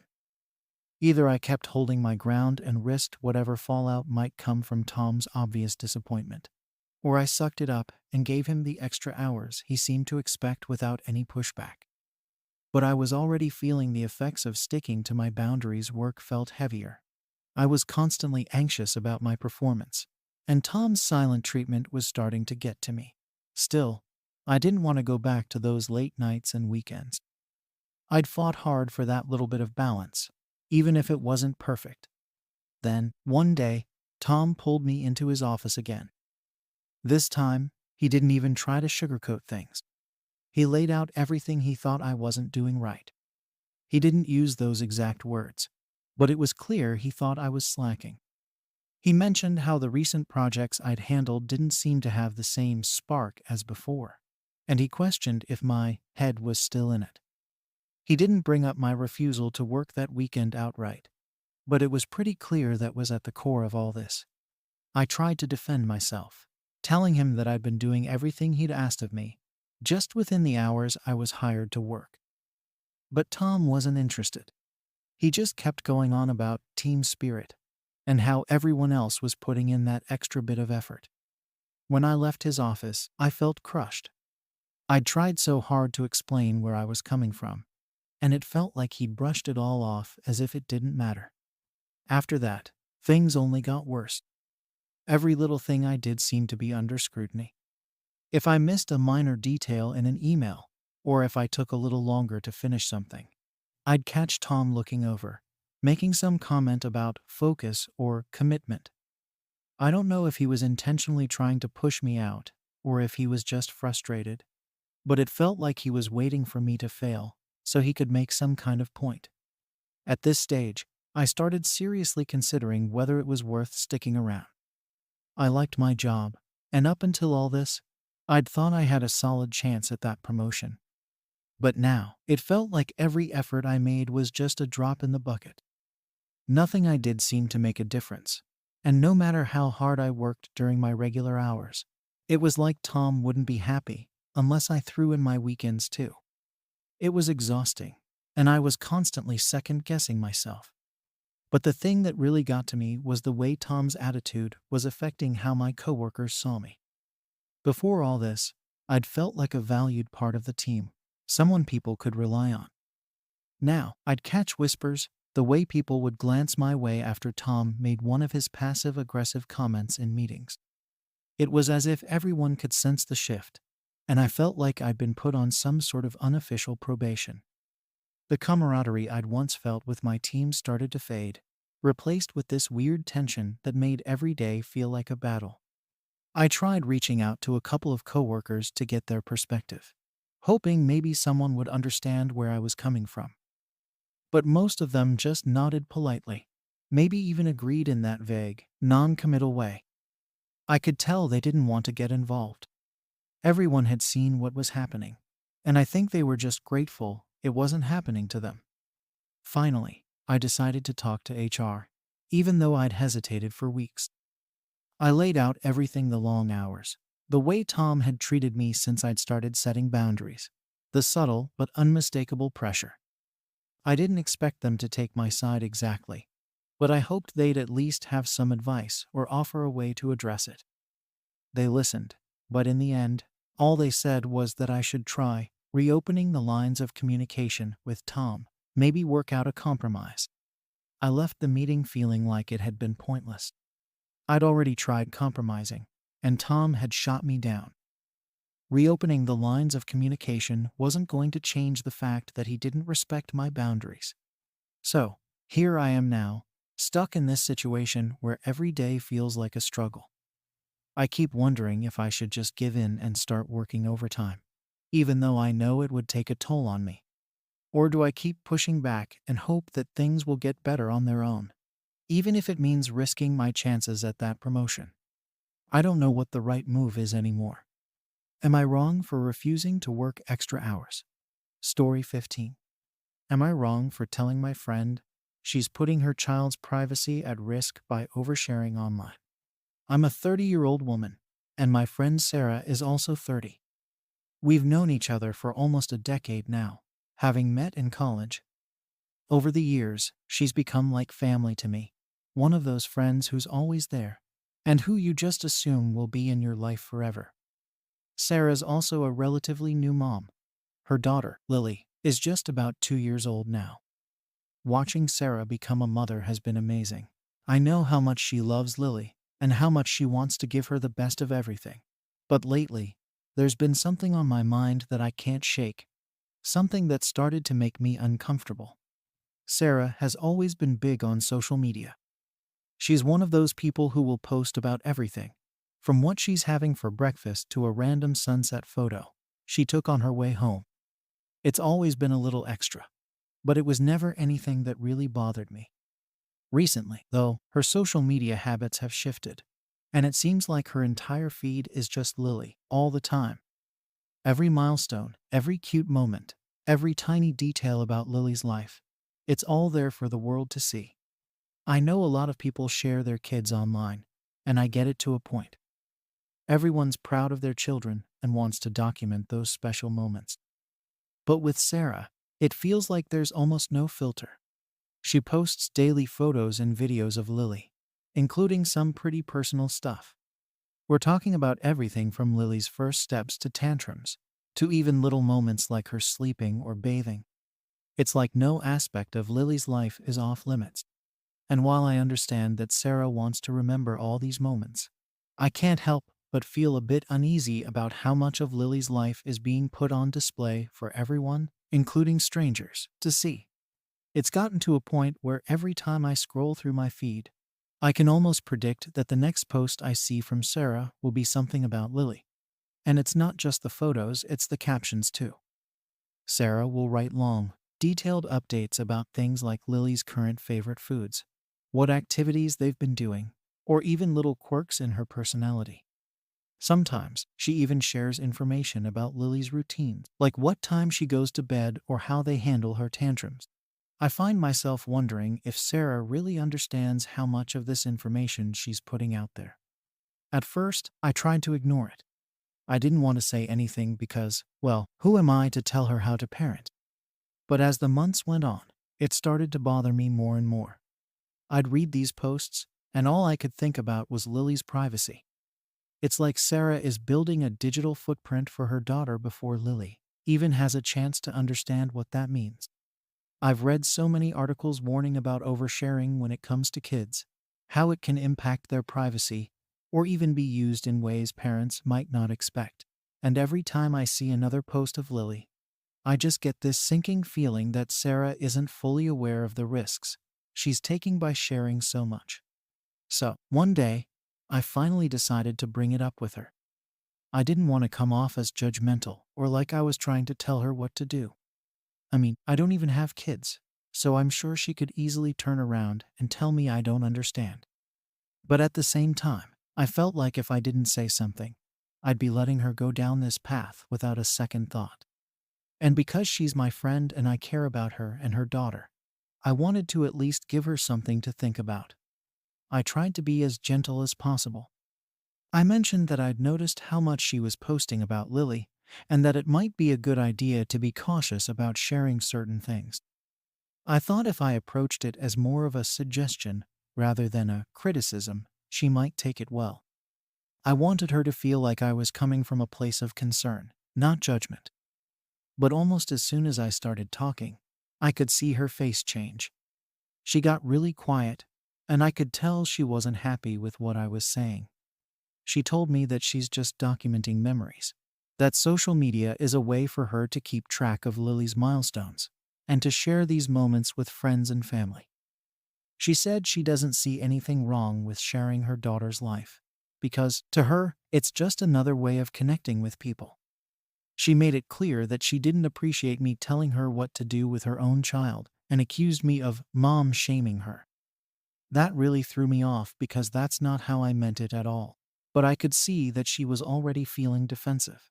And once that wall went up, there was no breaking through it. I tried to explain that I wasn't criticizing her or trying to shame her. I just wanted to make sure she was aware of the potential downsides, especially when it comes to privacy and safety. But she was having none of it. In her mind, I was crossing a line, and she let me know that in no uncertain terms. She said she knew what she was doing, and that if I had a problem with it, that was on me, not her. It was honestly one of the most uncomfortable conversations we've ever had. By the end of it, I just felt like I'd made everything worse. Since then, things have been tense between us. Sarah isn't outright ignoring me, but there's definitely a distance that wasn't there before. She's been quieter in our group chats, and I've noticed that she's not sharing as much with me directly. It's like a wall has gone up, and I can't seem to break through it. And every time she posts something new about Lily, I find myself wondering if I should have just kept my mouth shut. I'm still trying to process everything that happened. Part of me feels like I did the right thing by speaking up, because I was only trying to look out for her and her daughter. But another part of me feels like maybe I overstepped, and now I've damaged our friendship in a way that can't be easily fixed. Since that conversation, things haven't been the same between Sarah and me. I thought maybe the tension would ease with time, but it's only seemed to make things worse. We're still in the same friend group, but she's been more distant than usual. She doesn't bring up Lily around me anymore, and even when she talks about her other interests, there's this edge in her voice that wasn't there before. I know it sounds dramatic, but it feels like there's this huge unspoken thing between us now, all because I opened my mouth about her social media. I've tried to reach out and get things back to normal.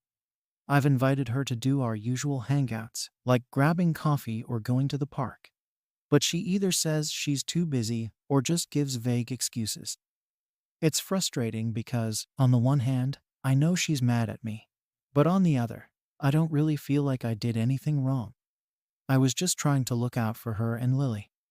But apparently, my concern didn't come across the way I thought it would. And now she seems to think I'm just judging her as a mom. Meanwhile, her social media posts haven't slowed down one bit. If anything, she's sharing even more now. Every time I scroll through my feed, there's a new post about Lily, and I feel that same sinking feeling in my stomach. It's almost like I can't help but look at her posts now, even though they just make me feel worse. I know I should probably just mute her or take a break from social media altogether, but that feels like avoiding the issue. And honestly, it feels weird to mute my own friend when she's clearly already feeling distant from me. A few weeks after our conversation, our mutual friend group planned a small gathering at a restaurant to catch up.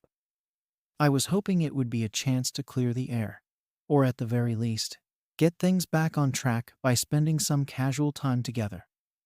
But as soon as Sarah walked in, I could tell she was still upset. She barely made eye contact with me, and any time I tried to talk to her, she'd just give me short responses before turning to talk to someone else.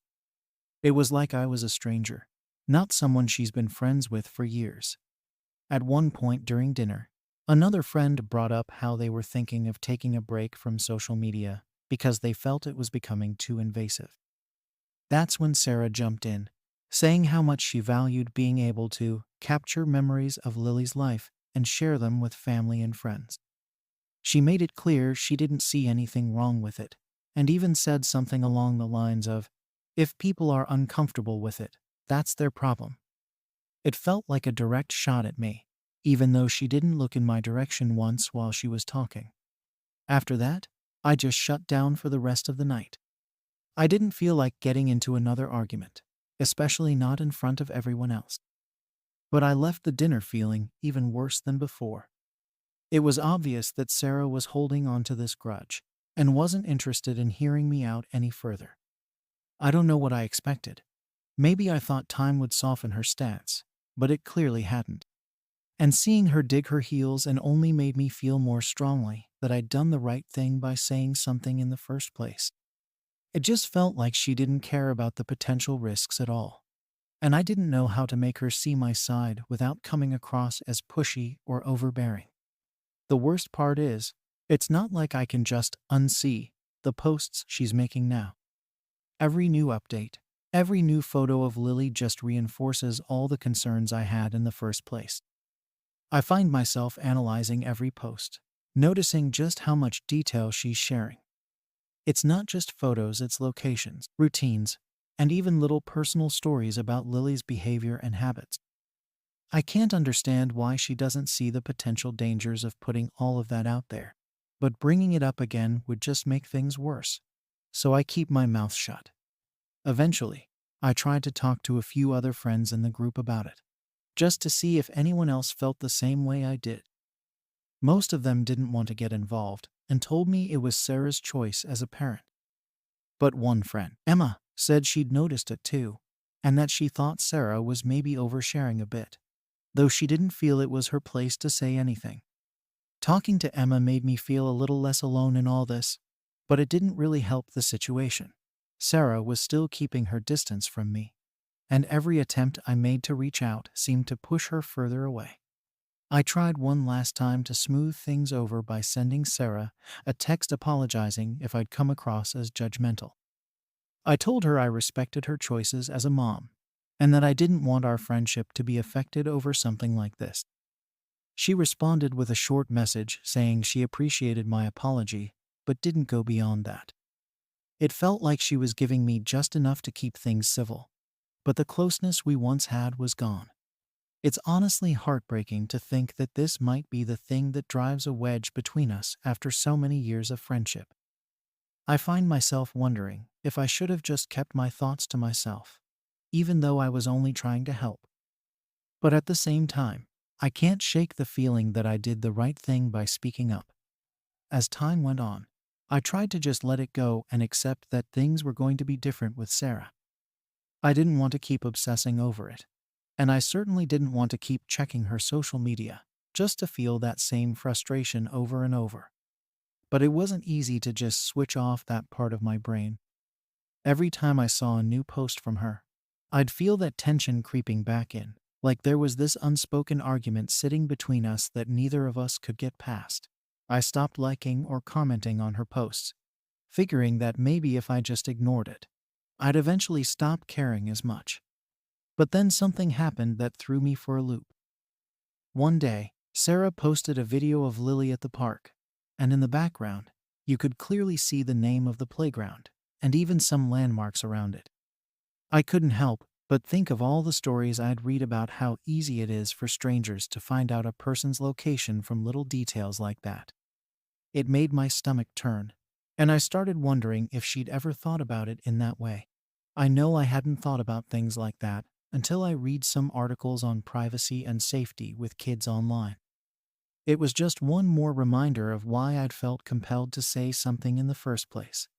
I was so tempted to reach out again, but after everything that had happened, I knew it would only make things worse. I knew she wouldn't appreciate me bringing it up a second time, especially after our previous conversations had gone nowhere.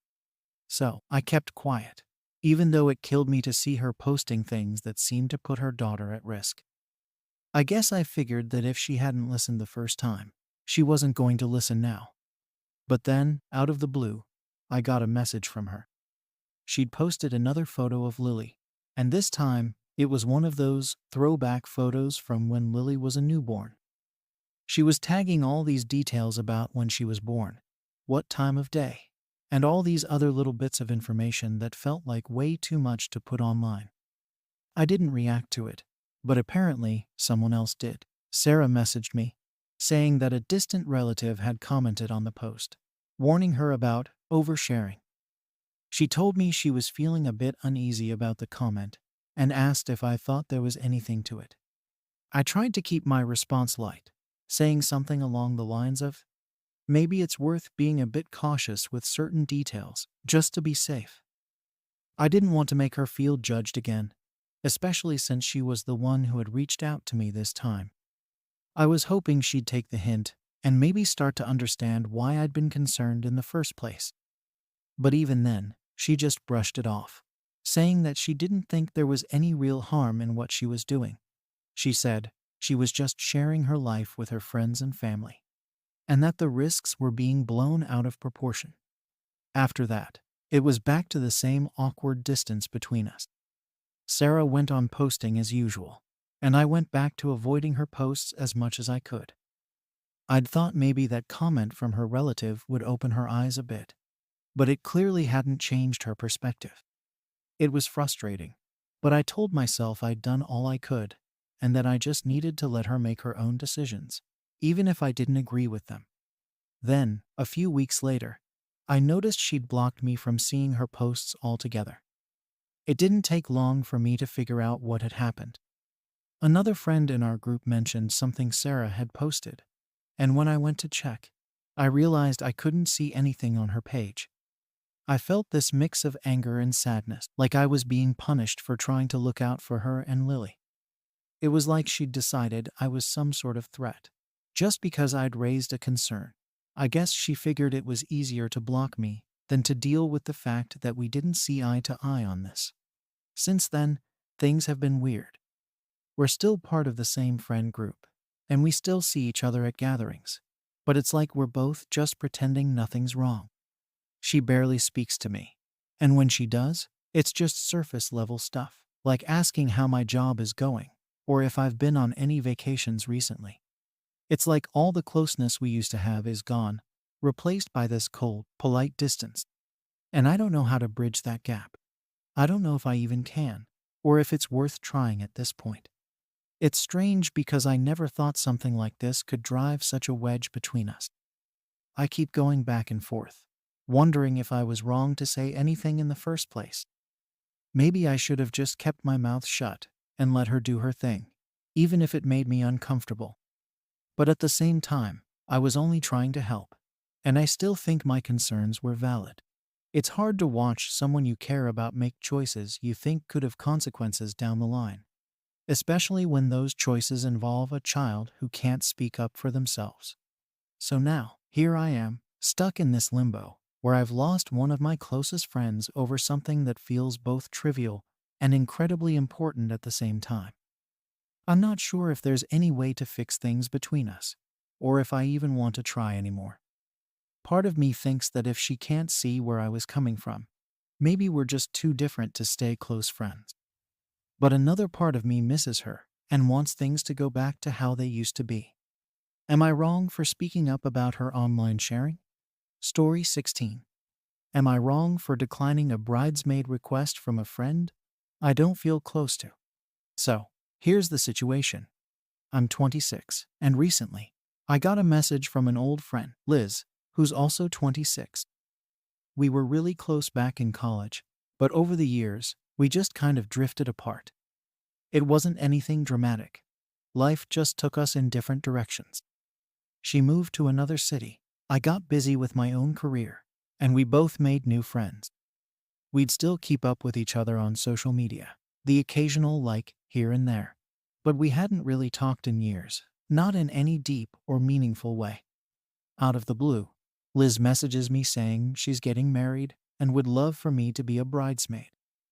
I was honestly kind of shocked.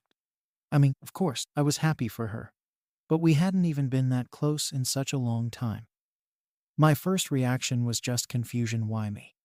I assumed she'd have a whole new group of close friends by now, people she's actually in touch with regularly. But here she was, reaching out to me, acting as if the years hadn't passed.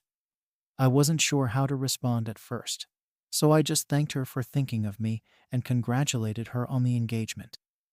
I didn't want to immediately jump in and say no, because I didn't want to seem rude or ungrateful, so I took a little time to think about it.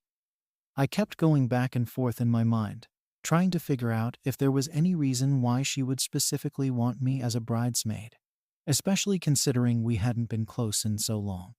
Part of me wondered if maybe she just wanted a big bridal party, or if there was some reason she wanted to reconnect. But I couldn't shake the feeling that accepting would feel kind of fake, like I didn't feel like a bridesmaid, and I didn't think I could really pretend to be one, at least not in a way that would feel genuine. After a couple of days, I decided to respond honestly. I told her that I was super happy for her and that I appreciated the invite, but that I didn't think I could accept the role of bridesmaid. I tried to word it as politely as possible, explaining that it felt strange to me given that we hadn't been close for a while. I even mentioned that I'd still love to celebrate with her in other ways, and that if there was anything else I could help with, I'd be happy to. I thought I was handling it pretty gracefully, all things considered. But apparently, she didn't see it that way. She responded pretty quickly, and her reply was, "A lot." She said she was really hurt, that she felt like I was abandoning her, and that she'd thought we had a bond that went deeper than just keeping in touch. She brought up things from our past, like times in college when we'd been there for each other during tough situations. And she basically laid it on thick about how she had always considered me one of her core friends, even though we hadn't spoken regularly. Her reaction caught me off guard, to say the least. I wasn't expecting such an emotional response. Part of me wondered if maybe I had misread our friendship, or if I'd missed something important to her. But at the same time, it felt like she was asking me to pretend we were still as close as we used to be, and that didn't sit right with me.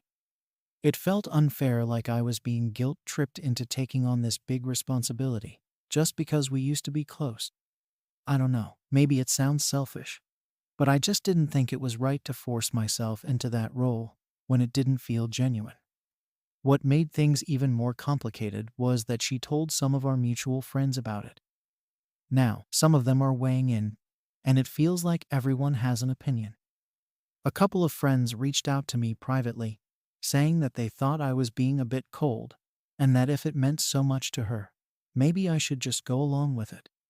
They were saying things like, well, weddings are special, and maybe she just wants you there because it's a big moment in her life. But to me, that just didn't make sense. I feel like being in a bridal party should be reserved for people who are actually in your life, not people you vaguely keep in touch with. I tried to explain my side to Liz again, saying that it wasn't about me not caring for her, but more about respecting the nature of our friendship as it currently stands. I even offered to help with wedding tasks that didn't require such a close level of involvement.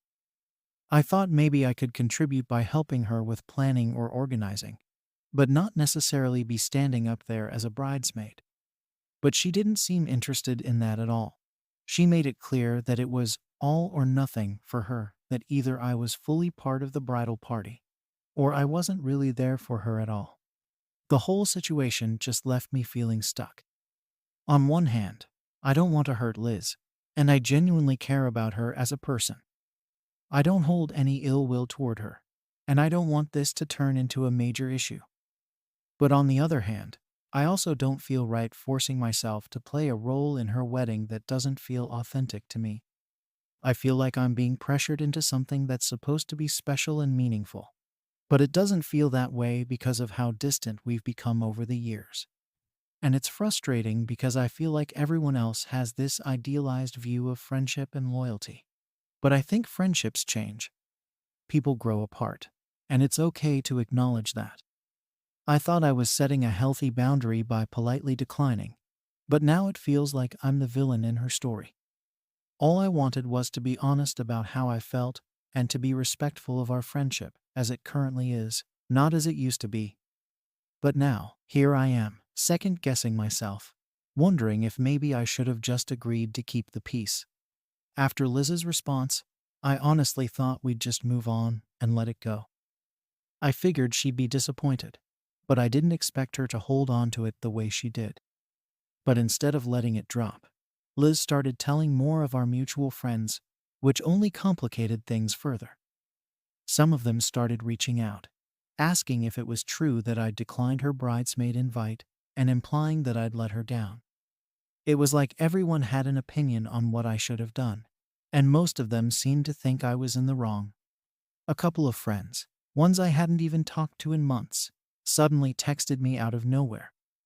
They were trying to be polite, but were clearly on Liz's side, saying things like, "Weddings are a once in a lifetime event," and "it would have meant so much to her." I started feeling this weird pressure, like I was being painted as this cold, unfeeling person just because I had set a boundary. None of them seemed to understand that it wasn't personal, that I wasn't trying to hurt her or make a statement. I was just trying to be honest about where I stood in our friendship. The worst part was that even a couple of friends I considered closer to me started questioning my decision. They were like, "Well, if it means so much to her, maybe you could just do it and avoid all this drama."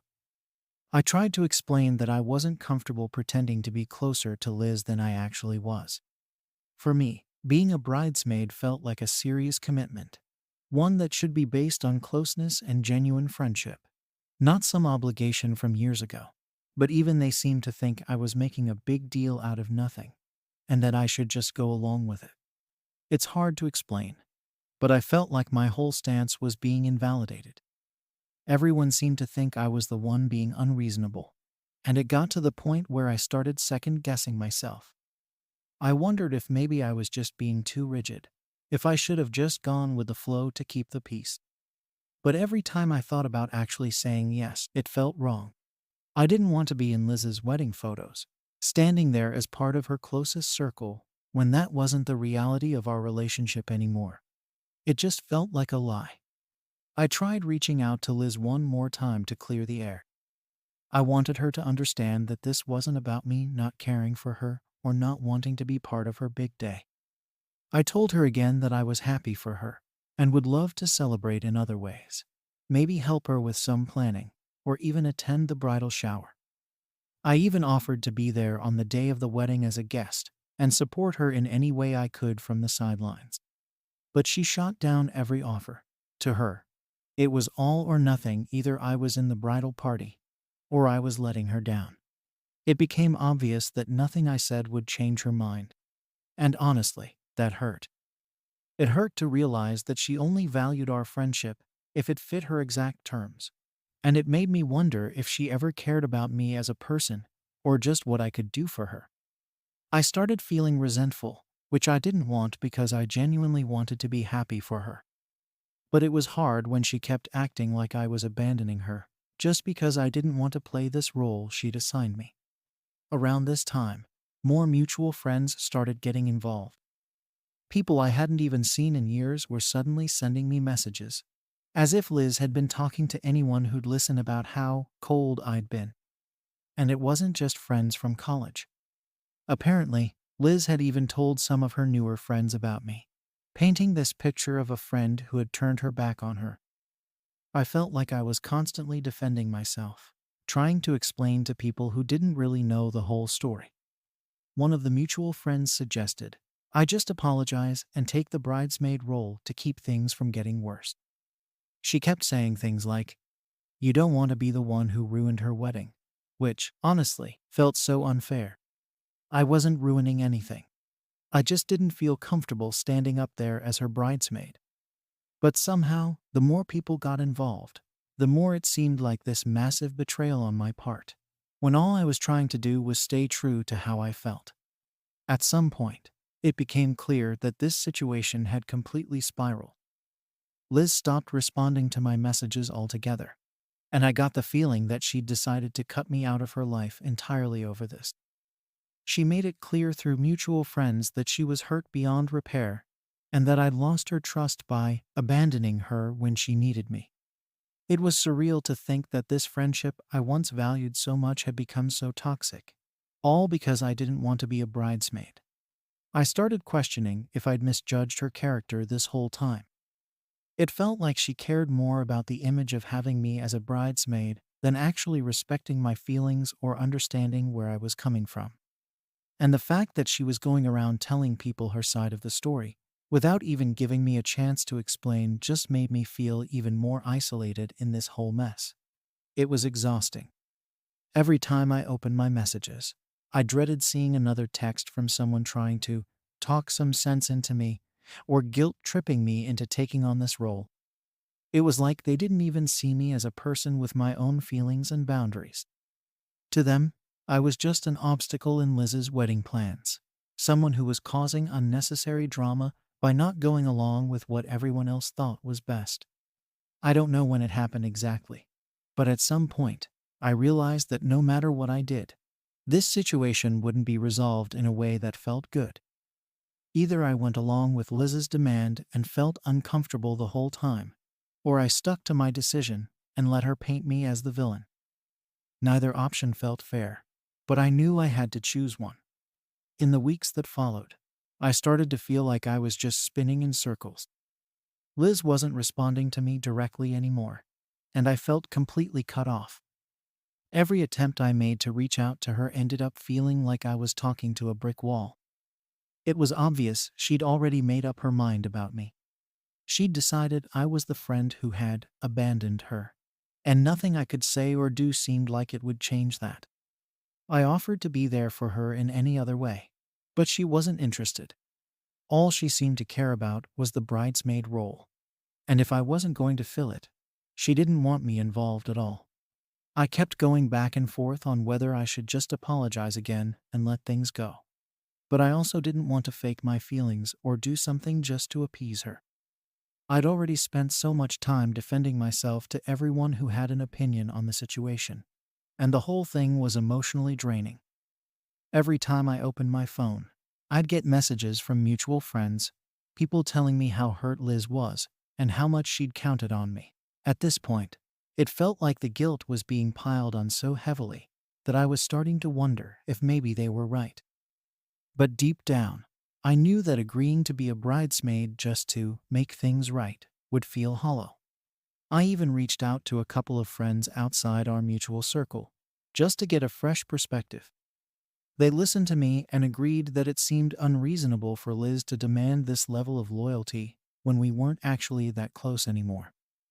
They made me feel validated for the first time in weeks, reminding me that it was okay to have boundaries, and that I shouldn't feel forced into a role just because Liz couldn't accept that we'd grown apart. Talking to them helped me feel a bit better, but it didn't change the fact that the damage between Liz and me was done. It felt like our friendship was disintegrating right in front of me, and I was powerless to stop it. As the wedding date got closer, Liz continued to ice me out. She removed me from the group chat for her wedding plans and blocked me on social media. I'd see pictures of the other bridesmaids together, tagging Liz in their posts, and it was like this reminder of the rift between us. At that point, I figured I wouldn't even be invited to the wedding, which hurt even though I knew it was coming. It was one thing to decline being a bridesmaid. It was another to be completely excluded, as if all those years of friendship didn't matter anymore. In the end, I tried one last time to reach out to Liz, just to make peace. I sent her a long message, explaining everything from my side, hoping that maybe once the emotions settled, she'd understand why I made the choice I did. I told her that our friendship had meant a lot to me and that I was genuinely happy for her, despite everything.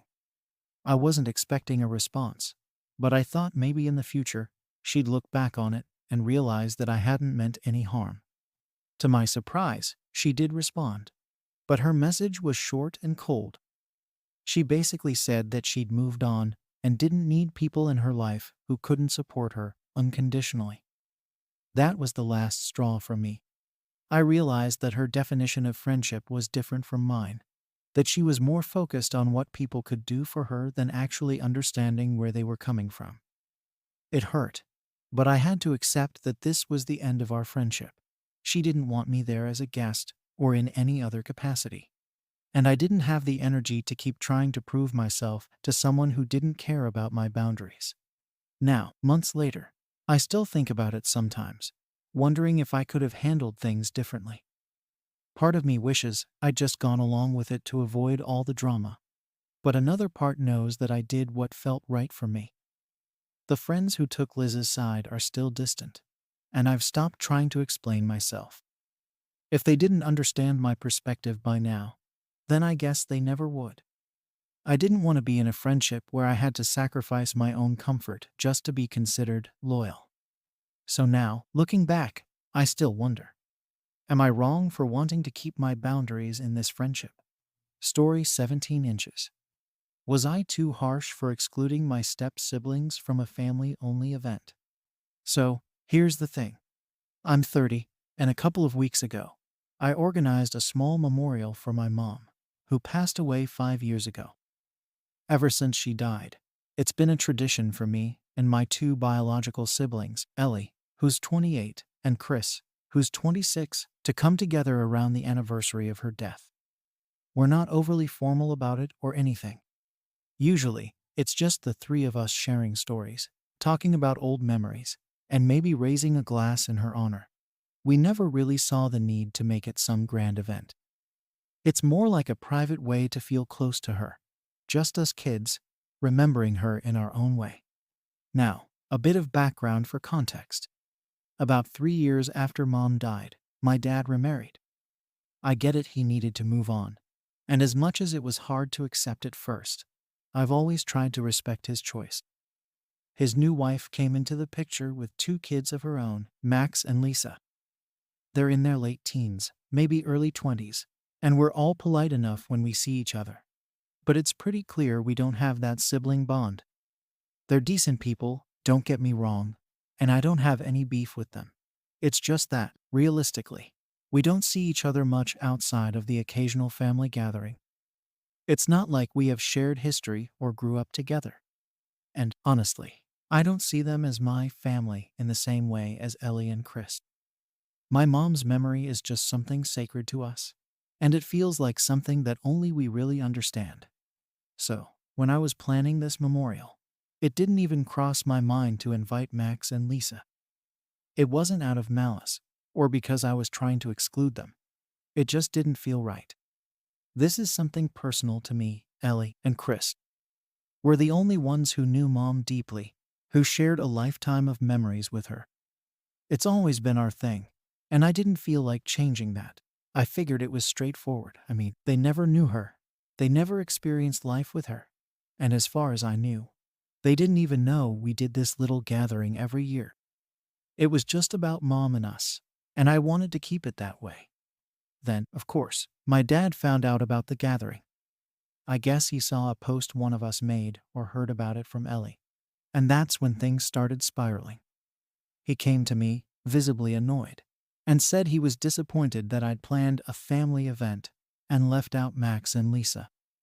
To him, they were part of the family now, and he thought it was unfair to exclude them.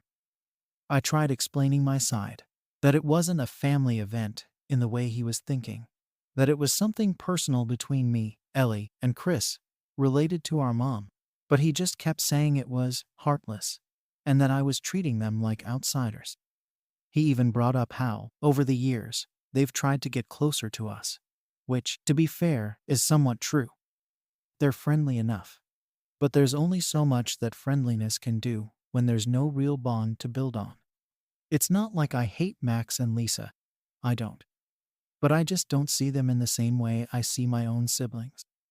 My dad can say all he wants about blended families, but for me, my family is still the people I grew up with, the ones who went through all the highs and lows with me. To me, my mom is a part of that core, unchangeable family. It's not that I'm trying to exclude anyone. It's just that this is something sacred between me, Ellie, and Chris. But no matter how I tried to explain this, he just kept pushing, saying I was drawing unnecessary lines between us and them. It started feeling like he wasn't listening, like he'd already made up his mind that I was the villain here, and nothing I said could change that. It didn't stop there, though. My stepmom got wind of it too. She didn't come to me directly, but she made some comments to Ellie, who told me later that our stepmom was feeling hurt on behalf of her kids. Apparently, she felt that by not inviting Max and Lisa, I was somehow dismissing her whole side of the family, like I didn't see them as worthy of being involved in something meaningful. Which, I'll admit, made me feel even more backed into a corner. I mean, how is this about them at all? It's about my mom, a person they never even knew. But now I was the bad guy not just in my dad's eyes, but also in my stepmom's. And, of course, she shared that with Max and Lisa, who started giving us these hurt looks at the next family dinner, making the whole thing even more awkward. I felt like no one was understanding where I was coming from. To me, this gathering is something I look forward to all year. It's a way to keep my mom close, to connect with my siblings over something that only we share. But suddenly, it's like everyone else wanted to be a part of it, even though they had no connection to her. I wasn't trying to be exclusive or make anyone feel like an outsider. I just wanted to keep this one thing between us, the kids she raised. I tried to reason with my dad, saying that it didn't make sense for people who never met mom to attend a memorial for her. But he wasn't hearing it, and every time I tried to talk about it, it just seemed to add more fuel to the fire. So, now here we are, in this weird place where my dad thinks I'm some kind of cold-hearted gatekeeper. My stepmom is hinting that I'm disrespecting her family, and my step-siblings are giving me the silent treatment whenever we cross paths. All because I wanted to keep a tradition with my siblings to honor our mom. After that initial conversation with my dad, things just kept getting worse. It was like everything I said to explain my side just added more tension. He was convinced that I was intentionally shutting Max and Lisa out of the family, and no matter how I tried to frame it, he saw it as an attack. I told him it wasn't about excluding anyone, it was about keeping this tradition between me, Ellie, and Chris. To me, that seemed obvious, but he took it personally, as if I was refusing to accept his new family, even though that wasn't what this was about at all. I kept thinking that maybe he'd come around, or at least try to see where I was coming from. But every time we talked, he'd start bringing up things from the past, like how he thought I'd never given Max and Lisa a fair chance. He mentioned times they'd tried to reach out or join in on family stuff, and I hadn't made much effort to connect. And yeah, maybe I haven't gone out of my way to bond with them, but they came into our lives after we were all adults. It wasn't like we grew up together, or even spent that much time together. I've been polite, civil even, but it's never felt natural to force a relationship that isn't there. I never thought that made me heartless, but apparently, that's exactly how he saw it. Meanwhile, Ellie and Chris were trying to stay out of the whole mess, but it was pretty clear they felt the same way I did. We'd talked about it before, how the memorial was a special thing for us, something that kept Mom's memory alive in a way that felt personal. They agreed that it would be weird to bring in people who didn't even know her. But now, they felt caught in the middle because they didn't want to be dragged into the drama between me and Dad. Ellie even suggested that maybe we should just let Max and Lisa come next time to keep the peace. But Chris shot that down fast.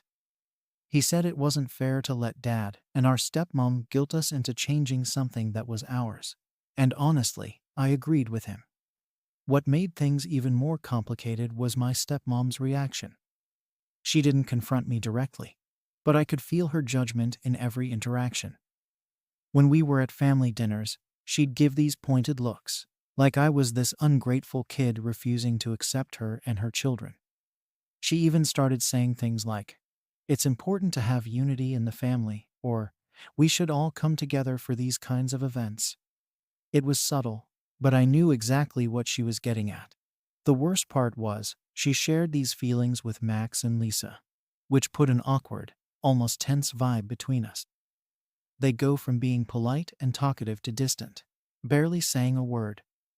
It felt like I was suddenly the outsider in my own family.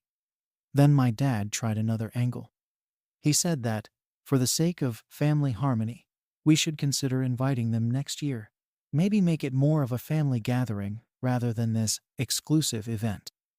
I couldn't believe he actually thought that would work. To me, this wasn't a regular family get-together. It was a day to remember Mom. I told him that changing it wouldn't feel right, that it would almost feel like disrespecting her memory. But he didn't see it that way. He kept saying that as our family grew, the way we honored her memory should also evolve. But I just couldn't agree with that logic. Why should we change something so personal just to make other people feel included when they weren't a part of those memories in the first place. By now, the tension was starting to spill over into other family events. At a birthday dinner for my dad, there was this constant, unspoken tension hanging over everything. It was like everyone was waiting for me to say something, to make some grand gesture that would unify the family, as if one invitation to the memorial would magically solve everything. I could feel my stepmom watching me, like she was daring me to do something that would show I was willing to make an effort. Even Max and Lisa seemed to be avoiding eye contact, like they didn't know what to say or how to act around me anymore. I ended up leaving that dinner feeling frustrated and even a bit resentful. It seemed like no one was willing to respect my boundaries or understand where I was coming from. All I wanted was one day, just one day, to honor my mom with the people who actually shared those memories. But it was clear that my dad and stepmom weren't going to let this go. It was like they were determined to make this memorial about family inclusion instead of what it was really meant to be. After that dinner, I decided to make one last attempt at a compromise. I told my dad that I'd be open to having a separate family gathering sometime soon, something that would include everyone and could maybe become a new tradition that honored both families. I thought that might be a reasonable middle ground, keeping our mom's memorial private, but creating a new event where everyone could come together. But he barely even considered it. He said it felt like a consolation prize, and that if I truly cared about the family, I wouldn't be so stubborn about keeping this gathering exclusive. At that point, I felt like I was talking to a wall. No matter what I offered, it was never going to be enough. So now, things are just strained. Every family gathering feels like a test, like everyone's watching to see if I'm going to come around or make things right by including Max and Lisa in the next memorial. But I'm still not sure I want to change something that means so much to me and my siblings just to satisfy other people's ideas of what a family should look like. It's like I'm stuck in this impossible situation where any choice I make is going to leave someone hurt or disappointed. Since then, things haven't improved. I thought maybe with time, the tension would ease up, or my dad and stepmom would at least accept that I wasn't going to budge on this. But instead, every interaction with them has this underlying tension, like they're waiting for me to come to my senses and invite Max and Lisa to the next memorial. It's exhausting, honestly. It feels like I'm constantly being judged, like they're all silently wondering why I'm so set on keeping this event just between me, Ellie, and Chris. The worst part is, this whole thing has started to affect my relationship with my dad. We used to be close. He's always been someone I could go to for advice or just to talk. But now, it feels like every conversation is tainted with this issue. He doesn't say it outright, but I know he's disappointed. He thinks I'm being selfish or stubborn. And that hurts because, to me, it feels like he's the one who doesn't understand. I keep thinking, if he really understood how much this memorial meant to us, he'd get why we want to keep it the way it's always been. But he's so focused on this idea of family unity that it's like he's forgotten why we do this in the first place. I tried talking to Ellie and Chris about it again, just to see if they felt the same way, or if maybe I was being too rigid. They both agreed that it would be strange to have people who didn't know Mom there, especially since we use this time to share memories that only the three of us have. Chris was particularly adamant about it, saying that this was one of the few ways we have left to feel connected to her, and that inviting people who don't share that bond would feel like turning it into something superficial. Ellie was a bit more torn. She doesn't want to keep causing family drama. But even she admitted that including Max and Lisa wouldn't feel right. So I know I'm not alone in feeling this way. But it doesn't make things any easier. Now, every time I see Max and Lisa, there's this awkwardness that wasn't there before. I don't think they're mad at me exactly, but it's clear they feel uncomfortable. I get it, they're probably caught in the middle, unsure of whether they're supposed to push to be part of this family event or keep their distance. And honestly, I don't want them to feel like they're not part of the family in general. It's just this one event that feels different to me.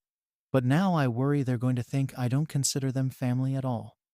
My stepmom has also been making subtle comments, things like, "It's so important to build new traditions," or "Family is what we make it." She hasn't outright said anything about the memorial, but I know what she's getting at. It's like she's trying to nudge me into changing my mind without actually saying it.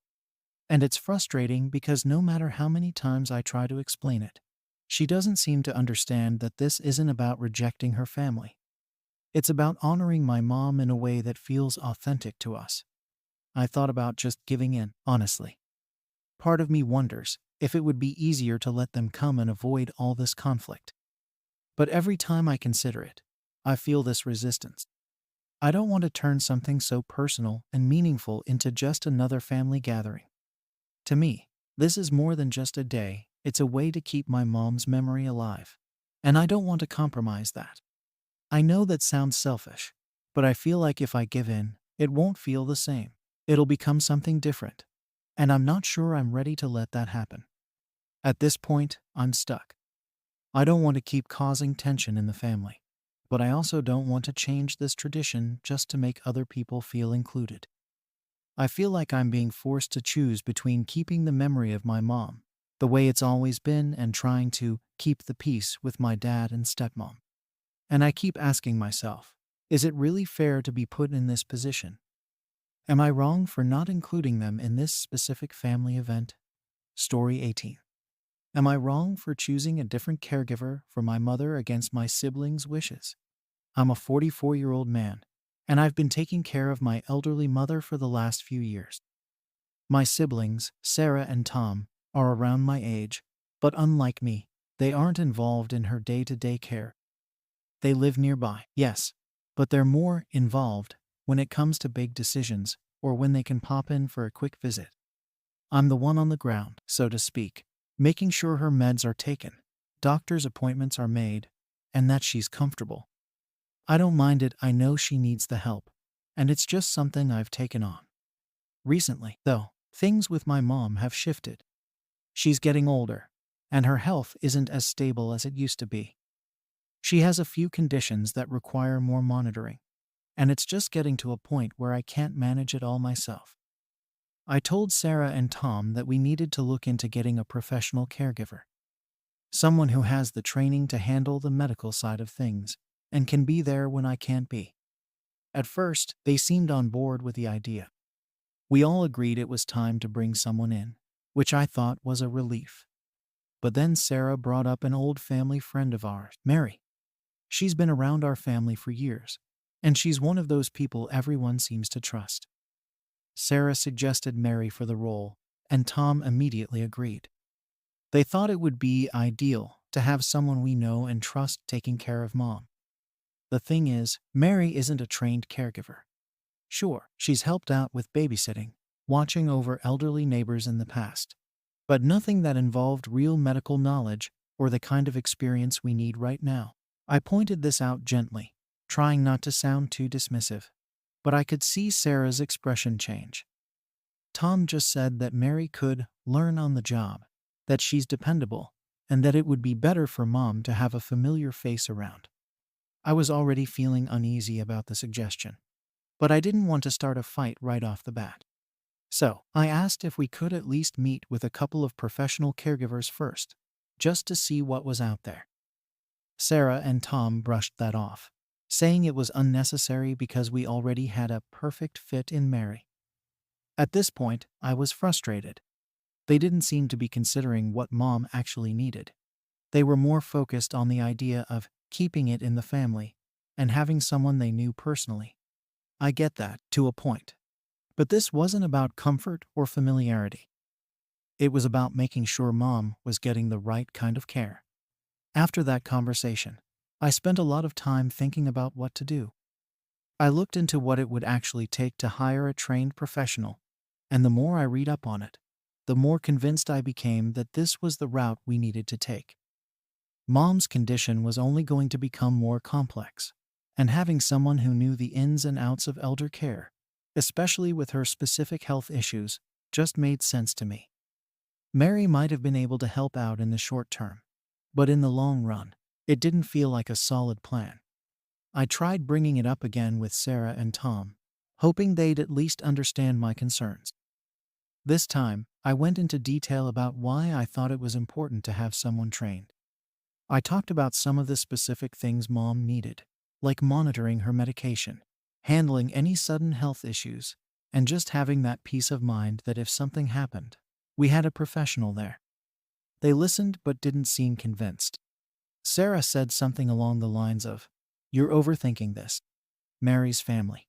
She knows Mom, and Mom would be happier with her around." Tom agreed, saying that it was better for Mom to be with someone who cared about her on a personal level rather than just some stranger doing a job. I felt like they were missing the point. I wasn't against Mary because I didn't trust her or because I didn't think she'd be caring. I was against the idea because she simply didn't have the experience we needed. But every time I tried to make that clear, it just felt like they were interpreting it as me being stubborn or unwilling to compromise. I wasn't trying to be difficult. I was genuinely worried about Mom's safety and her quality of care. In the end, I felt like I had no choice but to act. I decided to go ahead and hire a professional caregiver on my own. It wasn't a decision I made lightly. I spent a lot of time researching and even met with a few candidates to make sure they were the right fit. The woman I ended up hiring had over a decade of experience in elder care and specialized in working with patients who had the same medical conditions as Mom. She was professional, knowledgeable, and compassionate. I knew she would be able to handle whatever might come up. And most importantly, she had the qualifications to give Mom the level of care she needed. When I told Sarah and Tom what I'd done, they were furious. They accused me of going behind their backs, of undermining them and making decisions without consulting the family. They said I'd betrayed them by not respecting their wishes and accused me of not valuing their input. I tried to explain that it wasn't personal, that I was just doing what I thought was best for Mom, but they wouldn't listen. They kept bringing up family loyalty and trust, saying I should have trusted Mary to handle things. It felt like everything I said only made things worse. No matter how many times I explained that my decision was based on Mom's needs, they kept framing it as if I was somehow breaking up the family by not going along with their choice. The fallout from my decision to hire a professional caregiver instead of Mary was worse than I'd anticipated. Sarah and Tom were relentless. They acted as if I'd committed some huge betrayal, like I was actively trying to undermine them. Sarah even called me disloyal for not trusting Mary to take care of Mom, which honestly felt like a low blow. All I wanted was to make sure Mom had the best care possible. But they kept framing it as if I was throwing family values out the window. They kept saying that Mom would feel more comfortable with someone familiar, someone she already knew and trusted. I didn't deny that there was some truth to that. Of course, familiarity could be comforting. But this wasn't just about comfort. Mom needed specific types of care that Mary simply wasn't trained for. I tried to explain that I wasn't rejecting Mary as a person, just as a caregiver in this particular situation. But it didn't seem to matter. No matter what I said, they took it personally and wouldn't even consider my reasoning. Sarah and Tom then tried to convince Mom that Mary was the best choice. They visited her and brought up all the reasons why Mary should be the one taking care of her. I wasn't there for these conversations, but from what Mom mentioned later, they'd really laid it on thick about how Mary knew her better and how it would be good for the family. It felt manipulative, to be honest. They were trying to use Mom's emotions and sense of family loyalty to get her to agree with them, hoping she'd pressure me to change my mind. Afterward, Mom started asking me why I'd gone with someone outside the family. She said she didn't want to cause any division and wanted everyone to be happy, which made me feel even worse.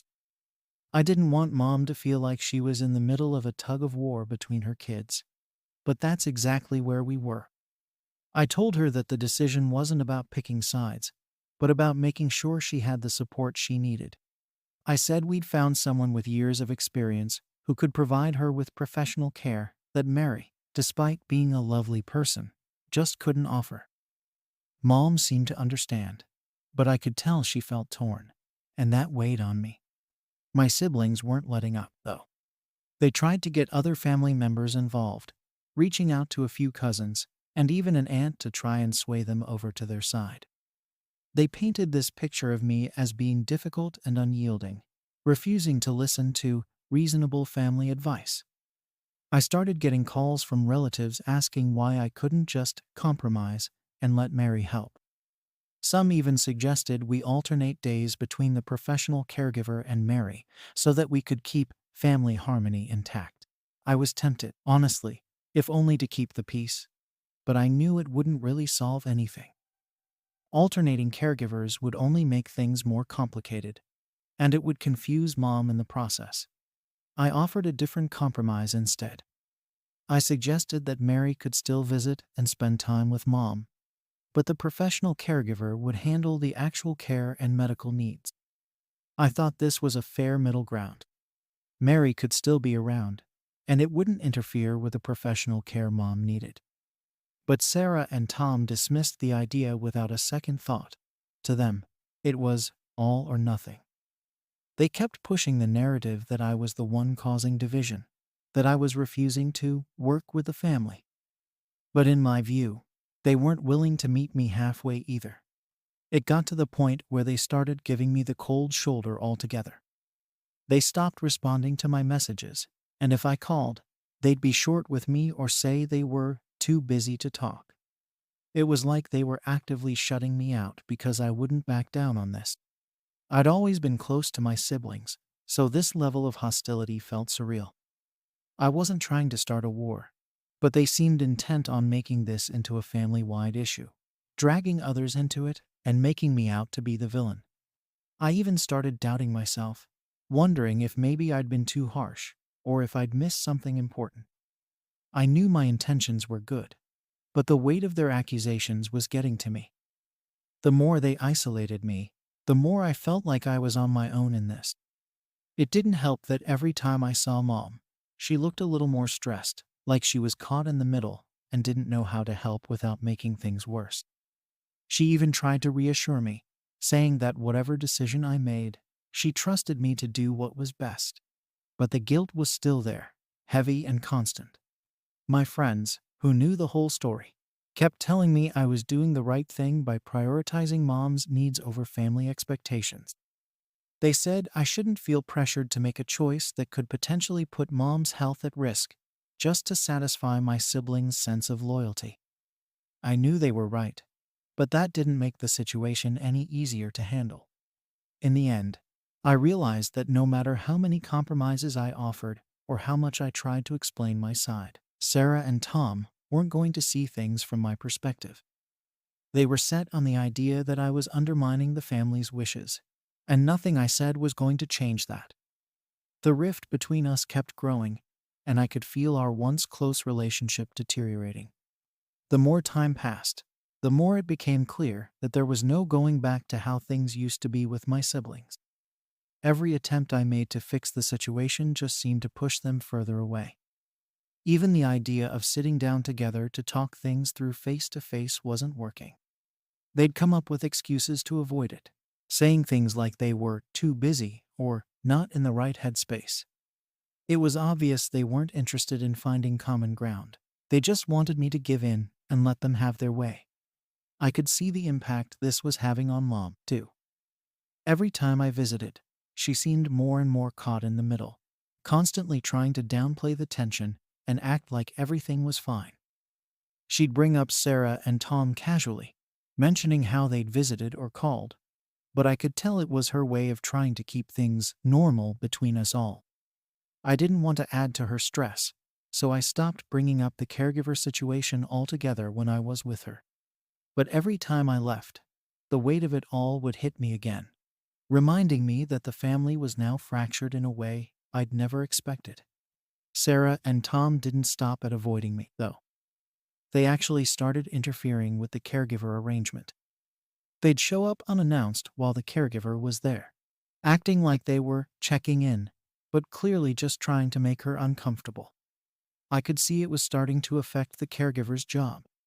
She even mentioned that their constant interruptions were making it hard for her to stick to the routine she'd developed with Mom.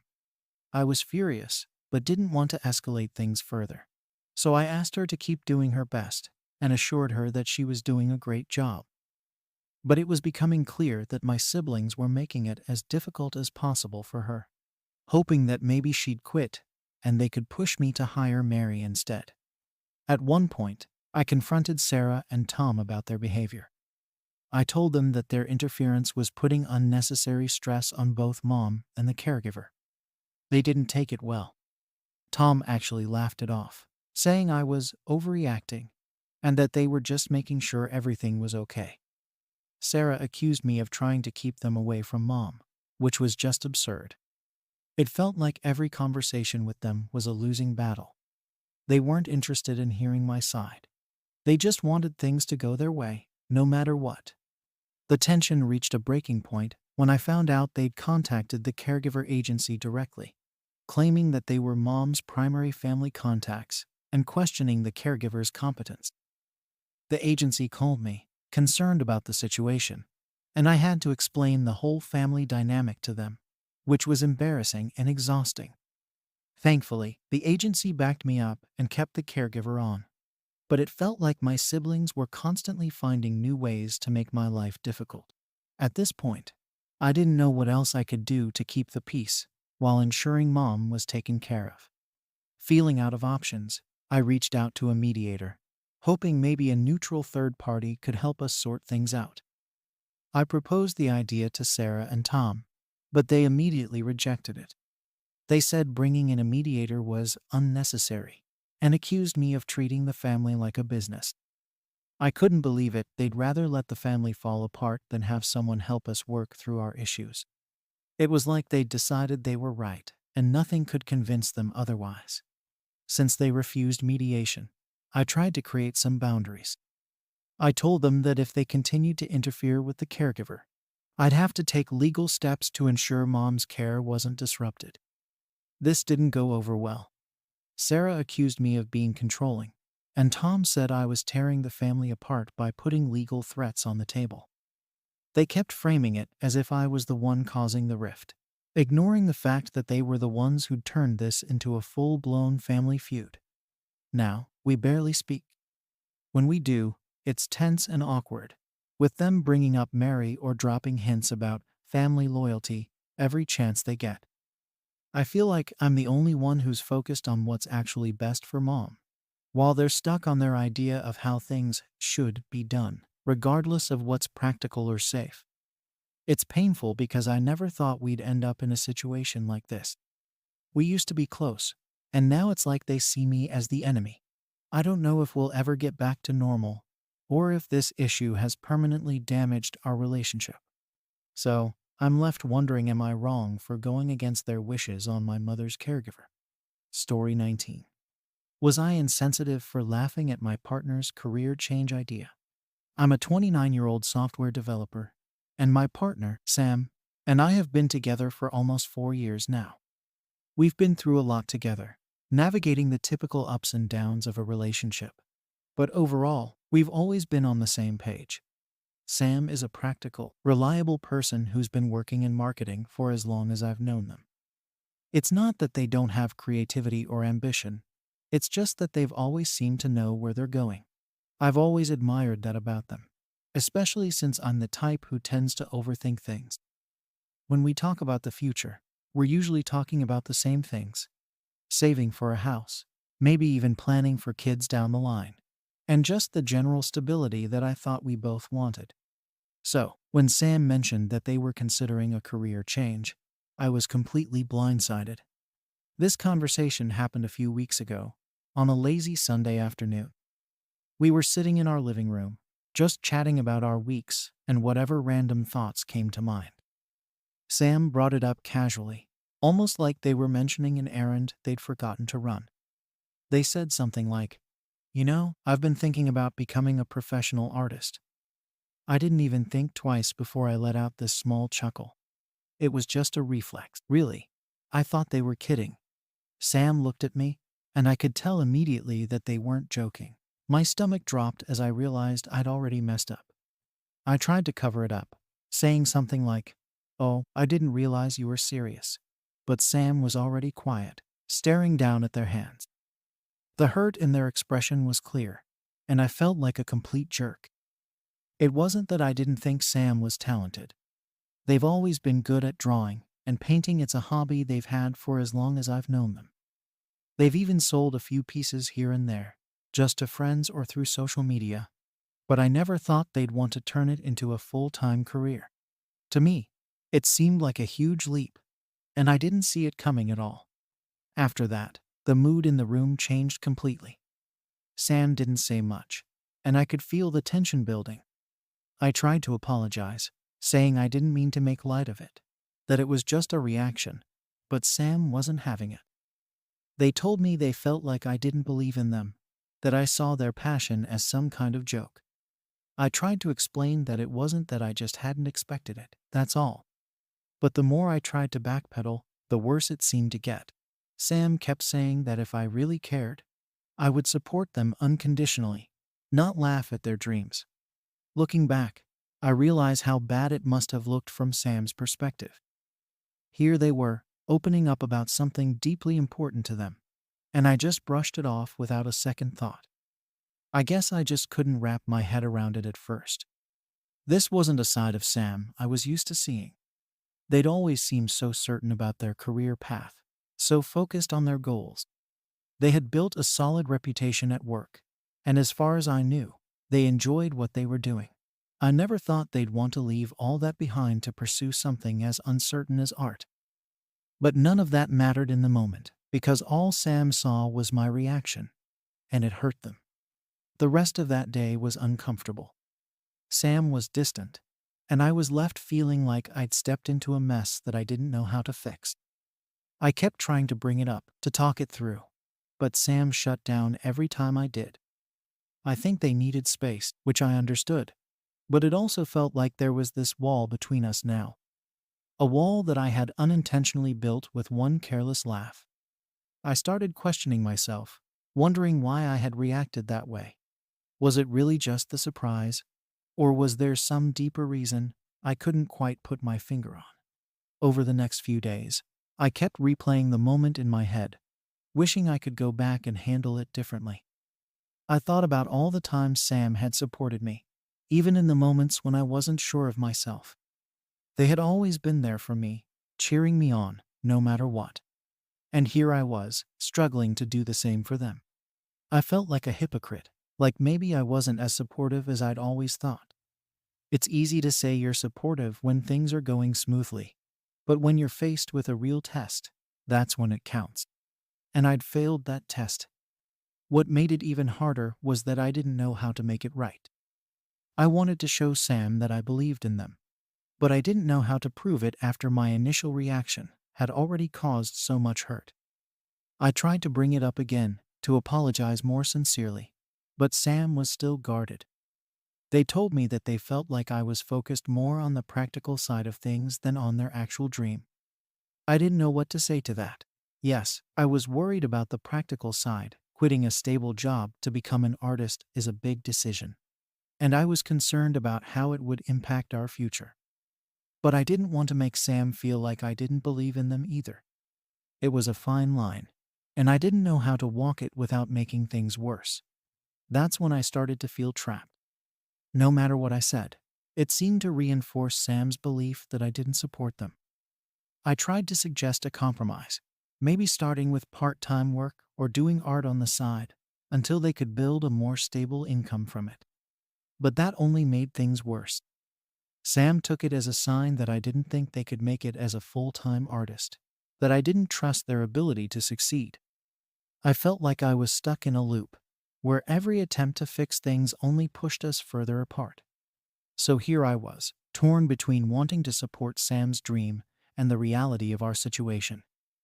I wanted to be there for them, but I also couldn't ignore my own concerns about how this would impact both of us.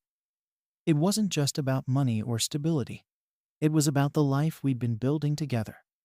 A life that had always felt so aligned, and now suddenly seemed uncertain.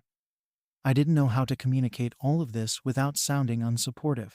So I ended up saying nothing at all, and the silence just made things worse. Every day since then has felt like walking on eggshells. We're talking, but there's this underlying tension that wasn't there before. I don't know how to bridge the gap, and I'm scared that one stupid laugh has created a rift that we can't fix. Sam still seems distant, and I can tell they're holding on to the hurt. They told me they need time, that they need to process everything, but I'm not sure what that means for us. After that initial conversation, things between Sam and me didn't improve. If anything, the tension just grew.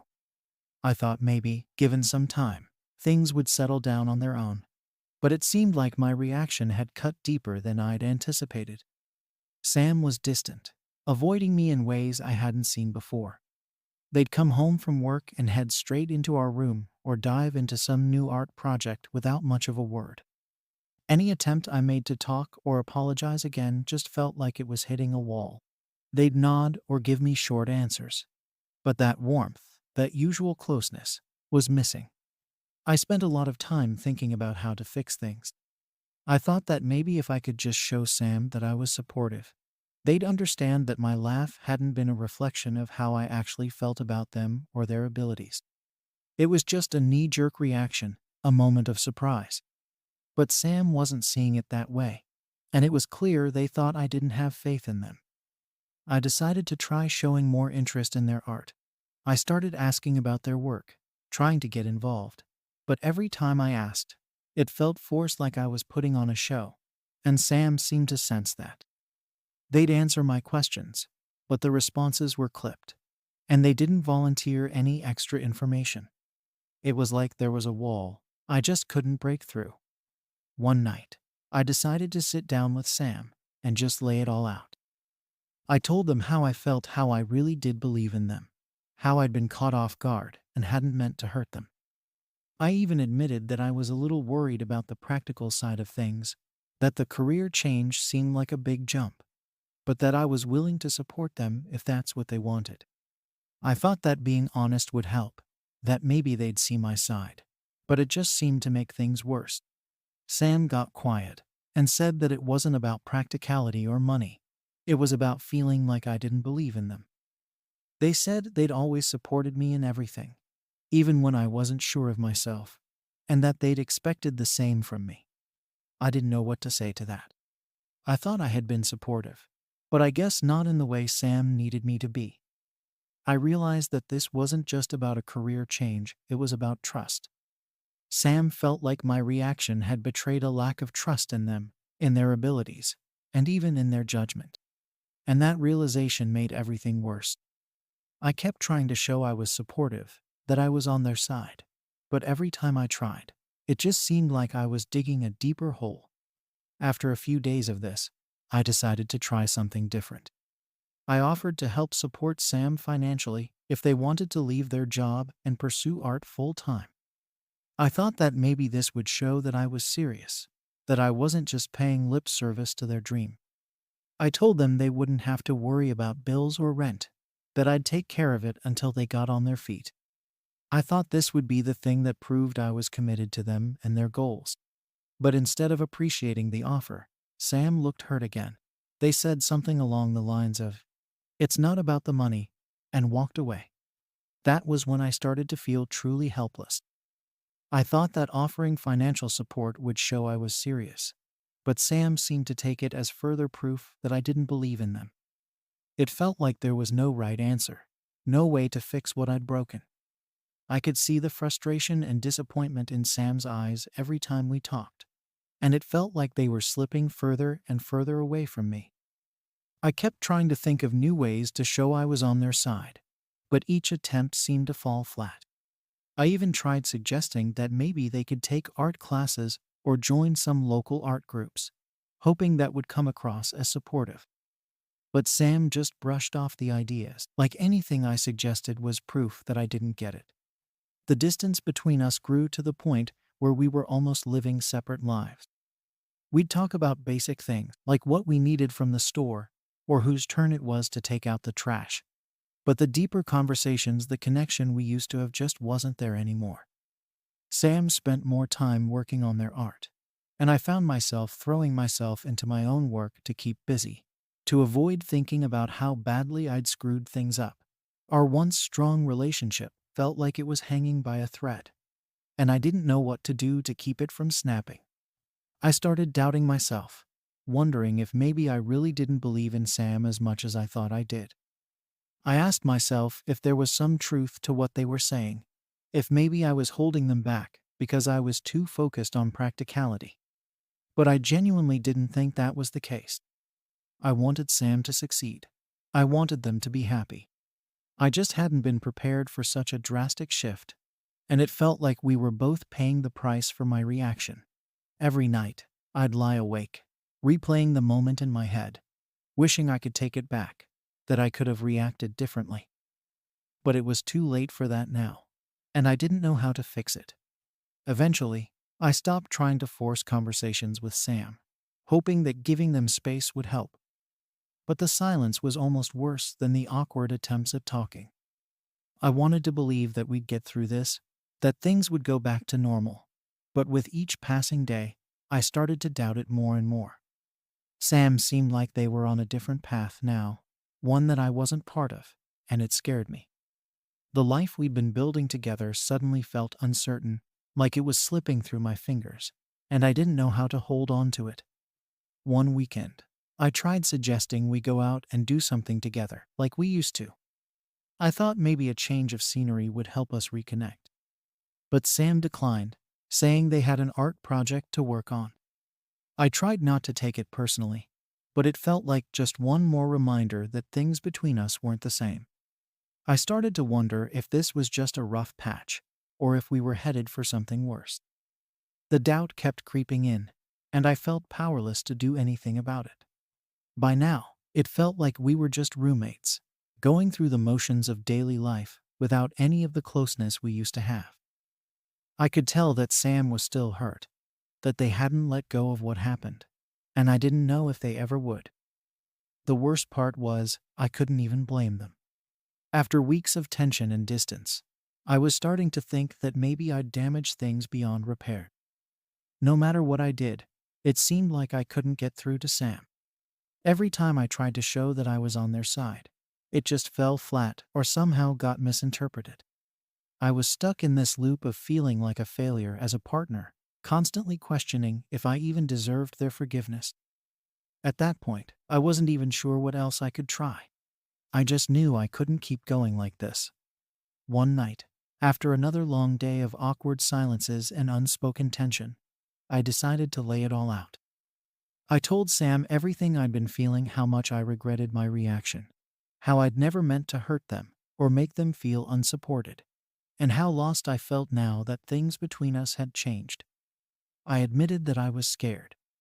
I told them that seeing them so hurt had made me realize just how much I'd taken for granted, how much I relied on their support without ever really questioning if I was giving the same back.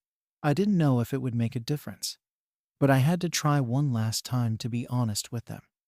Sam listened, but I couldn't read their expression. They didn't say much at first, just nodded, and I could tell they were taking it all in.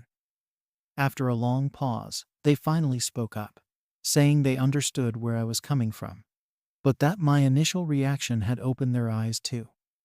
They said it made them realize how much they needed to follow their dreams, whether or not I was fully on board. They weren't saying it to be hurtful. They were just being honest about what this whole thing had brought up for them too. Hearing that stung, but I knew it was true. This wasn't just about one laugh. It was about everything it represented for both of us.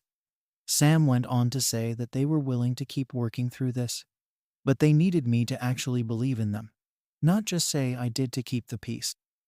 I nodded, but in the back of my mind, I was worried. I wanted to believe in them. I did believe in them, but there was still that practical part of me that struggled with the risks.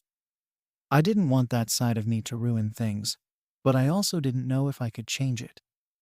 All I could do was promise to try my best and hope that would be enough. In the days that followed, I tried to be more intentional about supporting Sam's dreams.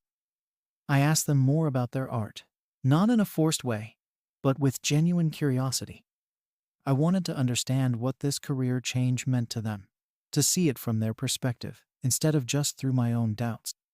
Sam seemed to appreciate the effort, and gradually, the walls between us started to come down. We weren't back to normal, but there was a bit of hope, a sense that maybe we could rebuild what we'd lost. I was relieved, but I also knew this was just the beginning. If I wanted Sam to truly feel supported, I'd have to keep showing up, keep proving that I was on their side, even when it wasn't easy. One evening, Sam told me they were planning to apply for an art residency program in another city. It was a big opportunity and would give them the chance to focus on their art full time, at least for a few months. My first instinct was to worry about the logistics, how we'd manage the distance, what it would mean for our relationship, but I caught myself. Instead, I told Sam I thought it was a great idea, that I was proud of them for going after what they wanted. It was the first time I'd felt that kind of pride for them since this whole thing started, and it felt good to be able to share that with them without any hesitation. Things still aren't perfect between us. There are moments when I can tell Sam is still holding back, like they're waiting to see if I'm really in this for the long haul. I don't blame them. My reaction hurt them, and trust isn't something you rebuild overnight. I still have doubts sometimes, and I don't know if that part of me will ever fully go away. But I'm trying to focus on supporting them, on showing them that I'm willing to grow and learn alongside them. I want to believe that we can come out of this stronger, even if it means navigating some tough moments along the way. But I'm left wondering if I've done enough, or if my initial reaction will always be the thing that haunts us. Can a single moment of doubt ruin everything, even when you're doing your best to make up for it? Story 20. Am I unreasonable for not wanting to take my elderly parent into my home? I'm a 42-year-old woman with a demanding career and a busy life. I live alone and have always valued my independence. I've worked hard to build this life for myself, a place that's entirely my own, where I can unwind after the craziness of work and just breathe. My family, on the other hand, thinks I've somehow made myself the obvious choice to take in our mother, now that she's struggling with her health. To give a bit of background, I'm the youngest in a family of 4. My siblings, 2 brothers and a sister, all have their own families. My brothers both have young kids, and my sister's kids are a bit older. But she's been wrapped up in her life for as long as I can remember. I've always been the independent one. They all live close to each other in the same town where we grew up, while I moved a bit farther out for work and a different lifestyle. Not that I don't care about my family, but we have different approaches to life. And I think they see me as the one who's free because I'm single and don't have kids. Recently, our mom's health has been on a noticeable decline. She's had a few falls, and her memory isn't what it used to be. She's still got some independence, but it's clear she's going to need more help as time goes on. It's been a gradual process, but over the last year, things have started getting more serious. We've all noticed it, and even though we've been talking about it on and off, it's recently come to a head in a way that's putting a huge amount of pressure on me. A couple of weeks ago, during one of our regular family calls, the topic of what to do with Mom came up again.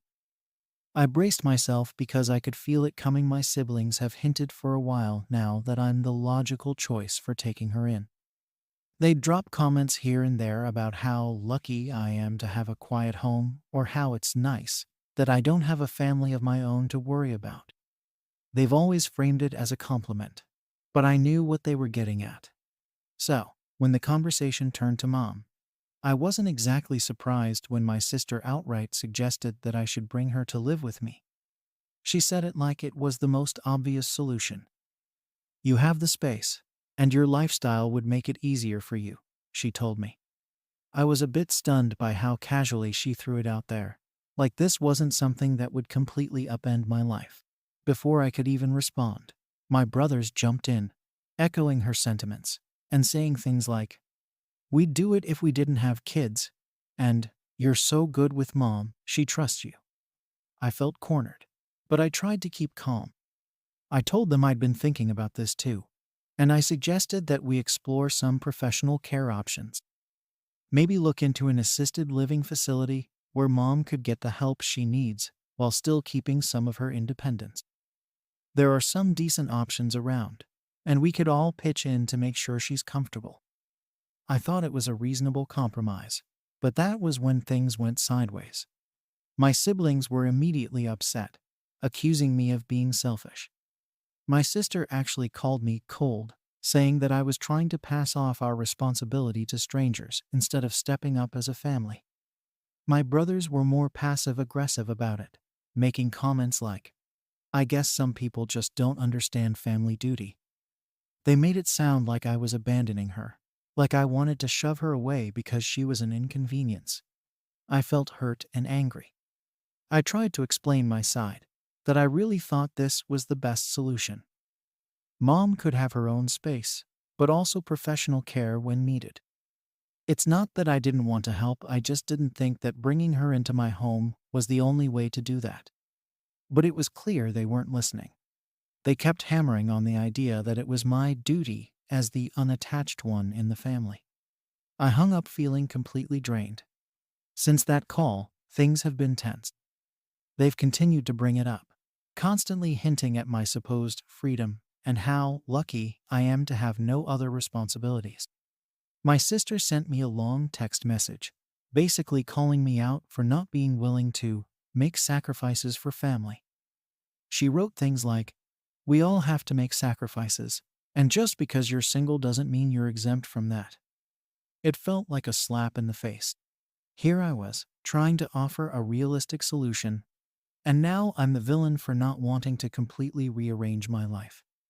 What really bothers me is the assumption that because I don't have a family of my own, my life should be wide open for this.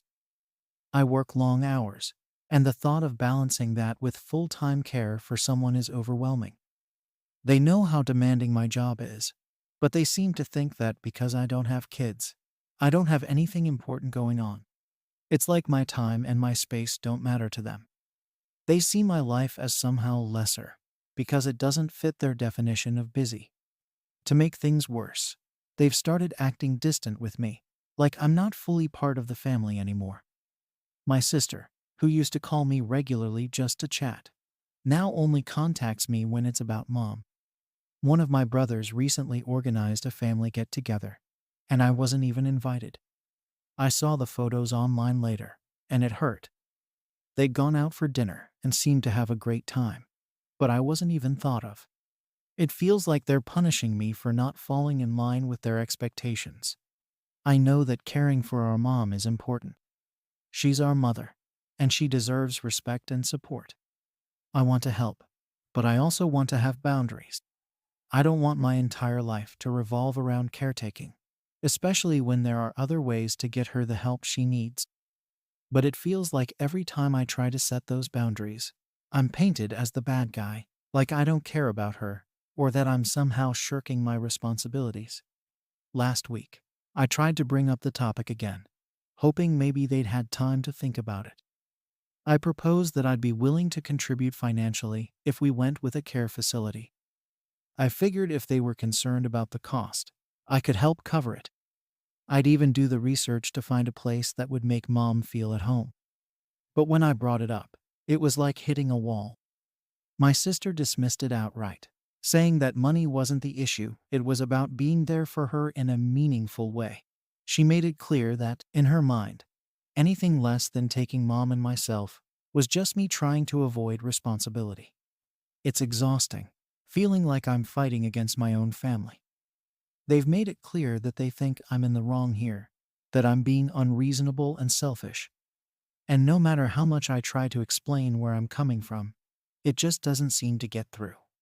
I thought after that conversation things might calm down, but it only got worse. My family seemed determined to push this responsibility onto me, as if they'd made up their minds, and there was no room for discussion. Every call or text I got from my siblings somehow circled back to the same issue. It didn't matter what I said or offered. They just weren't open to any solution other than me taking our mom in. The guilt tripping started to become a regular thing. My sister, especially, would send me these messages that were clearly meant to make me feel bad. She'd write stuff like, "I just don't understand how you can turn your back on family like this." Or, "Imagine how mom must feel knowing her own daughter doesn't want her." It was manipulative, but it still hit me hard. She'd throw in comments about how lucky I am to have a job I love, a home to myself, and a stable life, all things she seemed to resent me for now. It was like she'd decided that since I didn't have a family of my own, I was automatically responsible for mom. One of my brothers, meanwhile, kept bringing up how they would step in if they could but couldn't because of their kids. He'd make offhand comments like, "If only I had your flexibility, this wouldn't be an issue," or, "You're in a unique position to help." It felt so hypocritical. They wanted to act like they would do it if they were in my position, but they'd never actually faced the idea themselves. It's easy to say you'd make sacrifices when you know you'll never have to. I tried to talk to my mom directly to see how she felt about the situation, hoping that maybe she would prefer professional care too. She was kind but vague, saying things like, "I don't want to be a burden on anyone." But then she'd add, "Family is supposed to take care of each other." She's a product of her generation, where family duty is everything, and she doesn't believe in putting herself in a facility. She sees it as being abandoned, and I think that's partly why my siblings are so adamant. But it put me in an impossible position, with her not wanting to go to a care facility, and my siblings unwilling to explore any other options. Feeling the pressure building, I tried to compromise further. I told them I could come over a couple of days a week to help out, even offered to hire some extra support so she could stay at home longer. But my siblings shut it down, saying it wasn't enough. My sister called it half-hearted, and my brothers implied I was only willing to do the bare minimum. It was so frustrating to feel like no matter what I suggested, it would never be good enough for them. As time went on, the whole situation began to wear me down. I'd find myself lying awake at night, replaying the arguments, trying to figure out what else I could possibly do. It started to affect my work too. I'd get these texts or calls in the middle of the day from my siblings, and suddenly I couldn't concentrate on anything. My boss even noticed I was distracted, and I felt embarrassed, but I didn't want to explain the situation. I felt trapped between two worlds, unable to fully focus on work or my personal life without feeling guilty. What hurt the most was how much they seemed to judge me for wanting a boundary. I'd spent my life supporting myself, building my career, and trying to be responsible for my own happiness. Now, because I wasn't willing to completely give up that independence, they acted like I was some kind of selfish, ungrateful person. My sister even said something like, "Not everyone gets to live the life they want. Sometimes you have to make sacrifices," as if I didn't understand that already. After a while, it got to the point where I dreaded any interaction with my family. Every conversation felt like an ambush.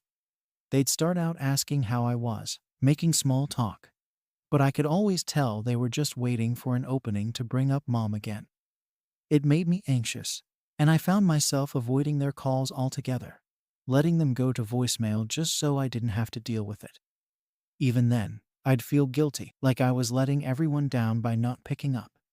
One evening, after a particularly stressful day at work, I got home to find another long text from my sister. This one was harsh. She wrote about how disappointed she was in me, how she couldn't believe I was willing to let strangers care for our mom when she sacrificed so much for us. She called me heartless and self-centered, and ended the message by saying that if I didn't want to be part of the family, then I should just say so. I sat there staring at my phone, feeling a mix of anger, sadness, and exhaustion. It was like they'd all forgotten every good thing I'd done, every time I'd been there for them. I'd supported them through their own tough times, helped them financially when they needed it, been the person they could always call when they needed advice or a listening ear. And now, because I wasn't willing to rearrange my entire life, they'd written me off as some kind of villain. I kept thinking about all the other ways I'd tried to help. I'd offered to cover costs for professional care, even looked into facilities myself to find the best options. I wanted to make sure Mom was comfortable and well taken care of. But nothing I did seemed to count. It felt like they had one solution in mind, and anything short of that was unacceptable. To make things even more complicated, my mom herself started to pick up on the tension. She could tell there was something going on, even if we didn't talk about it in front of her. She'd make comments like, "I don't want my kids to fight over me," or "I'll just manage on my own," and it made me feel horrible. I didn't want her to feel like she was causing problems. I just wanted us to find a solution that worked for everyone. But it felt like I was the only one who was even trying to look at other options. At this point, I started to feel isolated from my family entirely. They'd go out to family events and post pictures, and I wasn't invited anymore. I'd see the photos online and wonder how things had gotten to this point, how one decision had managed to fracture our entire family. It was as if they'd drawn a line, and because I wasn't on their side, I was on the outside looking in. I spent a lot of time thinking about what to do, replaying the situation over and over in my mind. Part of me felt like giving in, just to restore peace and avoid the constant fighting. But every time I imagined what my life would look like, giving up my independence, my home, and my personal space, I felt a pit in my stomach. I knew I'd resent it. I'd start resenting my mom, even though it wasn't her fault, and I'd end up resenting my siblings even more. The whole thing started to take a toll on my mental health. I was constantly stressed, on edge, always wondering when the next confrontation would happen. I'd get anxious every time my phone buzzed, dreading the possibility of another guilt-laden message or call. Even simple things, like family dinners or gatherings, became sources of stress rather than comfort. It felt like I was walking on eggshells all the time, trying to avoid setting off another round of criticism. Eventually, I decided I needed to take a step back from my family altogether. I stopped initiating conversations and only responded when absolutely necessary. It hurt, but I felt like I had no other choice. I couldn't keep living in this cycle of guilt and resentment, constantly being told I was selfish for wanting to live my life. I didn't know what else to do, so I just tried to distance myself and focus on my own well-being. But even with some distance, I couldn't shake the feeling that I was still the villain in their eyes, that no matter what I did or how hard I tried to compromise, I'd always be the one who wasn't willing to step up. After distancing myself from my family, I expected things to cool down. But the tension just seemed to keep simmering, and eventually, it boiled over. My siblings were relentless. My sister even started calling our mom multiple times a day, checking in on every little thing. If Mom mentioned needing something, my sister would bring it up to me like it was proof that I was neglecting her. There was this constant insinuation that, by not having her live with me, I was somehow failing her, or worse, that I didn't care. It was exhausting, and it made me feel like I was in the wrong for just trying to set a boundary. At one point, my sister texted me a long message saying they'd decided it was time for an intervention of sorts. She said we needed to meet face to face to discuss our mom's future, and that this was too important for me to just ignore. I felt like I was being dragged into some sort of family trial where I was going to be forced to defend myself. The entire situation felt surreal. Here I was, offering to help financially, trying to find a compromise, and yet they were painting me as the one not willing to do my part. So, I reluctantly agreed to this family meeting, hoping we could have a rational conversation about all of this. But I quickly realized that wasn't going to happen. They were all there, my sister, my brothers, even a couple of my sister's kids, and as soon as I walked in, the atmosphere was thick with judgment. My sister barely waited for me to sit down before launching into this speech about family duty and sacrifices. She kept repeating that it was our responsibility to take care of Mom, and that this was what Mom wanted to be with family, not in some sterile facility. I tried to stay calm and explain, once again, that I wasn't refusing to help. I'd gone over every other option, I told them, and I genuinely believed professional care would be best. I reiterated that I would contribute financially, visit regularly, and make sure Mom had everything she needed. But as usual, they weren't hearing any of it. My sister cut me off, saying that what Mom needed wasn't just money or occasional visits, but real, hands-on support from the people she loves. The rest of them piled on after that. One brother said something like, "If I could do it, I would. But we all know I've got young kids. You're the one with the means and the freedom." My other brother nodded along, adding that they'd be there to help out when they could, but ultimately, the full-time responsibility should fall to me. They made it sound like I was being selfish for even hesitating, like I was somehow less of a family member because I wasn't willing to make the same sacrifices they would, if only they could. By the end of it, I was angry, hurt, and completely drained. I felt like I was being forced into a decision that was going to change my entire life, without any real support or understanding from them. They didn't care that I had my own life, my own needs. All they saw was that I was free, and therefore obligated. My sister went as far as to say that if I didn't step up, then maybe I shouldn't expect to be part of the family in the same way anymore. It was an ultimatum, clear as day. At that point, I was done. I stood up and told them that I wasn't going to be guilted into making a decision that didn't feel right for me, that I'd done everything I could to compromise, and if that wasn't enough for them, then maybe they were the ones who needed to reconsider what family meant. I left, and I haven't spoken to any of them since. I wish I could say that leaving felt empowering, but honestly, it just felt sad. I walked out of that meeting knowing that I'd essentially drawn a line in the sand, and there was no going back.